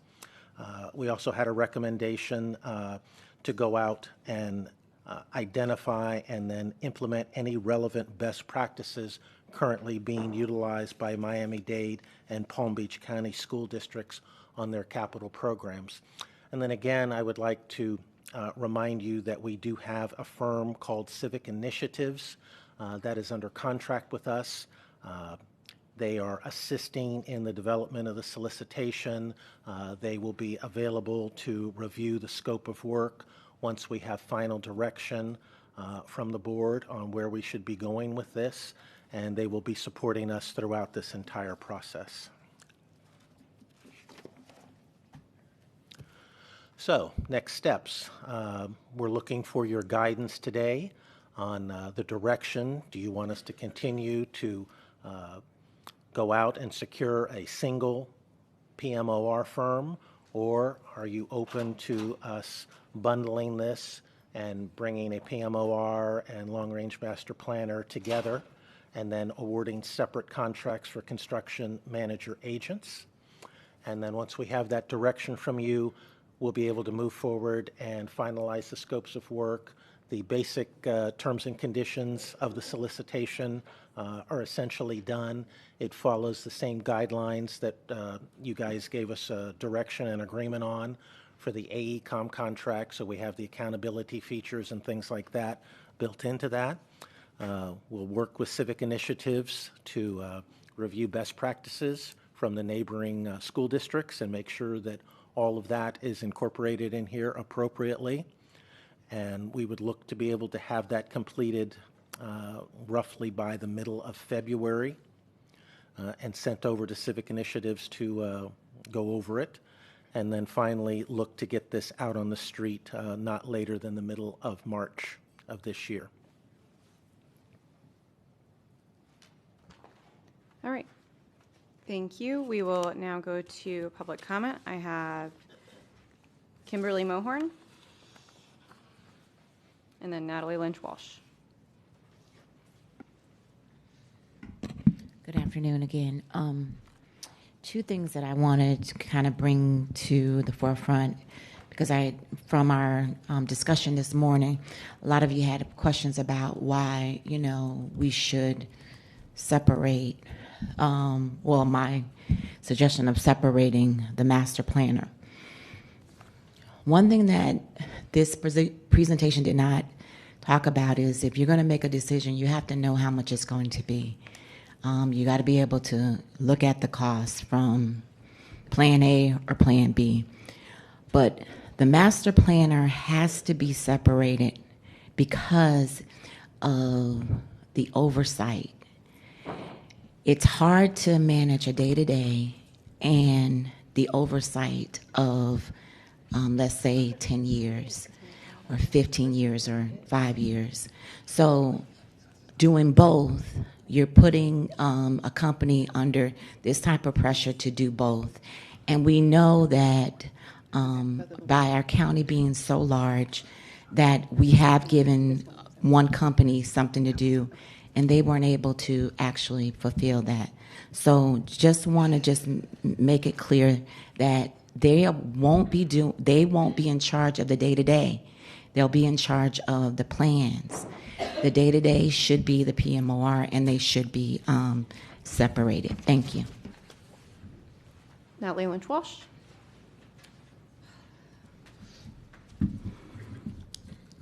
Okay, so no advice I have ever given to a board will get you in trouble. Ignoring my advice definitely most often will. You're not ready to give direction because, as usual, you do not have enough information and they're not bringing you a recommendation. You're not supposed to meddle in operations, but you're being asked to give guidance on something that you are not experts on. So you did a needs assessment. The board has approved a 2-phase initiative, which was needs assessment, master planner. That never got rescinded. The master planner is separate because the master planner is developing the master plan for the next 10, 15, 20 years. It's independent of whether you have money to fund it or not. It's what should this look like? And then because you're doing redefining, you're making all of these short-term decisions that have long-term consequences. So the first thing that should be happening is the long-range facility master planner solicitation. That's not done. I believe I copied you guys on an email because they're copying and pasting. And remember, you just had to reject all bids on something else that was cobbled together. You know you need a CPCM. People could be working on that. The PMOR, you could work on a new one. These are all stock solicitations that should be getting written, and then you decide. And what do you need to decide? You could have Atkins cost out what you're going to need in a year when AECOM is done. There is no bond, so there's none of this rush of projects that you have to be ready for in a year. You will be wrapping projects up in a year, except for these larger ones, which one of the last times we were here, I tried to pull out of what AECOM was getting and give it to another firm, but nobody went for that. So what would that other firm look like? These were for program managers, which is a different structure than having a construction manager agent. The construction manager agent does not manage contracts. They coordinate, they advise, and all of that, but the board will have all of the contracts involved with those projects. So that's something to think about. But again, you can have internal, external, and hybrid, but you don't know the cost of any of these things yet because that's not being brought to you yet. So rather than rush, if I were going to give you a recommendation, which I am, I don't know why, I would say tell Atkins, and they can produce one in a few weeks, to go cost out and analyze different staffing structures, because you want this before your org chart, so you know what employees you need to have in place and whether internal, external, or hybrid is the most advantageous. Thank you. Thank you. Board member discussion. Mr. Hill?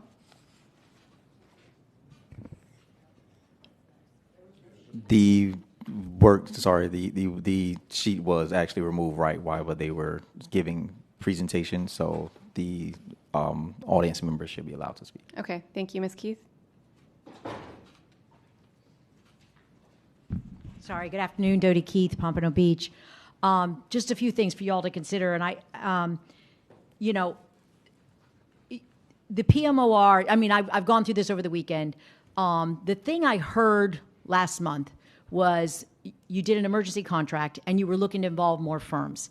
So if you wanted to rush something or do something quickly, which is what I kept hearing, your construction management contracts is something. You got all this work under construction. You have a lot of contracts under construction. If you were looking to take some of those out of the AECOM contract and divvy them up to other firms, that's an easier thing. You're going to don't get a whole slew of teams. You're not ready for a whole slew of them. But if you wanted to hire 2 or 3 CMA groups, that would be something you could do right now. I don't know. I still have a little agina. To me, the POMRR rolling in with planning seems like they should be separate. I've never been on a contract where they combine them, because the long-term planning, you create a conflict. So usually your long-term planning group is a standalone that reviews the assessment and creates your long-term plan, and your other whole groups are part of executing. So my gut, looking at it ahead of time, would rather take your PMOR and put it together with your controls team, because you're going to have to redo your controls this year anyway, because that contract is coming to an end.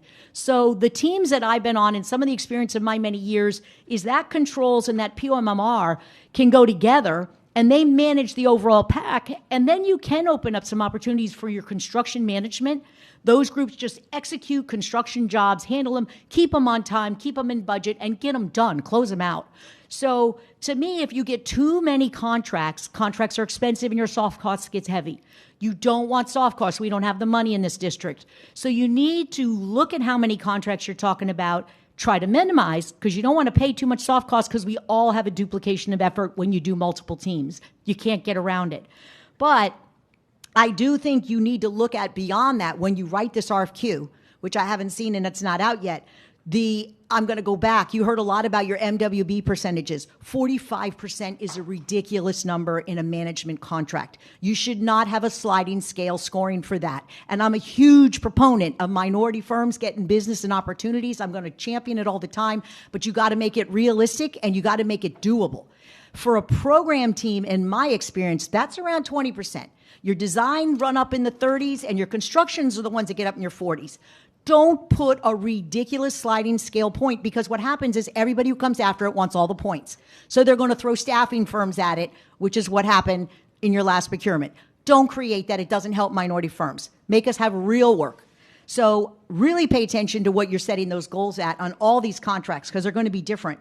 And I also encourage you, a lot of these RFQs only want to see the quals of the prime. They set them up. So unless you have experience with 5 other school districts on hundreds of millions of work, you can't even prime it. Look at the whole team, because your prime is just a small part of it. When you have major subconsultants and major players and teams, their qualifications are important. Allow your QSAC to look at that and allow them to pay attention to what does the whole team look like, not just the prime, because that's important. And those are kind of my input for this. As you're moving forward, you got a lot of decisions to make. I know it's hard and challenging, but it's really not as complicated if you roll it back and really look at it from that perspective. But I do think the planning, for some reason, needs to be really separate. Thank you. Now, board member discussion, Dr. Zeman. Thank you, Chair. Superintendent made, I think, a very salient point about government salaries trying to keep up with private sector in these regards. You know, engineers in the private sector do make more. But to one of the public comments, it would be interesting to see what other districts are doing. You know, they also are public entities, and they also have significantly bigger share of their workload is done by government employees. So if their salaries are higher than ours, come back and tell us. If we have to adjust in order to get people, that's great. But my biggest comment, Chair, is really we have to go back to first principles. Broward County would like our construction projects to be done within cost, scope, and schedule. That's what we want. And the answer I would hope that the staff gives us is this is the best organization, the best contracted out and government organization to get stuff done. And I'm missing that in the presentation today. I mean, there's options, there's definitions, very good information. But what I'm hoping for is that the next round is this is the government organization, these are the layers of contracts, and, you know, a little bit of kind of here's the steps of things. Like one, we need a chief facilities officer. We need one now. We need a permanent one. We need someone from the Corps of Engineers or Navy Facilities Engineering Command or another big district that loves, you know, 72 miles of beaches that we have here in Broward County and they want to come down, or the 800 miles of river, whatever that brings them here. We need one desperately. And then we need flexible contracts. Because if you get the world's greatest chief facilities officer and they say, I need a master planner to be a government employee and I know how to do all that because I grew up as a master planner, you dial back the contract and you dial up the government positions over time. And so what I'm going to suggest to you is just a pretty simple thing. It's how do you put the bologna in the sandwich? You ready for this? Don't shoot me, Chair. But the bologna has to be the get it done stuff. That's the middle, right? And above that, you need strategic thinkers. You need strategic construction executives. That augments your staff until you get a CFO and they can build out exactly what they want on their team. And they do master planning. They do advice on how to grow into a SIP rather than a bond. They make sure that your controls and your processes and your systems are in place to get things done, which is the objective of the whole system, right? We want to get things done within cost, scope, and schedule. And so that's a strategic layer. The bologna in the middle, or the whatever you want to call it, is the PMOR. The PMOR is like the normal way that districts or large federal agencies or state governments get things done. And there's a layer there required because the strategy guys are working long term. They're working on big things. They're deciding what criteria you would use to make decisions. They design databases and, you know, other things to make sure that our decisions are optimal. Then once the decisions are made, laying in all the requirements going forward and the priorities, then you're executing. And that is, you know, the operational layer. And then the bottom part of that sandwich, the other piece of bread, are your construction teams. And they need to be valued, respected, and partnered with if we really want them to do work. And they deserve a very simple, you know, standard government kind of approach to this stuff. What bothers me is that that data is still missing. Like today we were supposed to come and have enough data that we could then say, okay, great, you know, in a workshop we have a view of going in this direction. I don't care about Palm Beach and Miami-Dade. They just happen to be here. I care about the top 10 districts that know how to get stuff done. Find the top 10 districts that can get stuff done and show me their org chart. Show me how they've contracted out. Show me where their master planner works, and I'm with those 10 all day long. However they're doing it, the ones that are very successful, I think we can borrow from them, cut, paste, and at least use that as guidance here. But construction was my business for a long time. I used to work for an international firm doing this for a living. I had 55 projects in 28 countries. They all followed that same structure. There's a strategy group, there's an operational group, and then there's a tactical group that's out in the field pouring concrete. And those three layers are kind of the standard way. What I love about that is that strategic group is going to come from a large international firm. That's where the talent is. They make a lot of money and they all go to work for one of the big firms. You don't have to limit it to them, Mr. White, but they're going to win anyway. So whatever you want to do, that's who has that talent, right? And we want that talent in big droves. The middle layer, because this is Broward County School Board, is very likely to be available right here in Broward County. The talent's already living here. So what we're hiring is a company to bring that talent into their employ in order to do that PMOR kind of work. And I would say that over time, local governments tend to hire as much as they can locally. And I agree with Miss Keith, excuse me, naming you after my favorite candy bar, ma'am, but there is so much talent here, and there is a value in having certified firms, but we have to make sure that those certified firms can fully do the work. And whatever that percentage is great. In the last contract, we had a winner. I think the minimum was 29%, is that correct? And they came in almost 50%, or maybe even more than 50. I mean, there's a big number they came with. They actually just were trying to win points in a solicitation. We weren't thinking about who could actually do our objective. And our objective is to get things done within cost, scope, and schedule. I think there's a clean, easy organizational structure to do that. I think it would be informed by the 10 districts that we go find that really know how to get things done within cost, scope, and schedule. And then we can sign this up. Mr. White can write those procurements, and we can go out and do it. The sequence, though, also matters. I think eventually we've got to really prioritize this need for a chief facilities officer. They're going to have a big say on kind of quantities within those 3 contracts. And last point, I spend a lot of time, maybe this is because I'm not always hanging around with the academic elite, but a lot of friends of mine run construction companies, and they are dying to come back and work for Broward County. They are lined up out there. And some of them even had bad experiences with Broward County. They want to come back. And I'm really heartened by that. Some of them want to come back because we've been successful academically, Dr. Hepburn. And they view Broward County Schools as a successful district. They want to be part of that success. So that's great. It's nice to have, unintended consequences from being a AA district. But if we get this organization right and we get through these procurements cleanly and quickly, we can be up and running this summer. But it's actually a really tight timeline to be up and running by this summer. There's really not much time. I don't know how you're going to get something on the street by middle of February. I'm not even sure you can get it out by middle of March. But I think that there are people watching this. They'll be able to write proposals quickly. Hopefully we're set up to score them and move out quickly and make awards when we can. But I would just ask to kind of get a brief that gives us what the ideal organization would look like in order to operate and execute within cost, scope, and schedule, which means no change orders. It means no delays. It means no cost overruns. You know what the worst thing about delays are? The system invents new requirements. So you have a 3-year delay, and all of a sudden says, oh, that library's not big enough. I need a bigger library. That cafeteria, oh, my God, we forgot. We have left-handed polo players, and they can only eat in these kind of tables. After a while, when things sit around, then the scope grows. And time also doesn't do anything good for your cost. So if we can figure out how to deliver on cost, scope, and schedule, like get a contract, execute a real construction contract with the right amount of PM oversight and the right strategic direction to assist the chief facilities officer, I think we got a home run. And I know we have a lot of people in the private sector. They're dying to come in and help you, Dr. Hepburn, to do that. But they want to see like the organization makes sense to them, and I think that's an objective the board has as well, is anyone that looks at it should be able to see what each one of those contractors do and what the government's going to do over time. Thank you very much, Chair.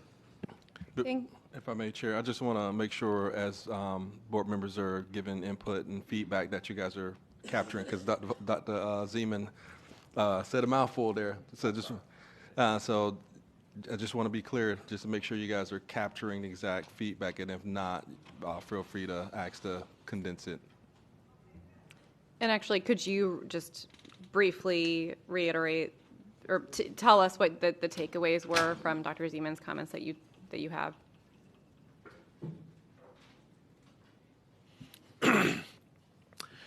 Yeah.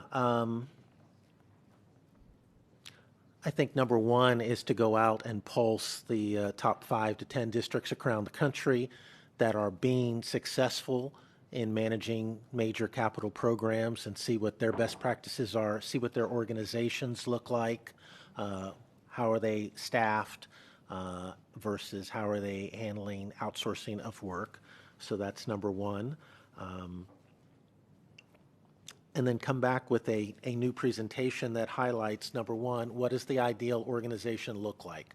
What do we need to have staff-wise to be successful? Number two, come back and say, what's the staffing plan? How are we going to go out and fill these particular positions?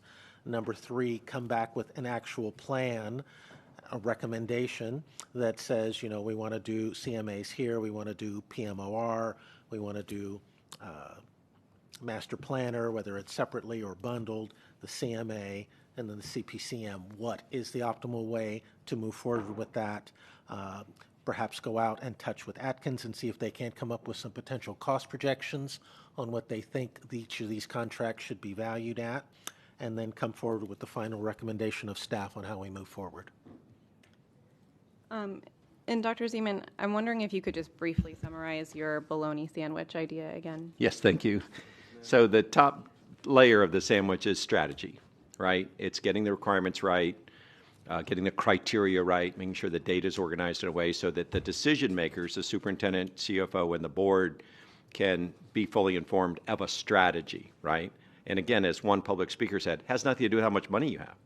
You know, the strategy is with whatever money we want, this is what we're going to do, right? So you have to lay out the requirements and the criteria. The second, the bologna, is the PMOR. We had roughly 100 people on our PMOR because there's 100 people's worth of work to get done, or at least 70 or 80 people's worth of work. But it's a big team to really do PM oversight for an organization that gets $500 or $600 million of new capital money every year. And so that is the program management, owner rep, standard classic contract. The bottom layer, whether you have a CMA or not, are the people who are doing the work. They're pouring concrete. They have rebar in the back of their truck. They have pipe in the back, on the top of their truck. And they're going out and worrying about, where am I going to leave this stuff? Where's my pad over here? How's the fence line doing? What's the principal let me do for things like that? And that's the bologna sandwich. You got to have a strategy. You got to have an executing program manager. And then you got to have the people that are doing the work. I don't favor CMAs. I just don't like 4 layers of anything. So that's up to the board, however they want to move on that collectively. But those layers are the kind of the traditional construction government oversight layers. And that includes the master planner at the strategic level, because that's really a strategic long-term thing. So that's the bologna sandwich, Chair. Thank you. Does staff capture that? Okay. Now we have Dr. Holness. Thank you, Madam Chair. So I have a few questions. And Dr. Zeman, you mentioned left-handers. I do hope we're never left out, as I am a left-hander myself. So Dr. Hepburn, was in terms of this presentation, was this document built from any content of prior presentation, or did staff consult with industry best practices or speak to any experts in developing the concepts that we have here that's presented? Best practices. Okay, so and current practice. And current practices, yep. Got it. So according to the presentation, Broward Schools has to manage 290 projects totaling approximately over $340 million. Have we consulted, and I guess this is probably a redundant question from the prior one, but have we consulted industry best practices or spoken to experts about the appropriate approaches for doing so, for managing so many projects that cost so much money? Yes. Okay, so it mentions single PMOR and PMOR/master planner are listed as different options, and that's on page 11. Is the PMOR/master planner approach anything more than the single PMOR with added responsibility of master planning? In concept, that's correct. The master planner and the PMOR would be a bundled concept in this initial presentation. But we're looking forward to the feedback about what the board looks forward for us to start working on. Okay, so regarding master planning, wouldn't this be more relevant after we enter, say, a more advanced stage of our redefining process? Wouldn't master planning, when we figure out, are near complete the redefining process, wouldn't master planning be more applicable then? No, it's applicable now. Okay. All right, so from those that I have spoken to, it appears that PMOR is the best method for simultaneously handling a large number of construction projects when you don't have your own team to do it. Has staff identified any industry best practices or experts that recommends construction management agent approach for simultaneously managing hundreds of projects with hundreds of millions of dollars?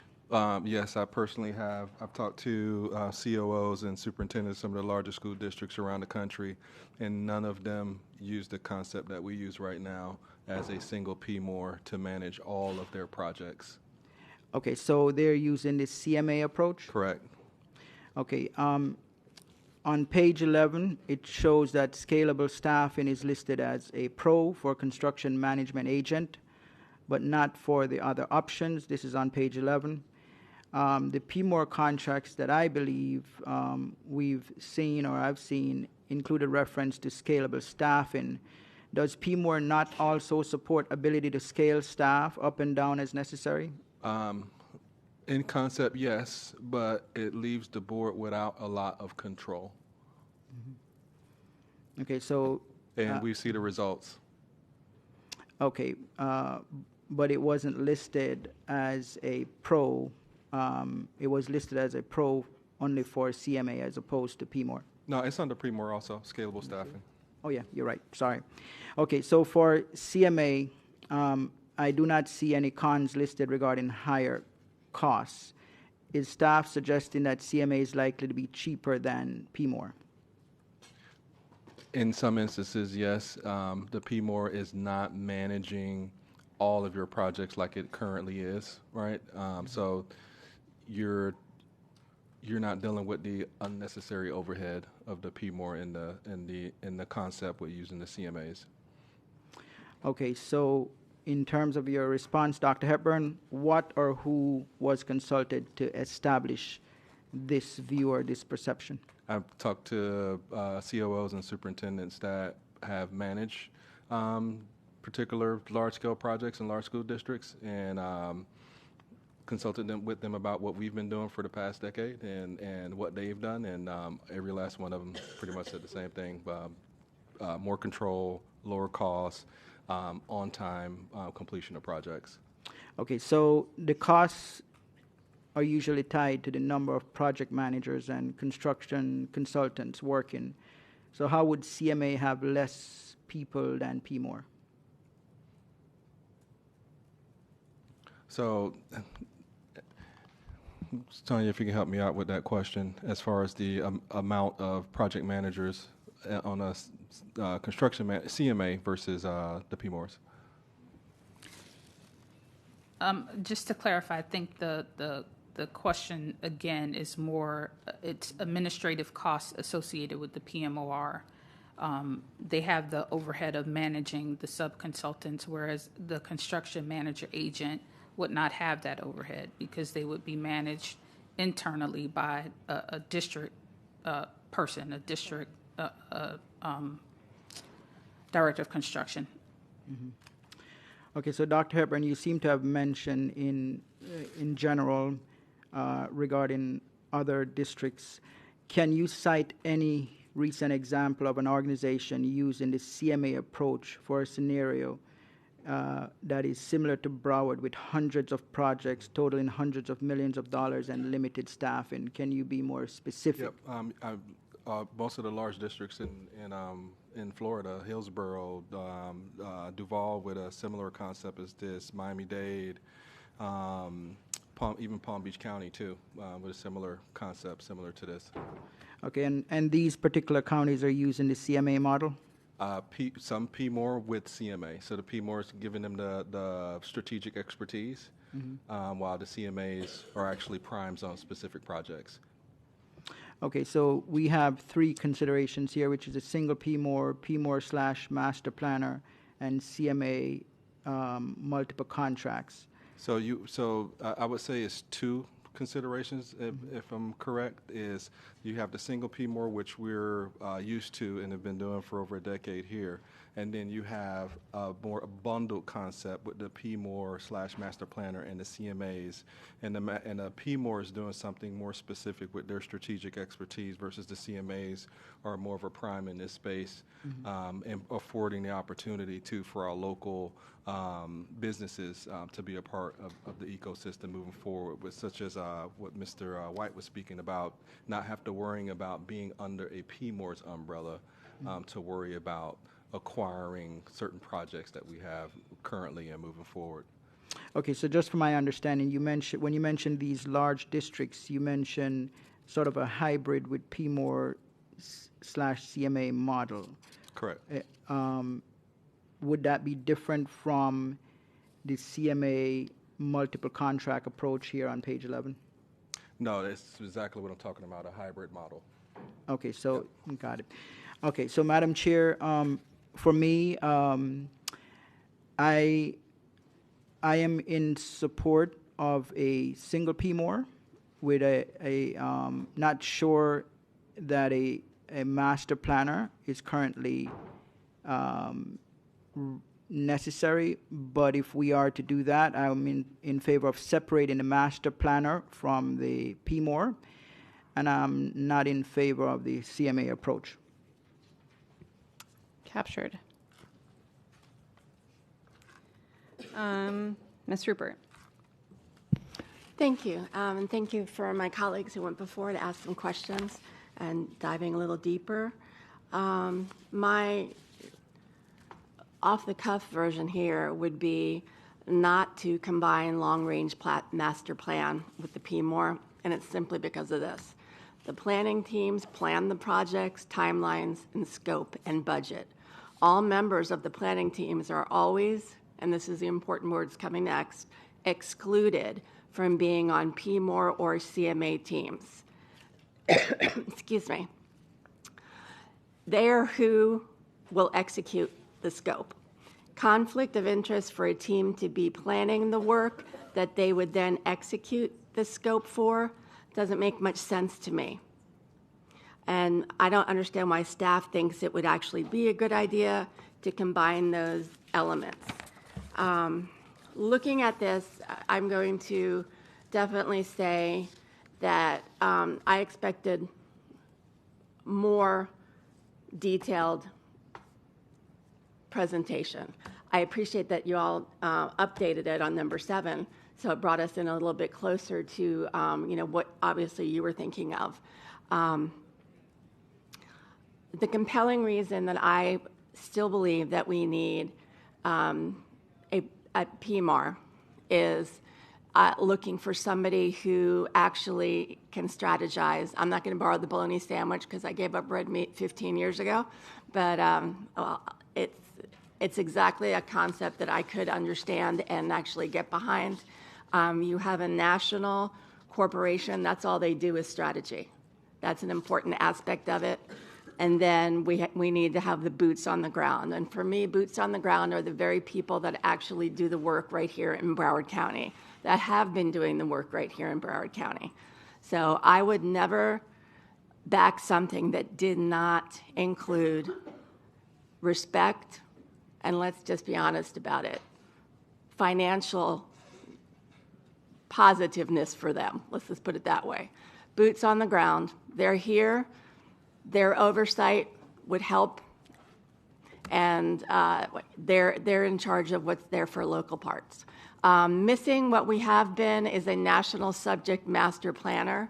I think it was interesting that, and maybe it's just me, that the first time I ever heard, and hold on, I know I wrote it somewhere. I wanted to get the name right. Here it is. Civic Initiatives, is that correct? Correct. Okay. The first time I've actually heard them. How long have we had them? Or were they the ones that did the facility assessment? No, the facility condition assessment was done by Bureau Veritas. Civic That's right. Yeah, Okay. Civic Initiative has been around for quite some time. They are known in the government procurement space. They only focus on government procurement, not just school districts, but county governments, city governments, whatever level of government. So they're actually well known for the work that they do, and they dedicate their services totally to government procurement. Okay. How long have we had them? They predated my joining the district, so at least 6 months they've been on board providing general support to staff. Okay. Yeah, and I don't know the exact time, but I'm pretty sure probably even a little bit longer than that. And did they have a contract with us? We have a contract with them, yes. Okay. So this came to the board? No, it did not. No, it did not. It was less than the amount of money. Correct. Okay, but was the board aware of this particular aspect of it? As far as having a Yes. external party to facilitate? Yes. Yes, I've been candid about that, as well as in the memo that I've sent to the board with the timeline about utilizing an external organization to help facilitate the procurement process. Right, and I do remember the memo. So what do we pay them? And I guess the start time was 6 months ago, I'm going to put ish. Okay, and what do we pay them? Honestly, off the top of my head, I don't know what their hourly rate is. Yeah, we'll have to follow up with that one. Okay, because that's a piece of the picture that would have been important to actually put in this process so we can see that, okay, we already have this team, this is what they're doing, this is how we could utilize them, this is how much money was spent, whatever it may be. Now don't get me wrong, Miami-Dade and Palm Beach County, because I love you all, but I think that we actually spend too much time just focused on those two and looking at districts that are in Florida, perhaps part of the Greater Florida Consortium of School Board, or just another group that we know has gone through this process and is a little bit ahead of us on this second go-round, and that would be Duval County Schools. So when you guys were looking for the comparison, best practices, did you reach out to any of the other school districts in Florida, especially Duval? Did not specifically reach out to Duval. The consultant from Civic Initiatives that's assigned to us has got extensive experience in Florida working these types of contracts. And so we kind of relied on him for input. He did review the presentation that we put forth today and made some recommendations to it. He's also made some general recommendations to the structure of the solicitation that we've been working on internally. And that solicitation, we can't finalize the direction until we know what the final direction's going to be. Are we going to do a PMOR? And I think one thing to make clear is there will always be a PMOR. There's nothing that was proposed would say there would not be a PMOR. And so it's just, is it a PMOR by itself, a PMOR bundled with master planner, which it sounds like a lot of the comments today are saying you don't like that to be bundled together, and that's fine. So you would have a PMOR, and then what we were kind of putting forth was that there would still be a separate group of construction management firms, which would be the local small businesses that would actually do the construction management oversight on a day-to-day basis. Okay. So they wouldn't necessarily be the boots on the ground. They'd be oversight for the boots on the ground, or both. Who? The PMOR that you said.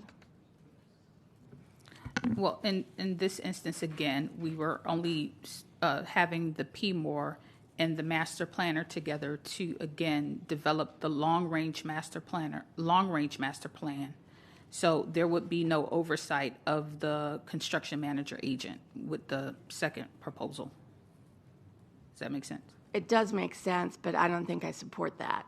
I think a large part of the problem that we've had in the past, and certainly I've seen it all, is that as a board member, when we were shared information, it was like getting, pulling teeth to get information to us.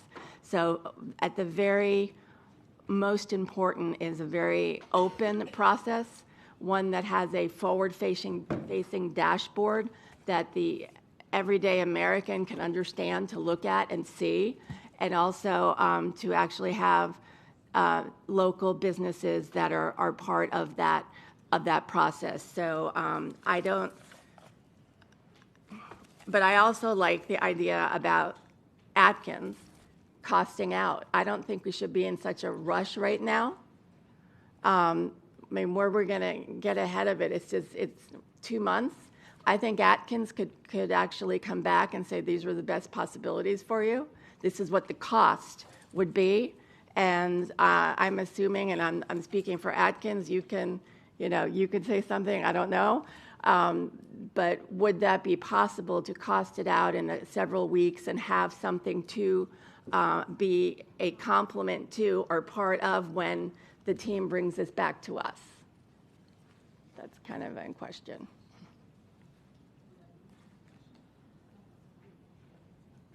And now it's hot in here. Ms. Carpenter, you might as well just have a seat at the table. Might get some questions later. Oh, that's okay. I'll just come here. Ashley Carpenter with Atkins Realis. It certainly is possible for us to look into different scenarios and give you a very rough, idea of what these different contracts would be. Thinking forward, I guess, to a year from now or 9 months from now or whenever you're planning on starting these specific contracts.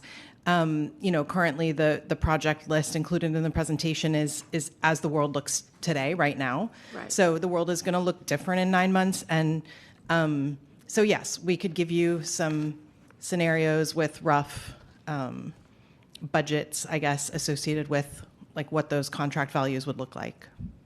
Okay, thank you. I have some more questions, but I'm going to formulate them a little bit better, and I'll come back for like just a 5-minute thing when it's done, when I hear all my colleagues. So thank you. Thank you, Ms. Hickson. Thank you. Excuse me. I have a couple of questions, but we've heard people say that the PMOR and the long-range planning should be together and they should be separate. And the staff has suggested they be together, so I would like to ask staff, why that's your suggestion.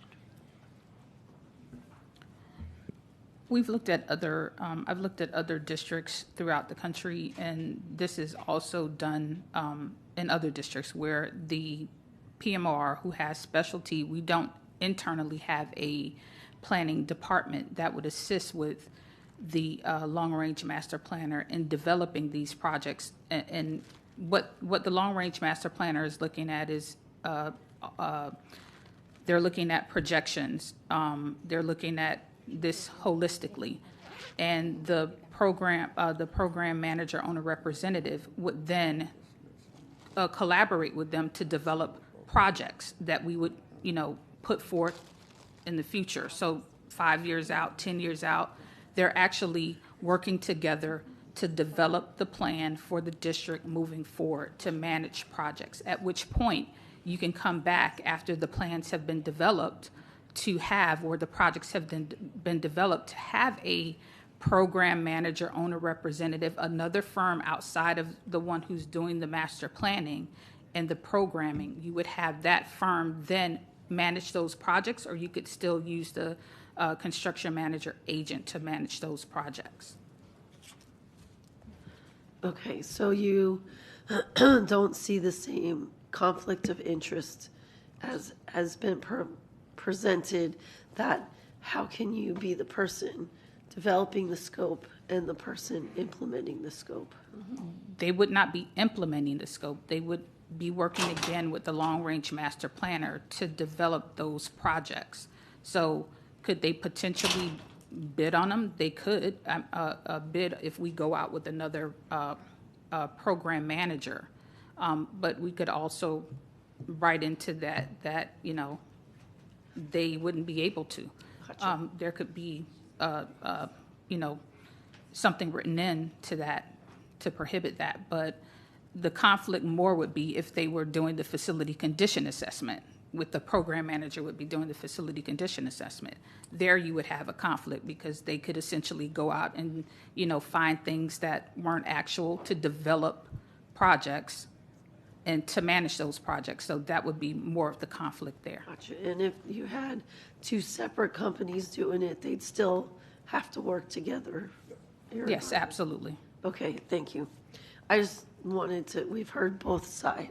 More of one side, I wanted to hear why you were suggesting they should be together. But there will also be that single accountability too with that program manager and long-range master planner. So there wouldn't be, finger pointing in between.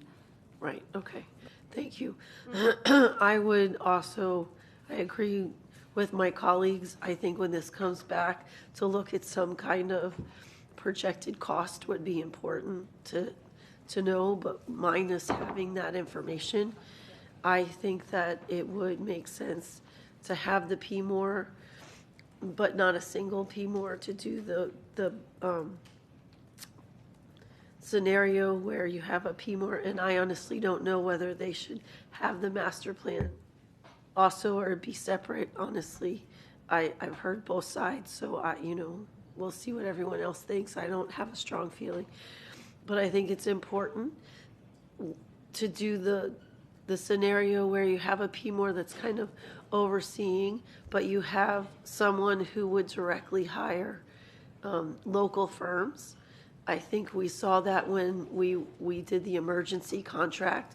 We would have liked to have seen all of the local firms be part of that, and we didn't have any say over who was going to be doing the projects. So I could see that if we separated that, we would have more control. So you'd have different contractors bidding on different projects. I just feel like you wouldn't need a percentage of the minority business, because you would be able to pull that, you'd rotate it and have more people to be able to be doing construction. So I agree. Not the PMOR, not the process we have right now. I'd like to see it different. But I do think coming back with some numbers would also help us make those, because I don't know if it's more expensive, less expensive. So I'd like to see that. Thank you. Thank you, Ms. Pullman. Thank you. I'd like to. Is Dr. Zeman down there? He's looking. All right. You hear about the bologna sandwich? I'm not coming here with any kind of bologna sandwich analogy, but I did like it because I think it kind of gets to the point. So, we sat here, I think, last March to kind of flesh out the same thing, how we want this program to go moving forward. And here we are after a year of not figuring that out. And so I think we need to look at this as an opportunity to do it right this time. And Dr. Zeman has worked in construction. I'm not going to pretend to be a construction expert, so I'm not going to give you a bunch of suggestions just because I read a presentation and I have a slight amount of experience, but not a lot. But I do think so some of the takeaways here, though, that I think are really important. I like Dr. Zeman's idea about finding the top 10 districts. I would love to see some stats so that we have something to really look at, like how did other programs deliver? And I don't think it has to be limited to school districts. I think it can be any kind of government construction projects. Anyone that, managing capital projects, and how they have that set up and how they successfully delivered it. It can be done. I know it can be done. And so I want to see it done here in this next go-round. So I think that's a really good suggestion. And I think if you're bringing us some, I don't know if it's the bologna, some beef with this, to support it, we can make a better decision about what we think is the right direction to take. We kind of go back and forth about having in-house staff capacity, staff augmentation. I think we've been consistently dismissive of the ability to get in-house people. And I don't know that that's absolutely impossible. And I think some of the money that we're losing by, like Ms. Keith was talking about, soft costs and all the other things, it's like, how much money do you want to spend to have someone off-site when you could actually have some on-site people? I think that the money might be worth it. I also think that you shouldn't underestimate getting a paycheck and not doing billable hours. I think there's going to be people that are in the market for that don't want to do consulting and would be happy to be working here. So I think we need to look at that as something, because we obviously need to be increasing our in-house capacity for accountability purposes and managing the program. The master planner conflict has been raised by many people at this point, so I tend to agree. I don't think with our history of construction that we want to have any whiff of potential conflict of interest. So I would tend to agree with all of the construction experts and want to keep it separate. And so with that, I think with the master planning, we were supposed to have that out as an RFP, right? Wasn't that on the schedule? Because I think we talked about it a month or two That's ago. correct, but we kind of pumped the brakes on it to discuss it in this concept, just to get additional feedback before we move forward, just to make sure we're doing it the right way. Right. So assuming that we reject the idea of having a master planner with another, assuming that we want it to be separate, then when can we expect to have that is it RFP? Because, with money or without money, I still think we need to see the big picture of what we're looking at, because we're making decisions, with redefining and everything else. Yep. If we had that plan, then we would be able to make better educated decisions about how we're moving forward. Yep. So we could do that. Yeah, absolutely. So the decisions, next steps for decisions are going to be based off the feedback that we receive. So the consensus is to split it apart and do the master planner separate. They can start moving on that immediately. Okay. Yeah. So, Chair, can we do that at the end of can we make we don't have to do it right now after everyone talks, can we? Yeah, I mean, I'm keeping notes right now. Right now, there is not consensus, but I'm assuming everyone will give their feedback. Okay, thanks. And then I support the chief of facilities officer and hiring one quickly. Something I was wondering, when we were talking about the organization that's going to help us with put the procurement, the RFQ together, and you said we've already been contracted with them for 6 months. Did they assist in the last RFQ? Not that I'm aware of. They've assisted with some other RFQs or RFPs, but okay. But can we find out for sure? I mean, yeah, I hope not. They can. They did not assist. They did not. They did not. Okay, No. so then they're clean and we're good to go with them. Okay, good. Let's see. And then, as we're looking forward for the next RFQ, I would love to maximize local business. I think so, the problem that we've had before is that we've limited the scope, so then only a couple companies can qualify for that. So I think that we need to be looking at that as well to make sure that we're maximizing who's participating in our program.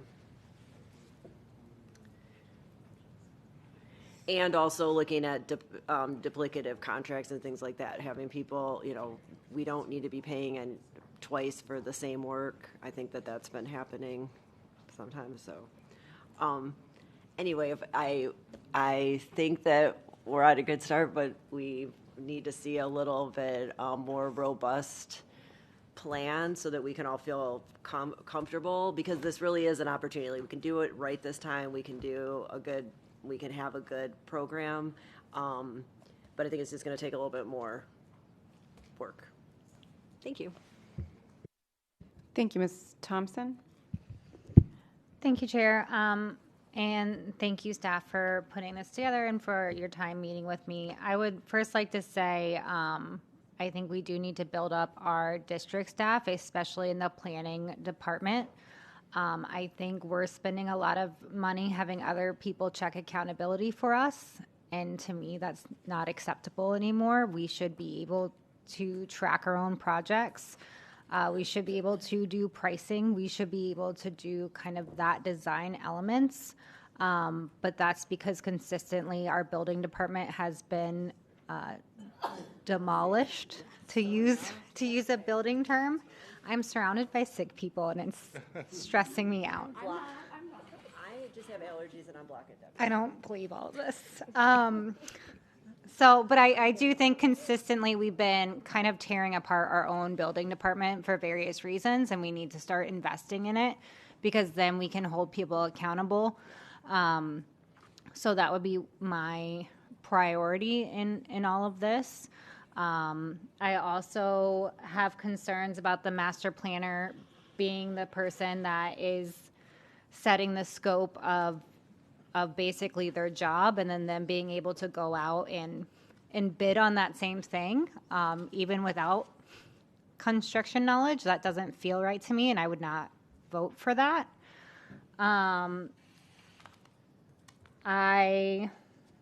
Along that, any kind of contracts that we have related to the PMOR, like our current contract with Atkins, I would like to see that moved in-house and build up staff. And I know we've had conversations about this, and there's a difference of opinions, but I believe that we need to be accountable to ourselves again. I liked Ms. Bowman's comment about looking not just about other school districts, but other county projects, because in my mind, a building is a building, whether it is a school facility or a police building, office, or apartments.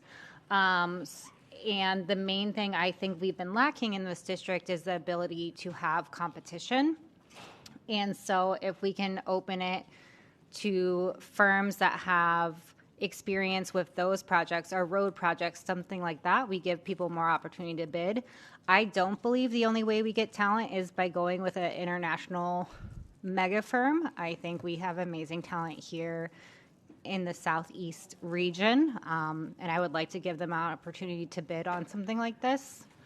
And again, I just think prioritizing staffing, because how many people do you have right now? Like 2? 3? Total in-house staff, we have 3 project managers. This is half of our building department right here. So really prioritizing that, I think, in the long run is what's going to set us up for success. It's what's going to prove to the public that we can go out for a bond, which I am, again, not interested in going out in a bond anytime soon, very publicly. But I think this is the path forward to build, is by supporting our staff into being that. Thank you. Thank you, Mr. Cervera. Thank you, Chair. A lot of good points being made here by my colleagues on the dais. Certainly don't want to be repetitive here. I do agree with one of the earlier speakers in regards to the lack of information on the PowerPoint presentation and the PDF here. I would have liked to see a recommendation from staff. I appreciate the information that was given here, but noticeably absent was, in fact, the recommendation from staff, which was a little disappointing. I am semi-receptive to the Atkins folks. I appreciate the comments made at the microphone about performing some type of breakdown, analytical report, and giving that back to us for guidance as we move forward. And one of my big takeaways from all of this, from the discussion, from the information, from the presentation, from the PowerPoint, is all of the costs that are associated with all of these different structures that we're being asked to consider. I think it's difficult to make a important determination on all of this without having that specific subset of information. I agree with Ms. Keith. I think this is an important project, and there's no need to really rush this, because there's a lot of pressure, as there should be, on all of us to get this right this go around, and when this is ultimately presented to the board. Mr. Superintendent, you made some comments during Dr. Holness's speaking time before, and I just want to make sure I heard you correctly, sir. Did you say that no major school district uses the single PMOR option from those folks that you, I guess for lack of a better term, spoke with or interviewed? That's correct. And in fact, all of them seem to favor the CMA multiple contract options, correct? That's correct. With some using a PMOR for more high-level expertise for support with staff. Understood. And is it safe to say, sir, that the folks that you talked to were all affiliated with school districts? Correct. Okay. So there's been no outside, actually strike that, affiliated with school districts in the state of Florida, or did we go outside the state of Florida too? Outside the state of Florida. One particular person has done a lot of not just school district contracts, but government buildings, municipalities, county, things like that. Okay. I agree with Board Member Bowman in the fact that perhaps we should be looking at the top agencies in general, not necessarily limited scope to school districts. So I'd like to see that happen if we, or when we, excuse me, move forward on all of this. I'm also intrigued by the idea of potentially having a multi-contract approach to all of this, in which you can have, for purpose of example, an executive level master planning contract, a performance management / analytics contract, and then the project level staffing type contract. I think that could potentially be beneficial as we hopefully work towards the finish line on all of this. I think putting the reliance on a single firm could be problematic, although I certainly can appreciate the single point of accountability in a lot of these projects and understanding who did what and who did not do what. My biggest takeaway from all of this is essentially the cost breakdown and what we can potentially expect as we move towards closing out these 292 total active projects, according to the slide. I think this board needs that information. I think perhaps more importantly, the public needs that information to see how their tax dollars are being spent on all of this, considering the history of this project and the history of what we've gone through as a district with all of this, which I think everyone sitting up on this dais can agree has not been as smooth as it should have been. I believe, again, it was Ms. Bowman who suggested that a more robust plan was needed, and I couldn't agree more. Chair, as far as giving my opinion or my consensus on what method or what structure would be best at this point, again, I would just refer to my prior comments about cost breakdown. I am intrigued by the CMA multiple contract option, but again, I also see some of the benefits in the single PMOR. So I think it'd be beneficial for all involved if we were to have some sort of cost analysis or cost breakdown when making this final decision. Thank you. Thank you. And before we go to round two, I would like an opportunity to weigh in. I'm very concerned about the narrative around combining the PMOR and master planner, because we're hearing people saying that there is a conflict. But I have not heard that from staff. So can staff elaborate or explain why that would be a conflict, and if so, why was this recommended? Because I happen to be in the other camp. I think that combining the two makes sense, and I'll explain why. But I would really like to understand, because I haven't heard anyone really explain it, why that would be a problem. So again, I looked at other school districts outside of the state of Florida, in the state of Florida, and also outside of the state of Florida that used a combined approach for project management, project manager, owner representative, and master planning. Again, the master planner would be responsible for looking at the district holistically, taking the FCA report, the facility condition assessment report, looking at our projections, and looking to see where the board would like to go strategically moving forward. They would look to see, prioritize, and with the program manager, owner representative, they would assist in that process by developing projects, by putting together a plan whereby the board could approve to move forward on what projects would be years they would roll out. So they're working collaboratively. We do not have a planner in-house to assist with that. Typically, we would have a planner in-house to do that work for us, and we don't have that now. So that role we would rely on the expertise of that project manager, owner representative, in collaboration with the long-range master planner to develop those projects moving forward. Right. So do you see a potential for a conflict or no? there would, again, other districts have done it. There has been no conflict. Again, I would consider the conflict is if you had the program manager, owner representative going out doing a facility condition assessment, which is not because we've already done our Correct. facility We've condition already done assessment. the facility condition assessment. So you would have a issue there whereby they would be going out looking at projects and then coming back and developing those projects, and maybe making multiple projects. So again, I looked at districts in Texas, and again, they have that same approach where they're using collaboratively with the program manager and the program manager owner representative. Again, is expertise in assisting the master planner with developing those projects. Okay, and then to Dr. Zeman's point, the districts that you looked at, they were districts that were successful in delivering and executing capital programs? Yes, as far as I know. Okay.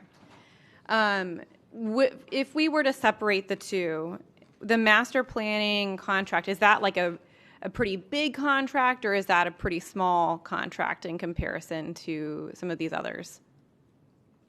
It's a sizable contract. They would be assisting with looking at the district holistically, taking a look at our facility condition assessment, and determining where the district should go. Okay. The reason, to my colleagues, the reason I feel so strongly about this is 2 weeks ago when we voted to close schools, Mrs. Al-Hadaf asked a line of questioning that was not really a part of the planning and calculus of which schools we were closing. So she asked about the FCI, and she asked about the smart projects left, and she asked about custody at the schools that we were voting to close. And one of the constant critiques of the redefining process that I've gotten from the community is that it's not being done in a strategic, holistic way, looking at all of the different factors. So the idea that we would combine the PMOR and the master planner makes absolute sense to me, because you are, like we're hearing from Ms. Cooley, you're looking at projections, you're looking at the facilities condition assessment, which has already been done. We've had a workshop on it, to make strategic, calculated decisions about the schools that we're going to have to close in the future. So that's why it makes sense to me to combine these two. And I'm not sure where this narrative about a conflict has occurred, but we've heard directly from the construction experts that we pay that there is no conflict. So I want us to be very cognizant of that.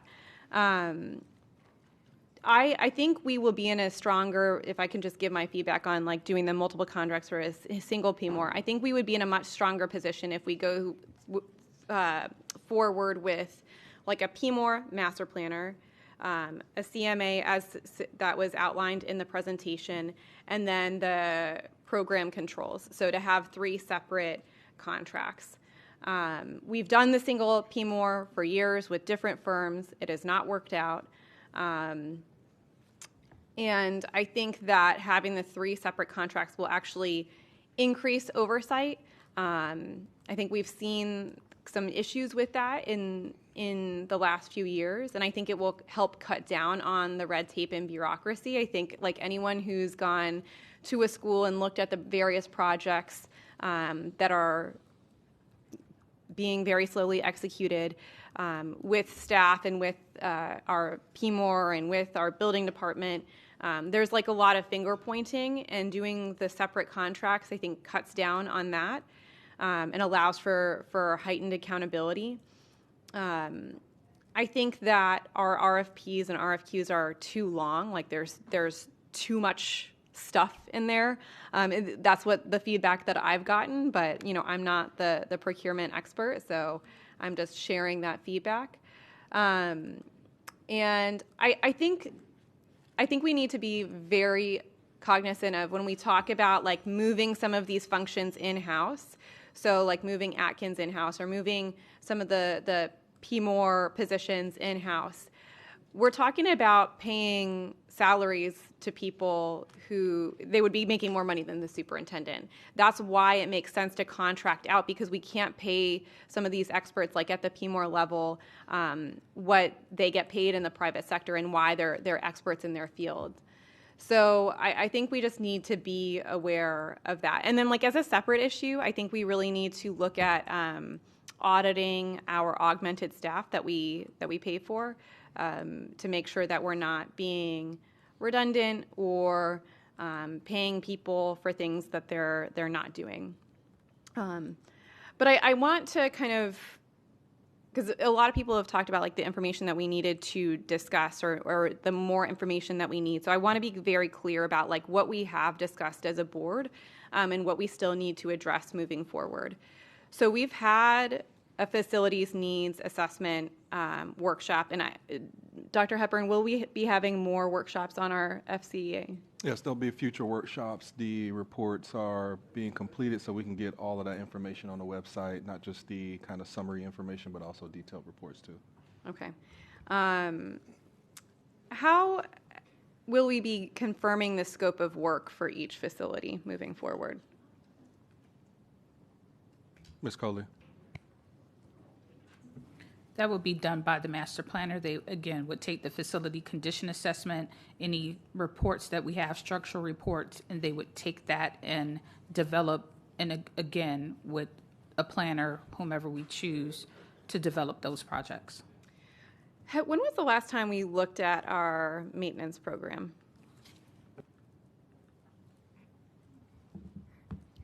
Go ahead, Mr. Dorsett, if you got any knowledge. Good afternoon. When you say maintenance program, the internal maintenance operation, there was one done a few years ago with the Council of Great City Schools. Yeah, that was like before Debbie and I were on the board. So that was a while ago. So Correct. maybe that's something that we need to readdress, is like our deferred maintenance. We can definitely look into that. One of the things I wanted to mention here is the purpose for this presentation is to get feedback. So we're getting exactly what we're asking for, right? For the board to make decisions or make a suggestion on what system you would like to see going forward. We're taking notes. We're analyzing exactly what's going on here. We understand it has to be an overall strategic look at the overall operation and build from there. I agree. One of the biggest pieces we need to address is the Office of the Facility what is that? Chief Facility Officer. I think that's an important piece, because that's the person that's actually is scheduled to build the entire process together. So I think that is something that we definitely need to push for and see what we can do with that. I do believe that the internal, the staff that we have in Office of Capital Program, you're lacking there. We definitely need help in that area. We don't have enough people to manage some of the projects that we're doing ourselves right now. So it has to be a multiple approach. I do like the fact that what I'm hearing about separation of the master planner and the PMOR, that's something that we can definitely look at if that's the will of the board. But to Ms. Sonia's point, it has been done both ways in the past. I've seen them done both ways. Okay. I also think, we vote on the DEFP every year. Well, we vote on the tentative and then the permanent. But I think like having a larger conversation about the role of the DEFP in our capital program would be important, along with the deferred maintenance, since we haven't visited that in quite a long time now. I also think, to Ms. Thompson's point, some very big changes need to be made in the way we do things in our facilities department in order to, and I think I've said this before too, in order to allow the public to trust us enough with another bond years from now, right? They have to see that we're doing something differently. So issues raised by grand juries, the recurring issues that we continue to experience across different administrative changes, different PMORs, all of that, looking at our policies and procedures, looking at the design standards and specifications. So I think like that's a very, very big conversation, and I don't know if that happens over the course of the next few months or if we have like an all-day workshop. But I think those are all the things that we need to be aware of moving forward with our capital program. But I want to be very clear, like my position is that the PMOR and the master planning should be together for the very reasons that we saw 2 weeks ago when Mrs. Al-Hadef was asking questions about you know, the smart projects left and the FCA. I think we have to be much more strategic and focused in moving forward with redefining and our capital program like that. Our success will be dependent on that. So that's where I am on that. I'm as we go to round two, if my colleagues could just be to just reiterate what their position is on like doing the multiple contracts versus the single for a single PMOR and separating the master planner. I think I have many of you on that issue, but not all of you. And then I think I did hear a suggestion or the sentiment from multiple board members that they actually like want more information before a decision is made. So maybe if you could weigh in on that so I have a clearer understanding, or maybe staff, I don't know if you guys have a clear understanding of that. Ms. Johnson? I just want to get clarity on some things, because if you look at on page 5, we define that a long-term range master planner has different responsibility than a PMOR. PMOR is making sure the project is on track. They're part of the planning process. There are some overlaps, but the master planner is a visionary, and they strategically are moving the district forward. What we have in our DFP is just looking at projects. We're not visionary looking at where we want to go, right? There's futuristic things that got to happen at the same time. We're closing facilities, but we need to be building facilities because we can leverage some of our debt, and that's beneficial for the district. So as you look at it, that person cannot possibly do both of those jobs successfully, and we need a structure internally that holds our contractors or our consultants that work for us accountable, and that needs to be reported inside. We need our employees to be accountable for these construction projects being on time. If you build a structure like that, you don't have to worry about having Atkins come in, because we're holding them accountable, because we're building a structure internally that does that. And the accountability falls on us. We're not building projects because that PMOR is not keeping us a schedule, keeping us abreast of what are we on track or building? What's the problem? What's holding up the projects? And you won't have that many change orders that we do now. There's things that has to be in place, and accountability got to be set by the board, and we got to have our employees taking control of these projects that know what they're doing to make sure that these projects, the scope of work is on time, and they're keeping the board abreast what projects and when we have to pivot. I don't think that structure is here yet. We're trying to build a structure, but I do agree that the master planner and the PMOR got to be separate. Because okay, so hold on for 1 second then, because Dr. Hepburn, that was not what I heard from you and your other staff. So help me understand. I'm asking Dr. Hepburn. Thank you. So we brought a recommendation based on what we saw is the best option moving forward, but we will move forward with whatever the consensus is from the board. Okay, so I guess what I'm hearing two different things from your staff now. Yes, I'm hearing two different things, but we initially brought it bundled. So I'd like to have some decorum in the audience, please. There was time for public comment. Now it is time for board discussion. Dr. Hepburn? Yes, we'll move at the behest of the board as far as bundling that and also the separation of or having the construction managers and a PMOR also concept bundled. Thank you. Dr. Zeman? Thanks, Chair. As we figure out all the pieces to this with more information and things like that, and I'm going to advocate, Chair, that we bring this back in a couple weeks and hopefully with more information be able to move forward with the procurements. But we need to be very clear that organizations that do long-range master planning, that do strategic support, that help large universities, large school districts, large municipalities make great decisions about how they lay in all their facilities are a different set of companies than do PMOR. And so one of the advantages of the bologna and the sandwich strategy is that there's lots of local talent that can do PMOR, a lot of local talent. This is a very sophisticated construction industry in Broward County and in the Tri-County area, and they can do PMOR.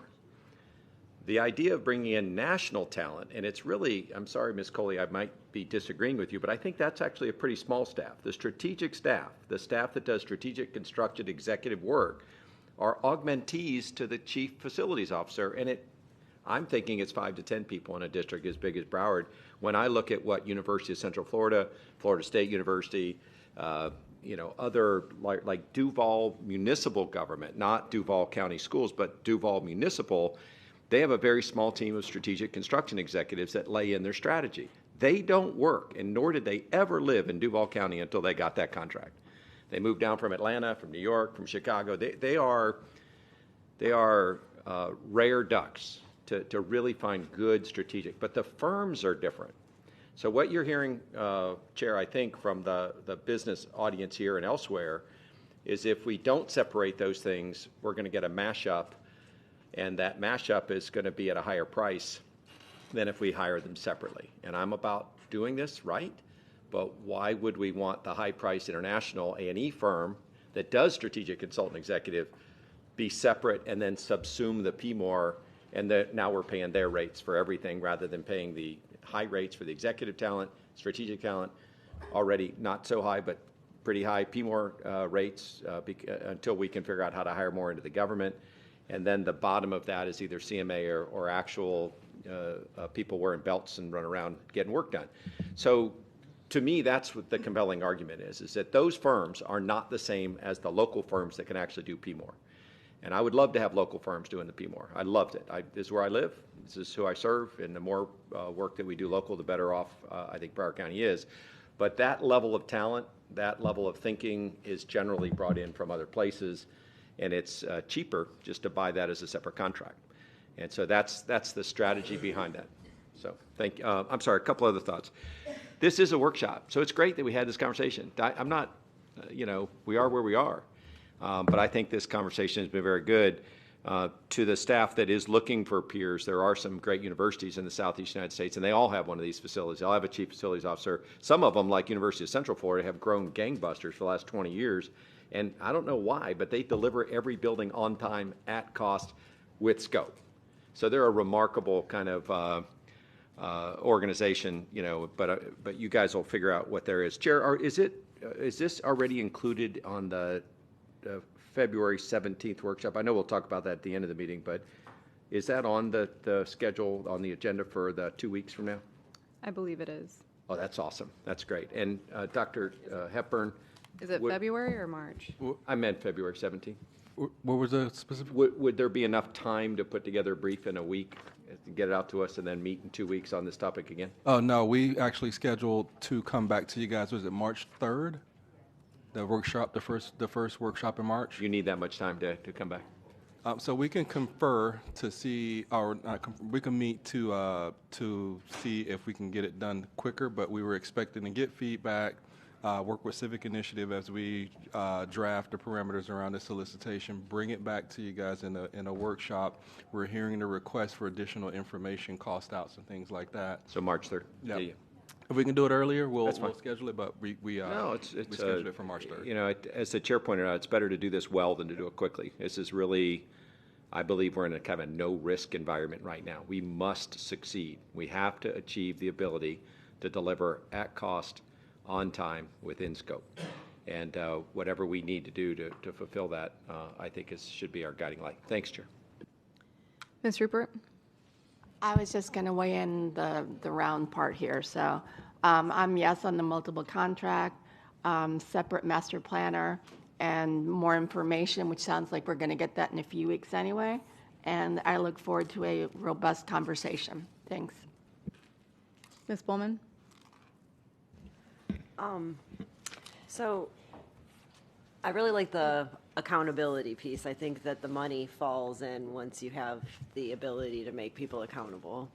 So when we're coming back to look at this again, would it be possible to have a proposal or part of a proposal which kind of feeds in hiring additional staff to make the building department more robust, so that we can kind of look at what that looks like cost-wise and how long you think that would take, and what positions that you think would be essential to start building the base so that we have that. I mean, we don't need an over broad department, but we clearly, because we've been hearing this for the past year, that we need more people. I mean, Ms. Coley, with all due respect, can't, manage all of the construction in the entire county single-handedly. So I think that if we're looking that way, and then really as the planning is going, making sure that we have the different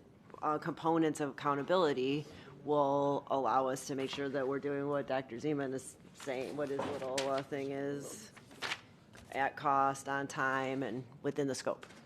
So I would like to see that if we can do that. And then are we asking for things right now? Yeah, go ahead. Oh, I didn't need to. That was my comment. Thank you. Mr. Cervera? Thank you, Chair. Considering that these facilities projects obviously benefit the students, we also have to be mindful of the fact that they also benefit the teachers who teach our students there. That being said, Chair, I'd like to hear from the representative of the Broward Teachers Union who's in the audience as to what her take is on the presentation.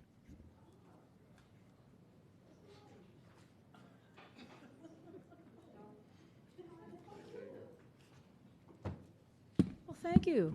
Is the mic on? For a school board member showing some respect on having input from the Broward Teachers Union. Anna Fusco, Broward Teachers Union. Do you have a comment? Did you want to say something? No? Okay. We don't go back and forth with the audience. Oh, well, apparently one does. Thank you. So sitting here listening, and I noticed that, as Chair Sarah Leonardi did point out, and I'm glad you did, I did hear and see the contradictory piece amongst the four that were sitting there. So I'm glad that was picked up. But again, as we see that, did anybody ask where's anything of a process that's been entailed in writing something? And then another piece about it is that we want to, where's the sense of urgency? I get we want it done correctly, but we have high-level people. So it could be done with urgency and correct in a timely manner, then we keep pushing everything back. Our own educators don't get that courtesy in our own classrooms. All right, food for thought on planning days. They don't get a chance to plan, they're stuck in meetings, and they don't get extra time pushed back. So I respect that you want to have it done correctly. And it seems to be a common narrative. We're always having to get things to get done correctly. Why is it always done incorrectly? But yet we're all still sitting here.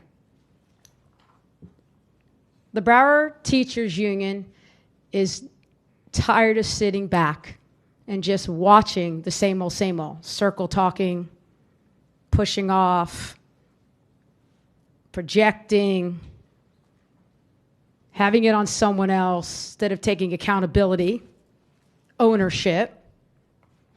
And you guys keep allowing it.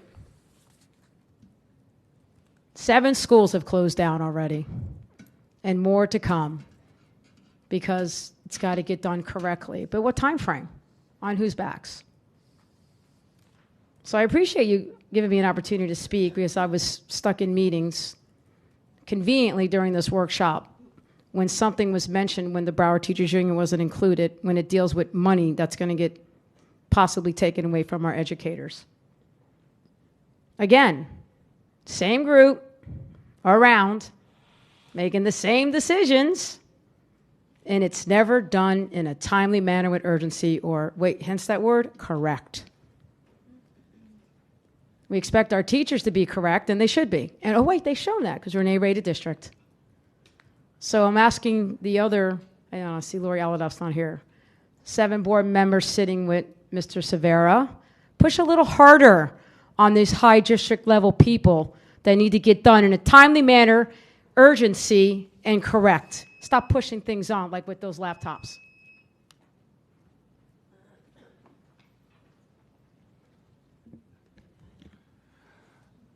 As for my opinion / consensus on what's being presented, I'll stand by my earlier comments, and I'd like more information specifically related to cost before I opine. Thank you.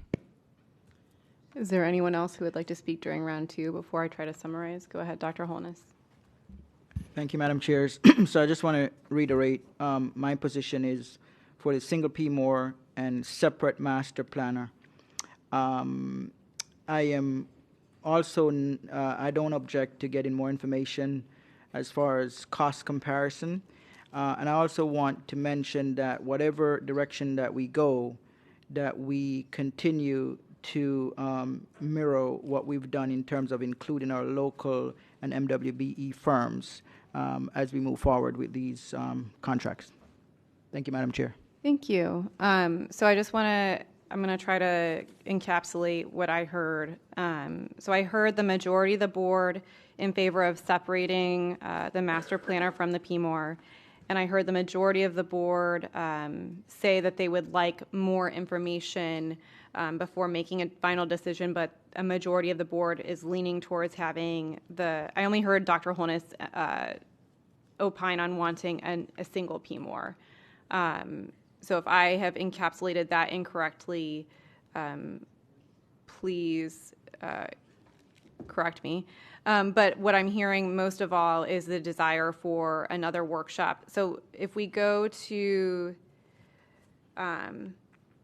the schedule, we were supposed to, on March 18th, do a board review before posting the solicitation, but Dr. Hepburn, you said we're having another workshop on March 3rd on this? No, so we anticipate the March 18th date is to anticipate to post the solicitations, but March 3rd would be the workshop with the additional information and the solicitation developed based on the current feedback and make any additional changes based on feedback from the March 3rd workshop, and then post the solicitation on March 18th.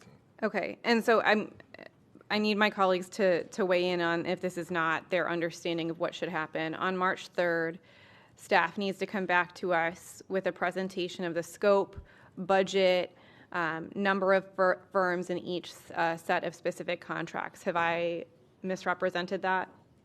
Only one other piece I talked about here, which is a schedule of major milestones. Not a whole project plan, but here's kind of when we want to hire CFAO, here's when this contract would go out, just so we can see what it looks like from now until the summer. Okay, Ms. Bowman? So this would be an updated presentation on the 3rd. So that's my understanding, right? Because I don't think that, and then I think the timeline is going to need to be pushed back. I don't think it would be reasonable that we're getting an RFQ out in 2 weeks if we haven't. And correct me if I'm wrong, Mr. White, that you could build based on this feedback, you can build most of it. We would, based on the information we bring back on March 3rd, to finish it. Yes, I think we've got the skeleton of the terms and conditions. The basic framework of the solicitations is pretty much completed. It's really getting the scopes once we get the final direction of, are we bundling, are we not bundling? If we're not bundling, I need 2 scopes of work that are separate. If it's bundling, it's 1. And so then I'm working with Sonia to come up with, those. But I think if we reach alignment on the 3rd, we can probably get this out on the street around the 18th.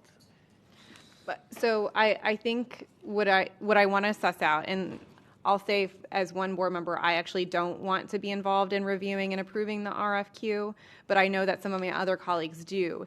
So if we make March 3rd another workshop where we're evaluating the scope and budget and the things that Dr. Zeman added, we will not be reviewing and approving an RFQ that day. So I just want that to be abundantly clear to my colleagues who do want to review and approve the RFQ, because I think then the timeline would need to be pushed out. We wouldn't be able to put it on the street on March 18th. Right. Ms. Bowman? I mean, I guess to avoid what happened last time, I don't need to be reading the entire RFQ, but I would like to know kind of what the basic terms are, like to have it in writing after, because we can say whatever and then it goes on the street and we have no idea what's in it. And it doesn't necessarily capture what we agree to. I also just don't want to rush it because I don't think we have to. And I'd rather get it right than have some kind of arbitrary timeline that we're trying to. So is your desire to have another workshop and push back the timeline a little bit? Yeah, I wouldn't be opposed to that, and I do think and just for the public, we were talking about that. I think if we have some supporting information that shows this is how the other programs do it, that we can rely on, that this is what we relied on to make the decisions that we're making. Dr. Hepburn? Yeah, so that's important. if I can make a suggestion, maybe we bring back all the stuff that we just discussed, board and staff, and then make that determination at the March 3rd meeting if we need to push it out. Yeah, And okay. have TBD. Yeah, TBD. Okay. I feel like with the additional information and the development of the scope based on the feedback from that workshop, then the board can make a decision if you want to push it back and we bring the actual RFQ. Right. And then also, just really quick, the master plan, what's happening with, what are we going to do It will with be that? separate. That'll be separate, so when can we expect, I think we need to nail that down too, when we're going to get that RFP. So is it the board's will to see that? Because they can work on the scope, meet with the facility task force. I don't think we need to see it. Get feedback and then push that out. Okay. But how long do you think it'll take to? That's if.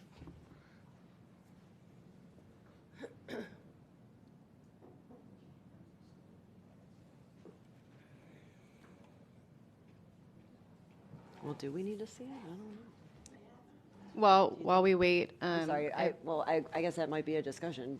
Okay. We need to at least know what we're looking for the master We plan. can give you the we can like how we did the this particular process for construction management or PMOR with that timeline that we sent with the memo. We can just replicate that for the long range planner also, just so you have specific information. When is the scope developed? When are we meeting with FTF? When are we making the final changes, and when are we putting the solicitation out, so that you have it clearly in writing. Okay. And we're consulting with other programs to find out how they're determining how they're getting their master plan as well, because I think that's important. Now, are we going to use does this require us to use the civic, I didn't write the whole name down, procurement, civic initiative procurement aid? To review and okay, so let's just make sure we're doing it correctly. Yep, absolutely. All right, you're good. Yep. Ms. Hickson and Ms. Rupert. Yeah, I was just going to say I don't think it's necessary for us to weigh in on what goes in the RFQ on the master planner. I think that's kind of I don't want to say generic, but I don't think we need to weigh in on that. I don't want to cross the line of getting into operations and doing those things that we shouldn't be doing. So, Ms. Rupert? Is there anything in policy that would stop us from doing that and having it not come back to us? Ms. Jack Adams? So I was checking into that because in my past experience, I know of no law that requires that. Right. and just to be specific, I know of no law that requires an RFP to come back to the board to approve prior to putting it out on the street. But the school board may have some policies, and I was trying to investigate that to see if there was any policies, school board of Broward County policies that require that. And so I was looking into one more policy to see if that is the case. Yes.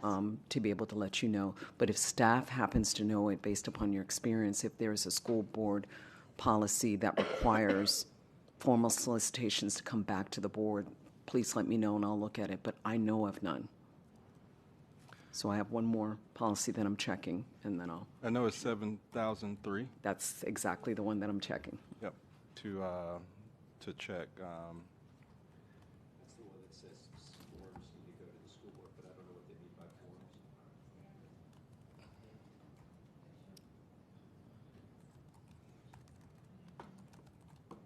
Are you done, Mr. Bird? I was waiting for the response, or is it going to take you a while, Mr. Shuck-Adams? Just give me a moment because the policy is several pages long. Okay, And then I'm done asking my questions, but I'll let her do that and give one of my colleagues an opportunity to opine.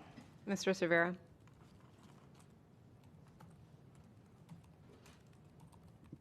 I didn't have any follow-up. Oh, your thing is up. Oh, I apologize. All right. Does staff have their direction then? And is the board in consensus we want another workshop with those elements? Is there any objection to that? Right. Dr. Zeman? The only possible, and I wouldn't necessarily call it an objection, are you going to ask separately about moving forward with the master planning contract? Or, go ahead. The one you're talking about now, I think, is the bring back the workshop on the PMOR larger contract. But I was wondering if we gained consensus enough to allow them to put together and to execute on their own an RFP or an RFQ for the master planning contract. I didn't hear an objection, but if anyone does want it to come back to us. No, I'm good. Okay. Anyone object it to staff moving forward with the master planning? Okay. Madam Chair, just for general counsel, as Dr. Zeman noted, the only thing that's in the policy, it just mentions the form/template comes back to the board for approval, and I don't know what the clear definition of form is in this instance. So I think that's the. I'm wondering, does past practice? And that's what I see as well. The exact language says the board shall approve standard RFQ and RFP forms. So I don't know exactly what that is because I know that each solicitation is unique to what you are trying to procure, you know, the good or the service that the commodity or the service you're trying to procure. So I'm not familiar as to what this form is. So I was trying to read. I do see a hand in the audience from from Dr. Natalie Lynch-Walsh. Thank you, Dr. Natalie Lynch-Walsh, former Facilities Task Force member since 2011. So, yeah, that line in the policy was always interpreted that when a new solicitation for the first time, like when it's a program manager, and again in 2020, it came to the board. The board gave input and feedback, and that got responded to. Mm-hmm. And it went out. Everything was transparent for the PMOR in 2020. Prior to that, the one prior to that also went to the board. They used to actually bring too much to the board because all of the architects, when they would advertise, everything came to the board, and then he stopped a lot of stuff coming to the board. This is the first time that you're doing, the master planner of all things, to not bring that back to the board, and then it goes out, and then, those of us are out there going, what in the world is this that's in here? Or there's a hiccup through nobody else's fault. But when it comes to the board, instead of just hitting Demand Star, it creates an opportunity for everybody to see it and alert you if there's an issue, alert staff if there's an issue, have discussions, and give feedback before it goes out there.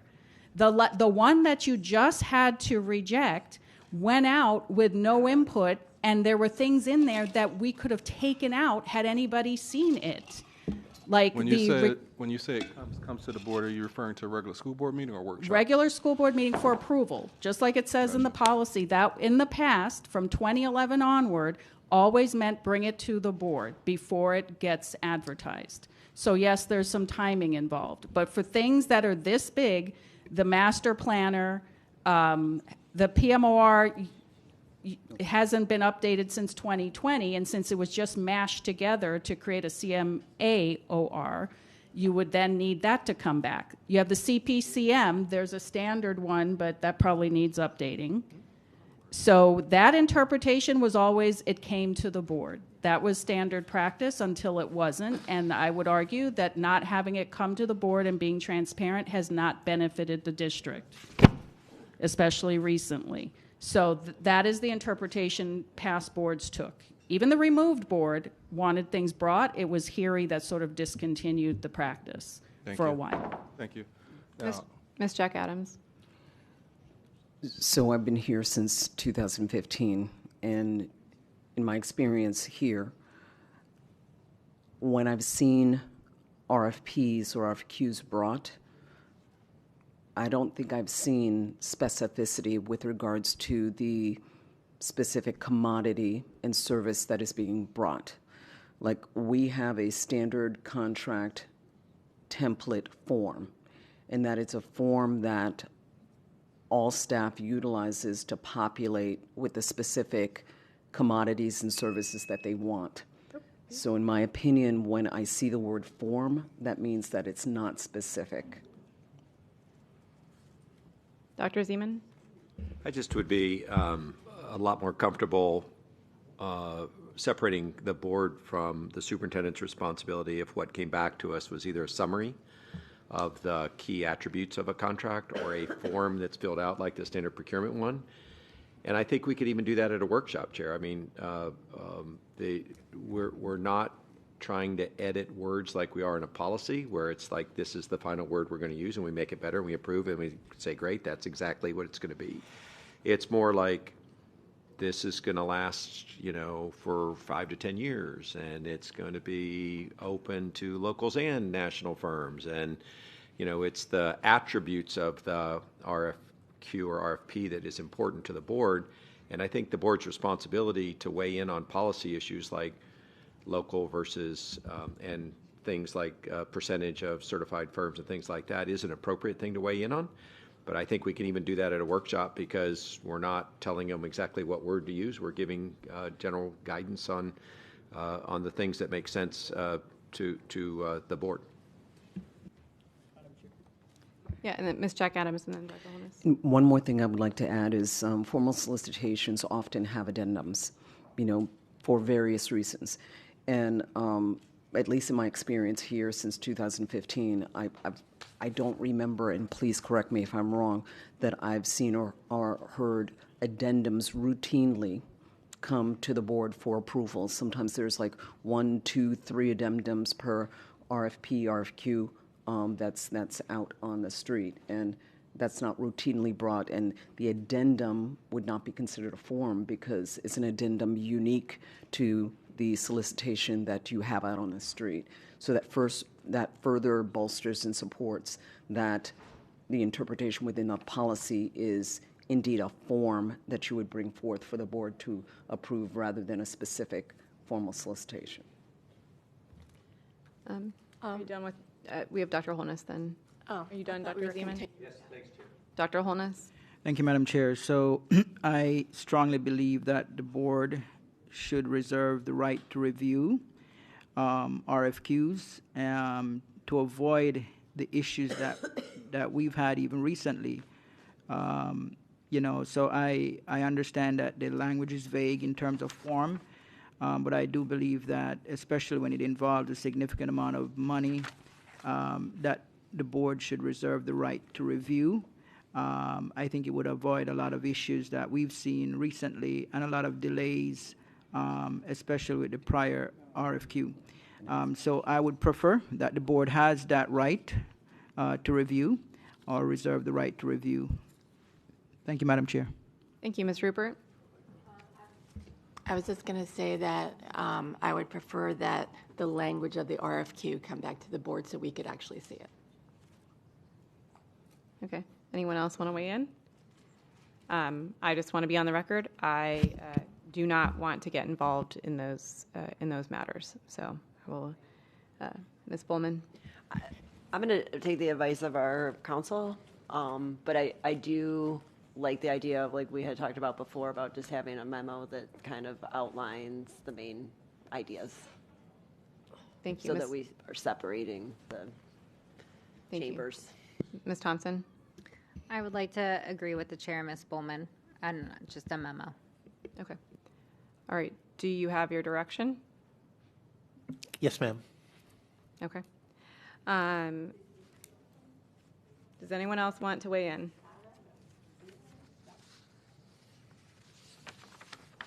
All right. Are we clear? Okay. We, at the direction of the superintendent, the following agenda topics are tentatively scheduled to be addressed during the upcoming workshops. February 17th, district budget update, mid-session legislative update, district strategic plan, rural development, Broward virtual franchise, non-traditional schools, final BOC report, instruction assessment and testing, ensuring balance, reducing over-testing, and protecting instructional time. March 3rd, advisory committee reports, FAST PM2 academic update, rural development, attendance policies, legislative affairs, transportation plan, rural development, safety and security policies. Please note that the order of topics and scheduling remain tentative and are subject to adjustment at the superintendent's discretion. At this time, Madam do any Chair? of my... I'm sorry, I was just going to remind you about your report. Yeah, I know. At this time, do any of my colleagues have any student successes or issues they'd like to bring up? Ms. Thompson? Thank you, Chair. Just one second. So I would like to first see if my colleagues, I would like to request a workshop on our VPK and pre-K programs to include VPK, pre-K, and Head Start, and have it include the total cost of these programs, opportunity to grow programs, how we market, comparing pricing to other surrounding private vendors, and then if charter schools and private schools offer these programs. I think this is an area where we can grow as a district, and it's a needed area for our community, so I would like to request a workshop on that. Is there any objection to that workshop? No. All right. And then I would like to shout out some of my district schools for their Minecraft competitive wins going to the finals against Palm Beach County. So Silver Palms Elementary, Pines Collegiate Middle School, West Broward High School, and then a shout out to Everglades for placing in the semifinals. And that's it. Thank you. Dr. Holness? Thank you, Madam Chair. So, Madam Chair, I just have a question for the superintendent and then some comments.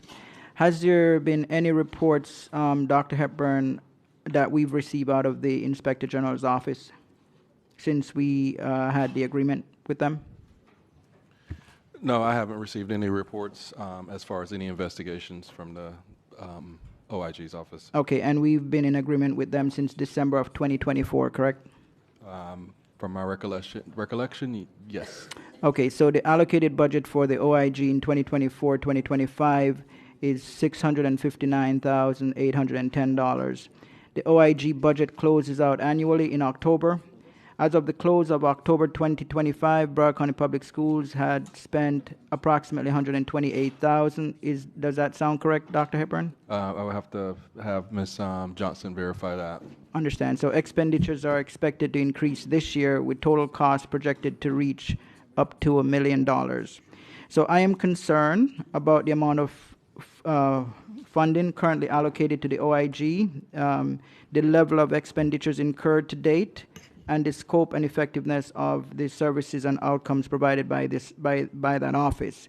So can this item be brought forth for discussion at a future workshop to examine from a cost management perspective alternative approaches to achieve more frequent reports and possibly better cost savings and achieving the same outcome. So I don't know if my colleagues would like that, but I think it would be helpful to look at alternative approaches to this, because we haven't had any reports in the past year.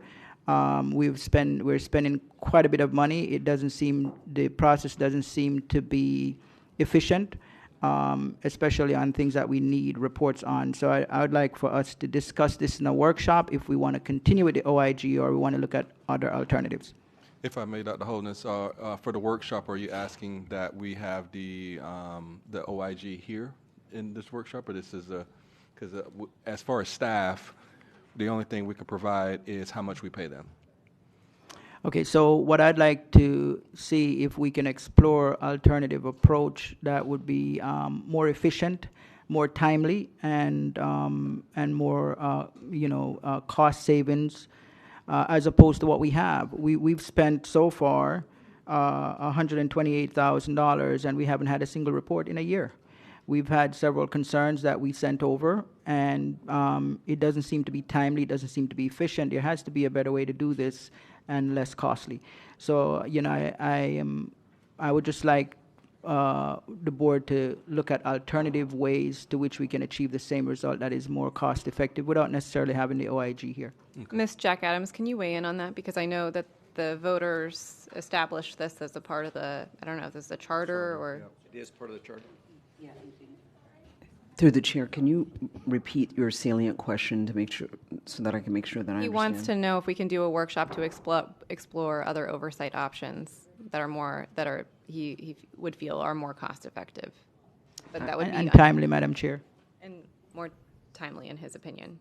I believe that you can sit and talk about it, but I'm not sure that I understand. Perhaps I missed a part of the conversation. Perhaps I can help. Mr. Yes. Sullivan? Sure. So this was placed on the ballot on the request of the school board, which passed, and it included amending the charter to include the school district in the jurisdiction of the OIG. So I'm not sure. I know we have an interlocal agreement with them, but I'm not sure. I know with cities, it's very specific in terms of what the percentages of their payment to them for their services.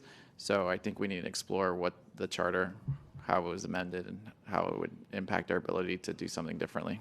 Okay, so Madam Chair, can staff come back to us then, not necessarily being a workshop item, but with information as to what the process would be to either discontinue this or to have alternative options for what we're trying to achieve with OIG? Can they provide that to you in a follow-up? Yes, and to all of the board members. Yes. Okay. I have Ms. Hickson and Mr. Cervera. Thank you, and thank you, Dr. Holness. I actually sent a board request to Ms. Shock Adams asking that exact question, and also to Ms. Johnson for them to get back to us about what we've already paid out and what would it look like trying to change. So thank you for that. I just want to give a shout out to Broward Education Foundation and Broward Teachers Union for the Teacher Expo that they had this weekend. It was in the same place as the Minecraft.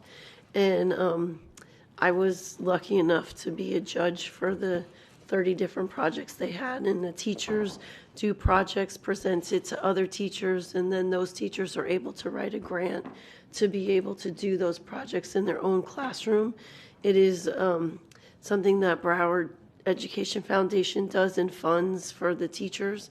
So if you didn't go this year, I would say try to go next year, because there were some really cool projects, and it's a good way to get some funding for your classroom. Thank you. Thank you, Mr. Cervera. Chair, I'd like to acknowledge Ms. Hickson, if I may, momentarily before I break into this bag of M&Ms. I really appreciate the gesture that you did here for your husband, who was wrongfully taken from you 8 years ago at the hands of a deranged individual. I'm so sorry for your loss. I pray for you, and I will continue to pray for you for your loss of your husband. I pray for Ms. Oladev and the loss of Alyssa. But as an M&M's fan, I was very moved by the tribute here, and I just wanted to acknowledge the kind gesture before I tore open the bag and enjoyed the treat. So thank you very much for that. Can I just tell? So there, just for everyone to know, 17 days leading up to February 14th, there is one day to honor each of the victims, and it starts with Alyssa, actually, and it started on the 28th of January. We typically post that out. Every day is a reminder of one of the victims and to do something that they enjoyed so that you would remember what was lost. So today happens to be Chris's day, so that's why I did the M&Ms, so thank you. Thank you. Anyone else? Mara says she's glad he didn't like broccoli. And yeah, just to echo, thank you so much, and thank you, Mr. Severa, for acknowledging Ms. Hickson in that way. Ms. Bowman? I wanted to give a shout out. The student trip to Tallahassee happened last week. I know 3 buses went. One bus that I was more familiar with was the Mentoring Tomorrow's Leaders and 5,000 Role Models. But what an opportunity for our kids to go up there. I had the privilege of having someone report directly back to me about what an amazing time it was. College tours, the Senate, the House, the Supreme Court, meeting all these people, sending pictures back, celebrities. So I just think we can't, talk enough about these programs and the opportunities that we have in Broward Public Schools that are. I never had a chance to do something like this when I was in high school, or middle school, because they brought middle schoolers too. So I'd like to thank Armando and everyone else that made this possible. But it was amazing. Thanks. Thank you. Anyone else? So in that vein, I did want to deliver my report from the trip to Tallahassee. So as you're aware, I traveled to Tallahassee last week for Broward Days and for Rally to Tally, joined by nearly 120 Broward School students.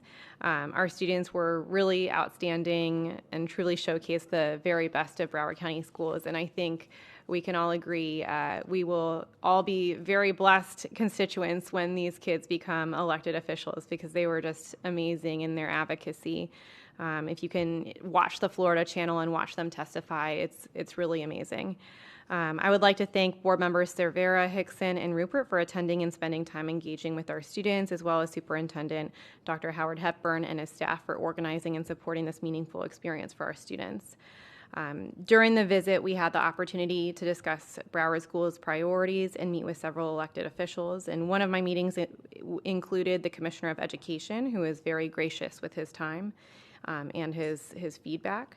I was able to highlight that our district's accomplishments and emphasize that this is a board that takes action when issues arise, and we are proactively working to address any operational concerns as they come forward. I look forward to returning to Tallahassee next week to continue these conversations with additional elected officials and members of the consortium. I had 2 other issues to raise. As we're all aware, there is an issue with the Office of the Tax Collector and the withholding of money, and so I'm wondering if Ms. Jack Adams could weigh in on that, and the superintendent, to see what next steps we're engaging in to try to resolve that issue. So I am aware of the issue, and I am looking into the laws, the facts, certain documentation to understand the matter fully, so that I can be able to discuss it with individual board members and provide them with that information, what I find. So I am in the process of doing that. Also, I have a upcoming meeting called with the tax collector, I think sometime this week, to discuss this matter. Okay. I hope that we can resolve that quickly. That money was intended for our students and our employees and security. So I hope we can resolve that in an expeditious manner. And then I just wanted to revisit the graduation issue.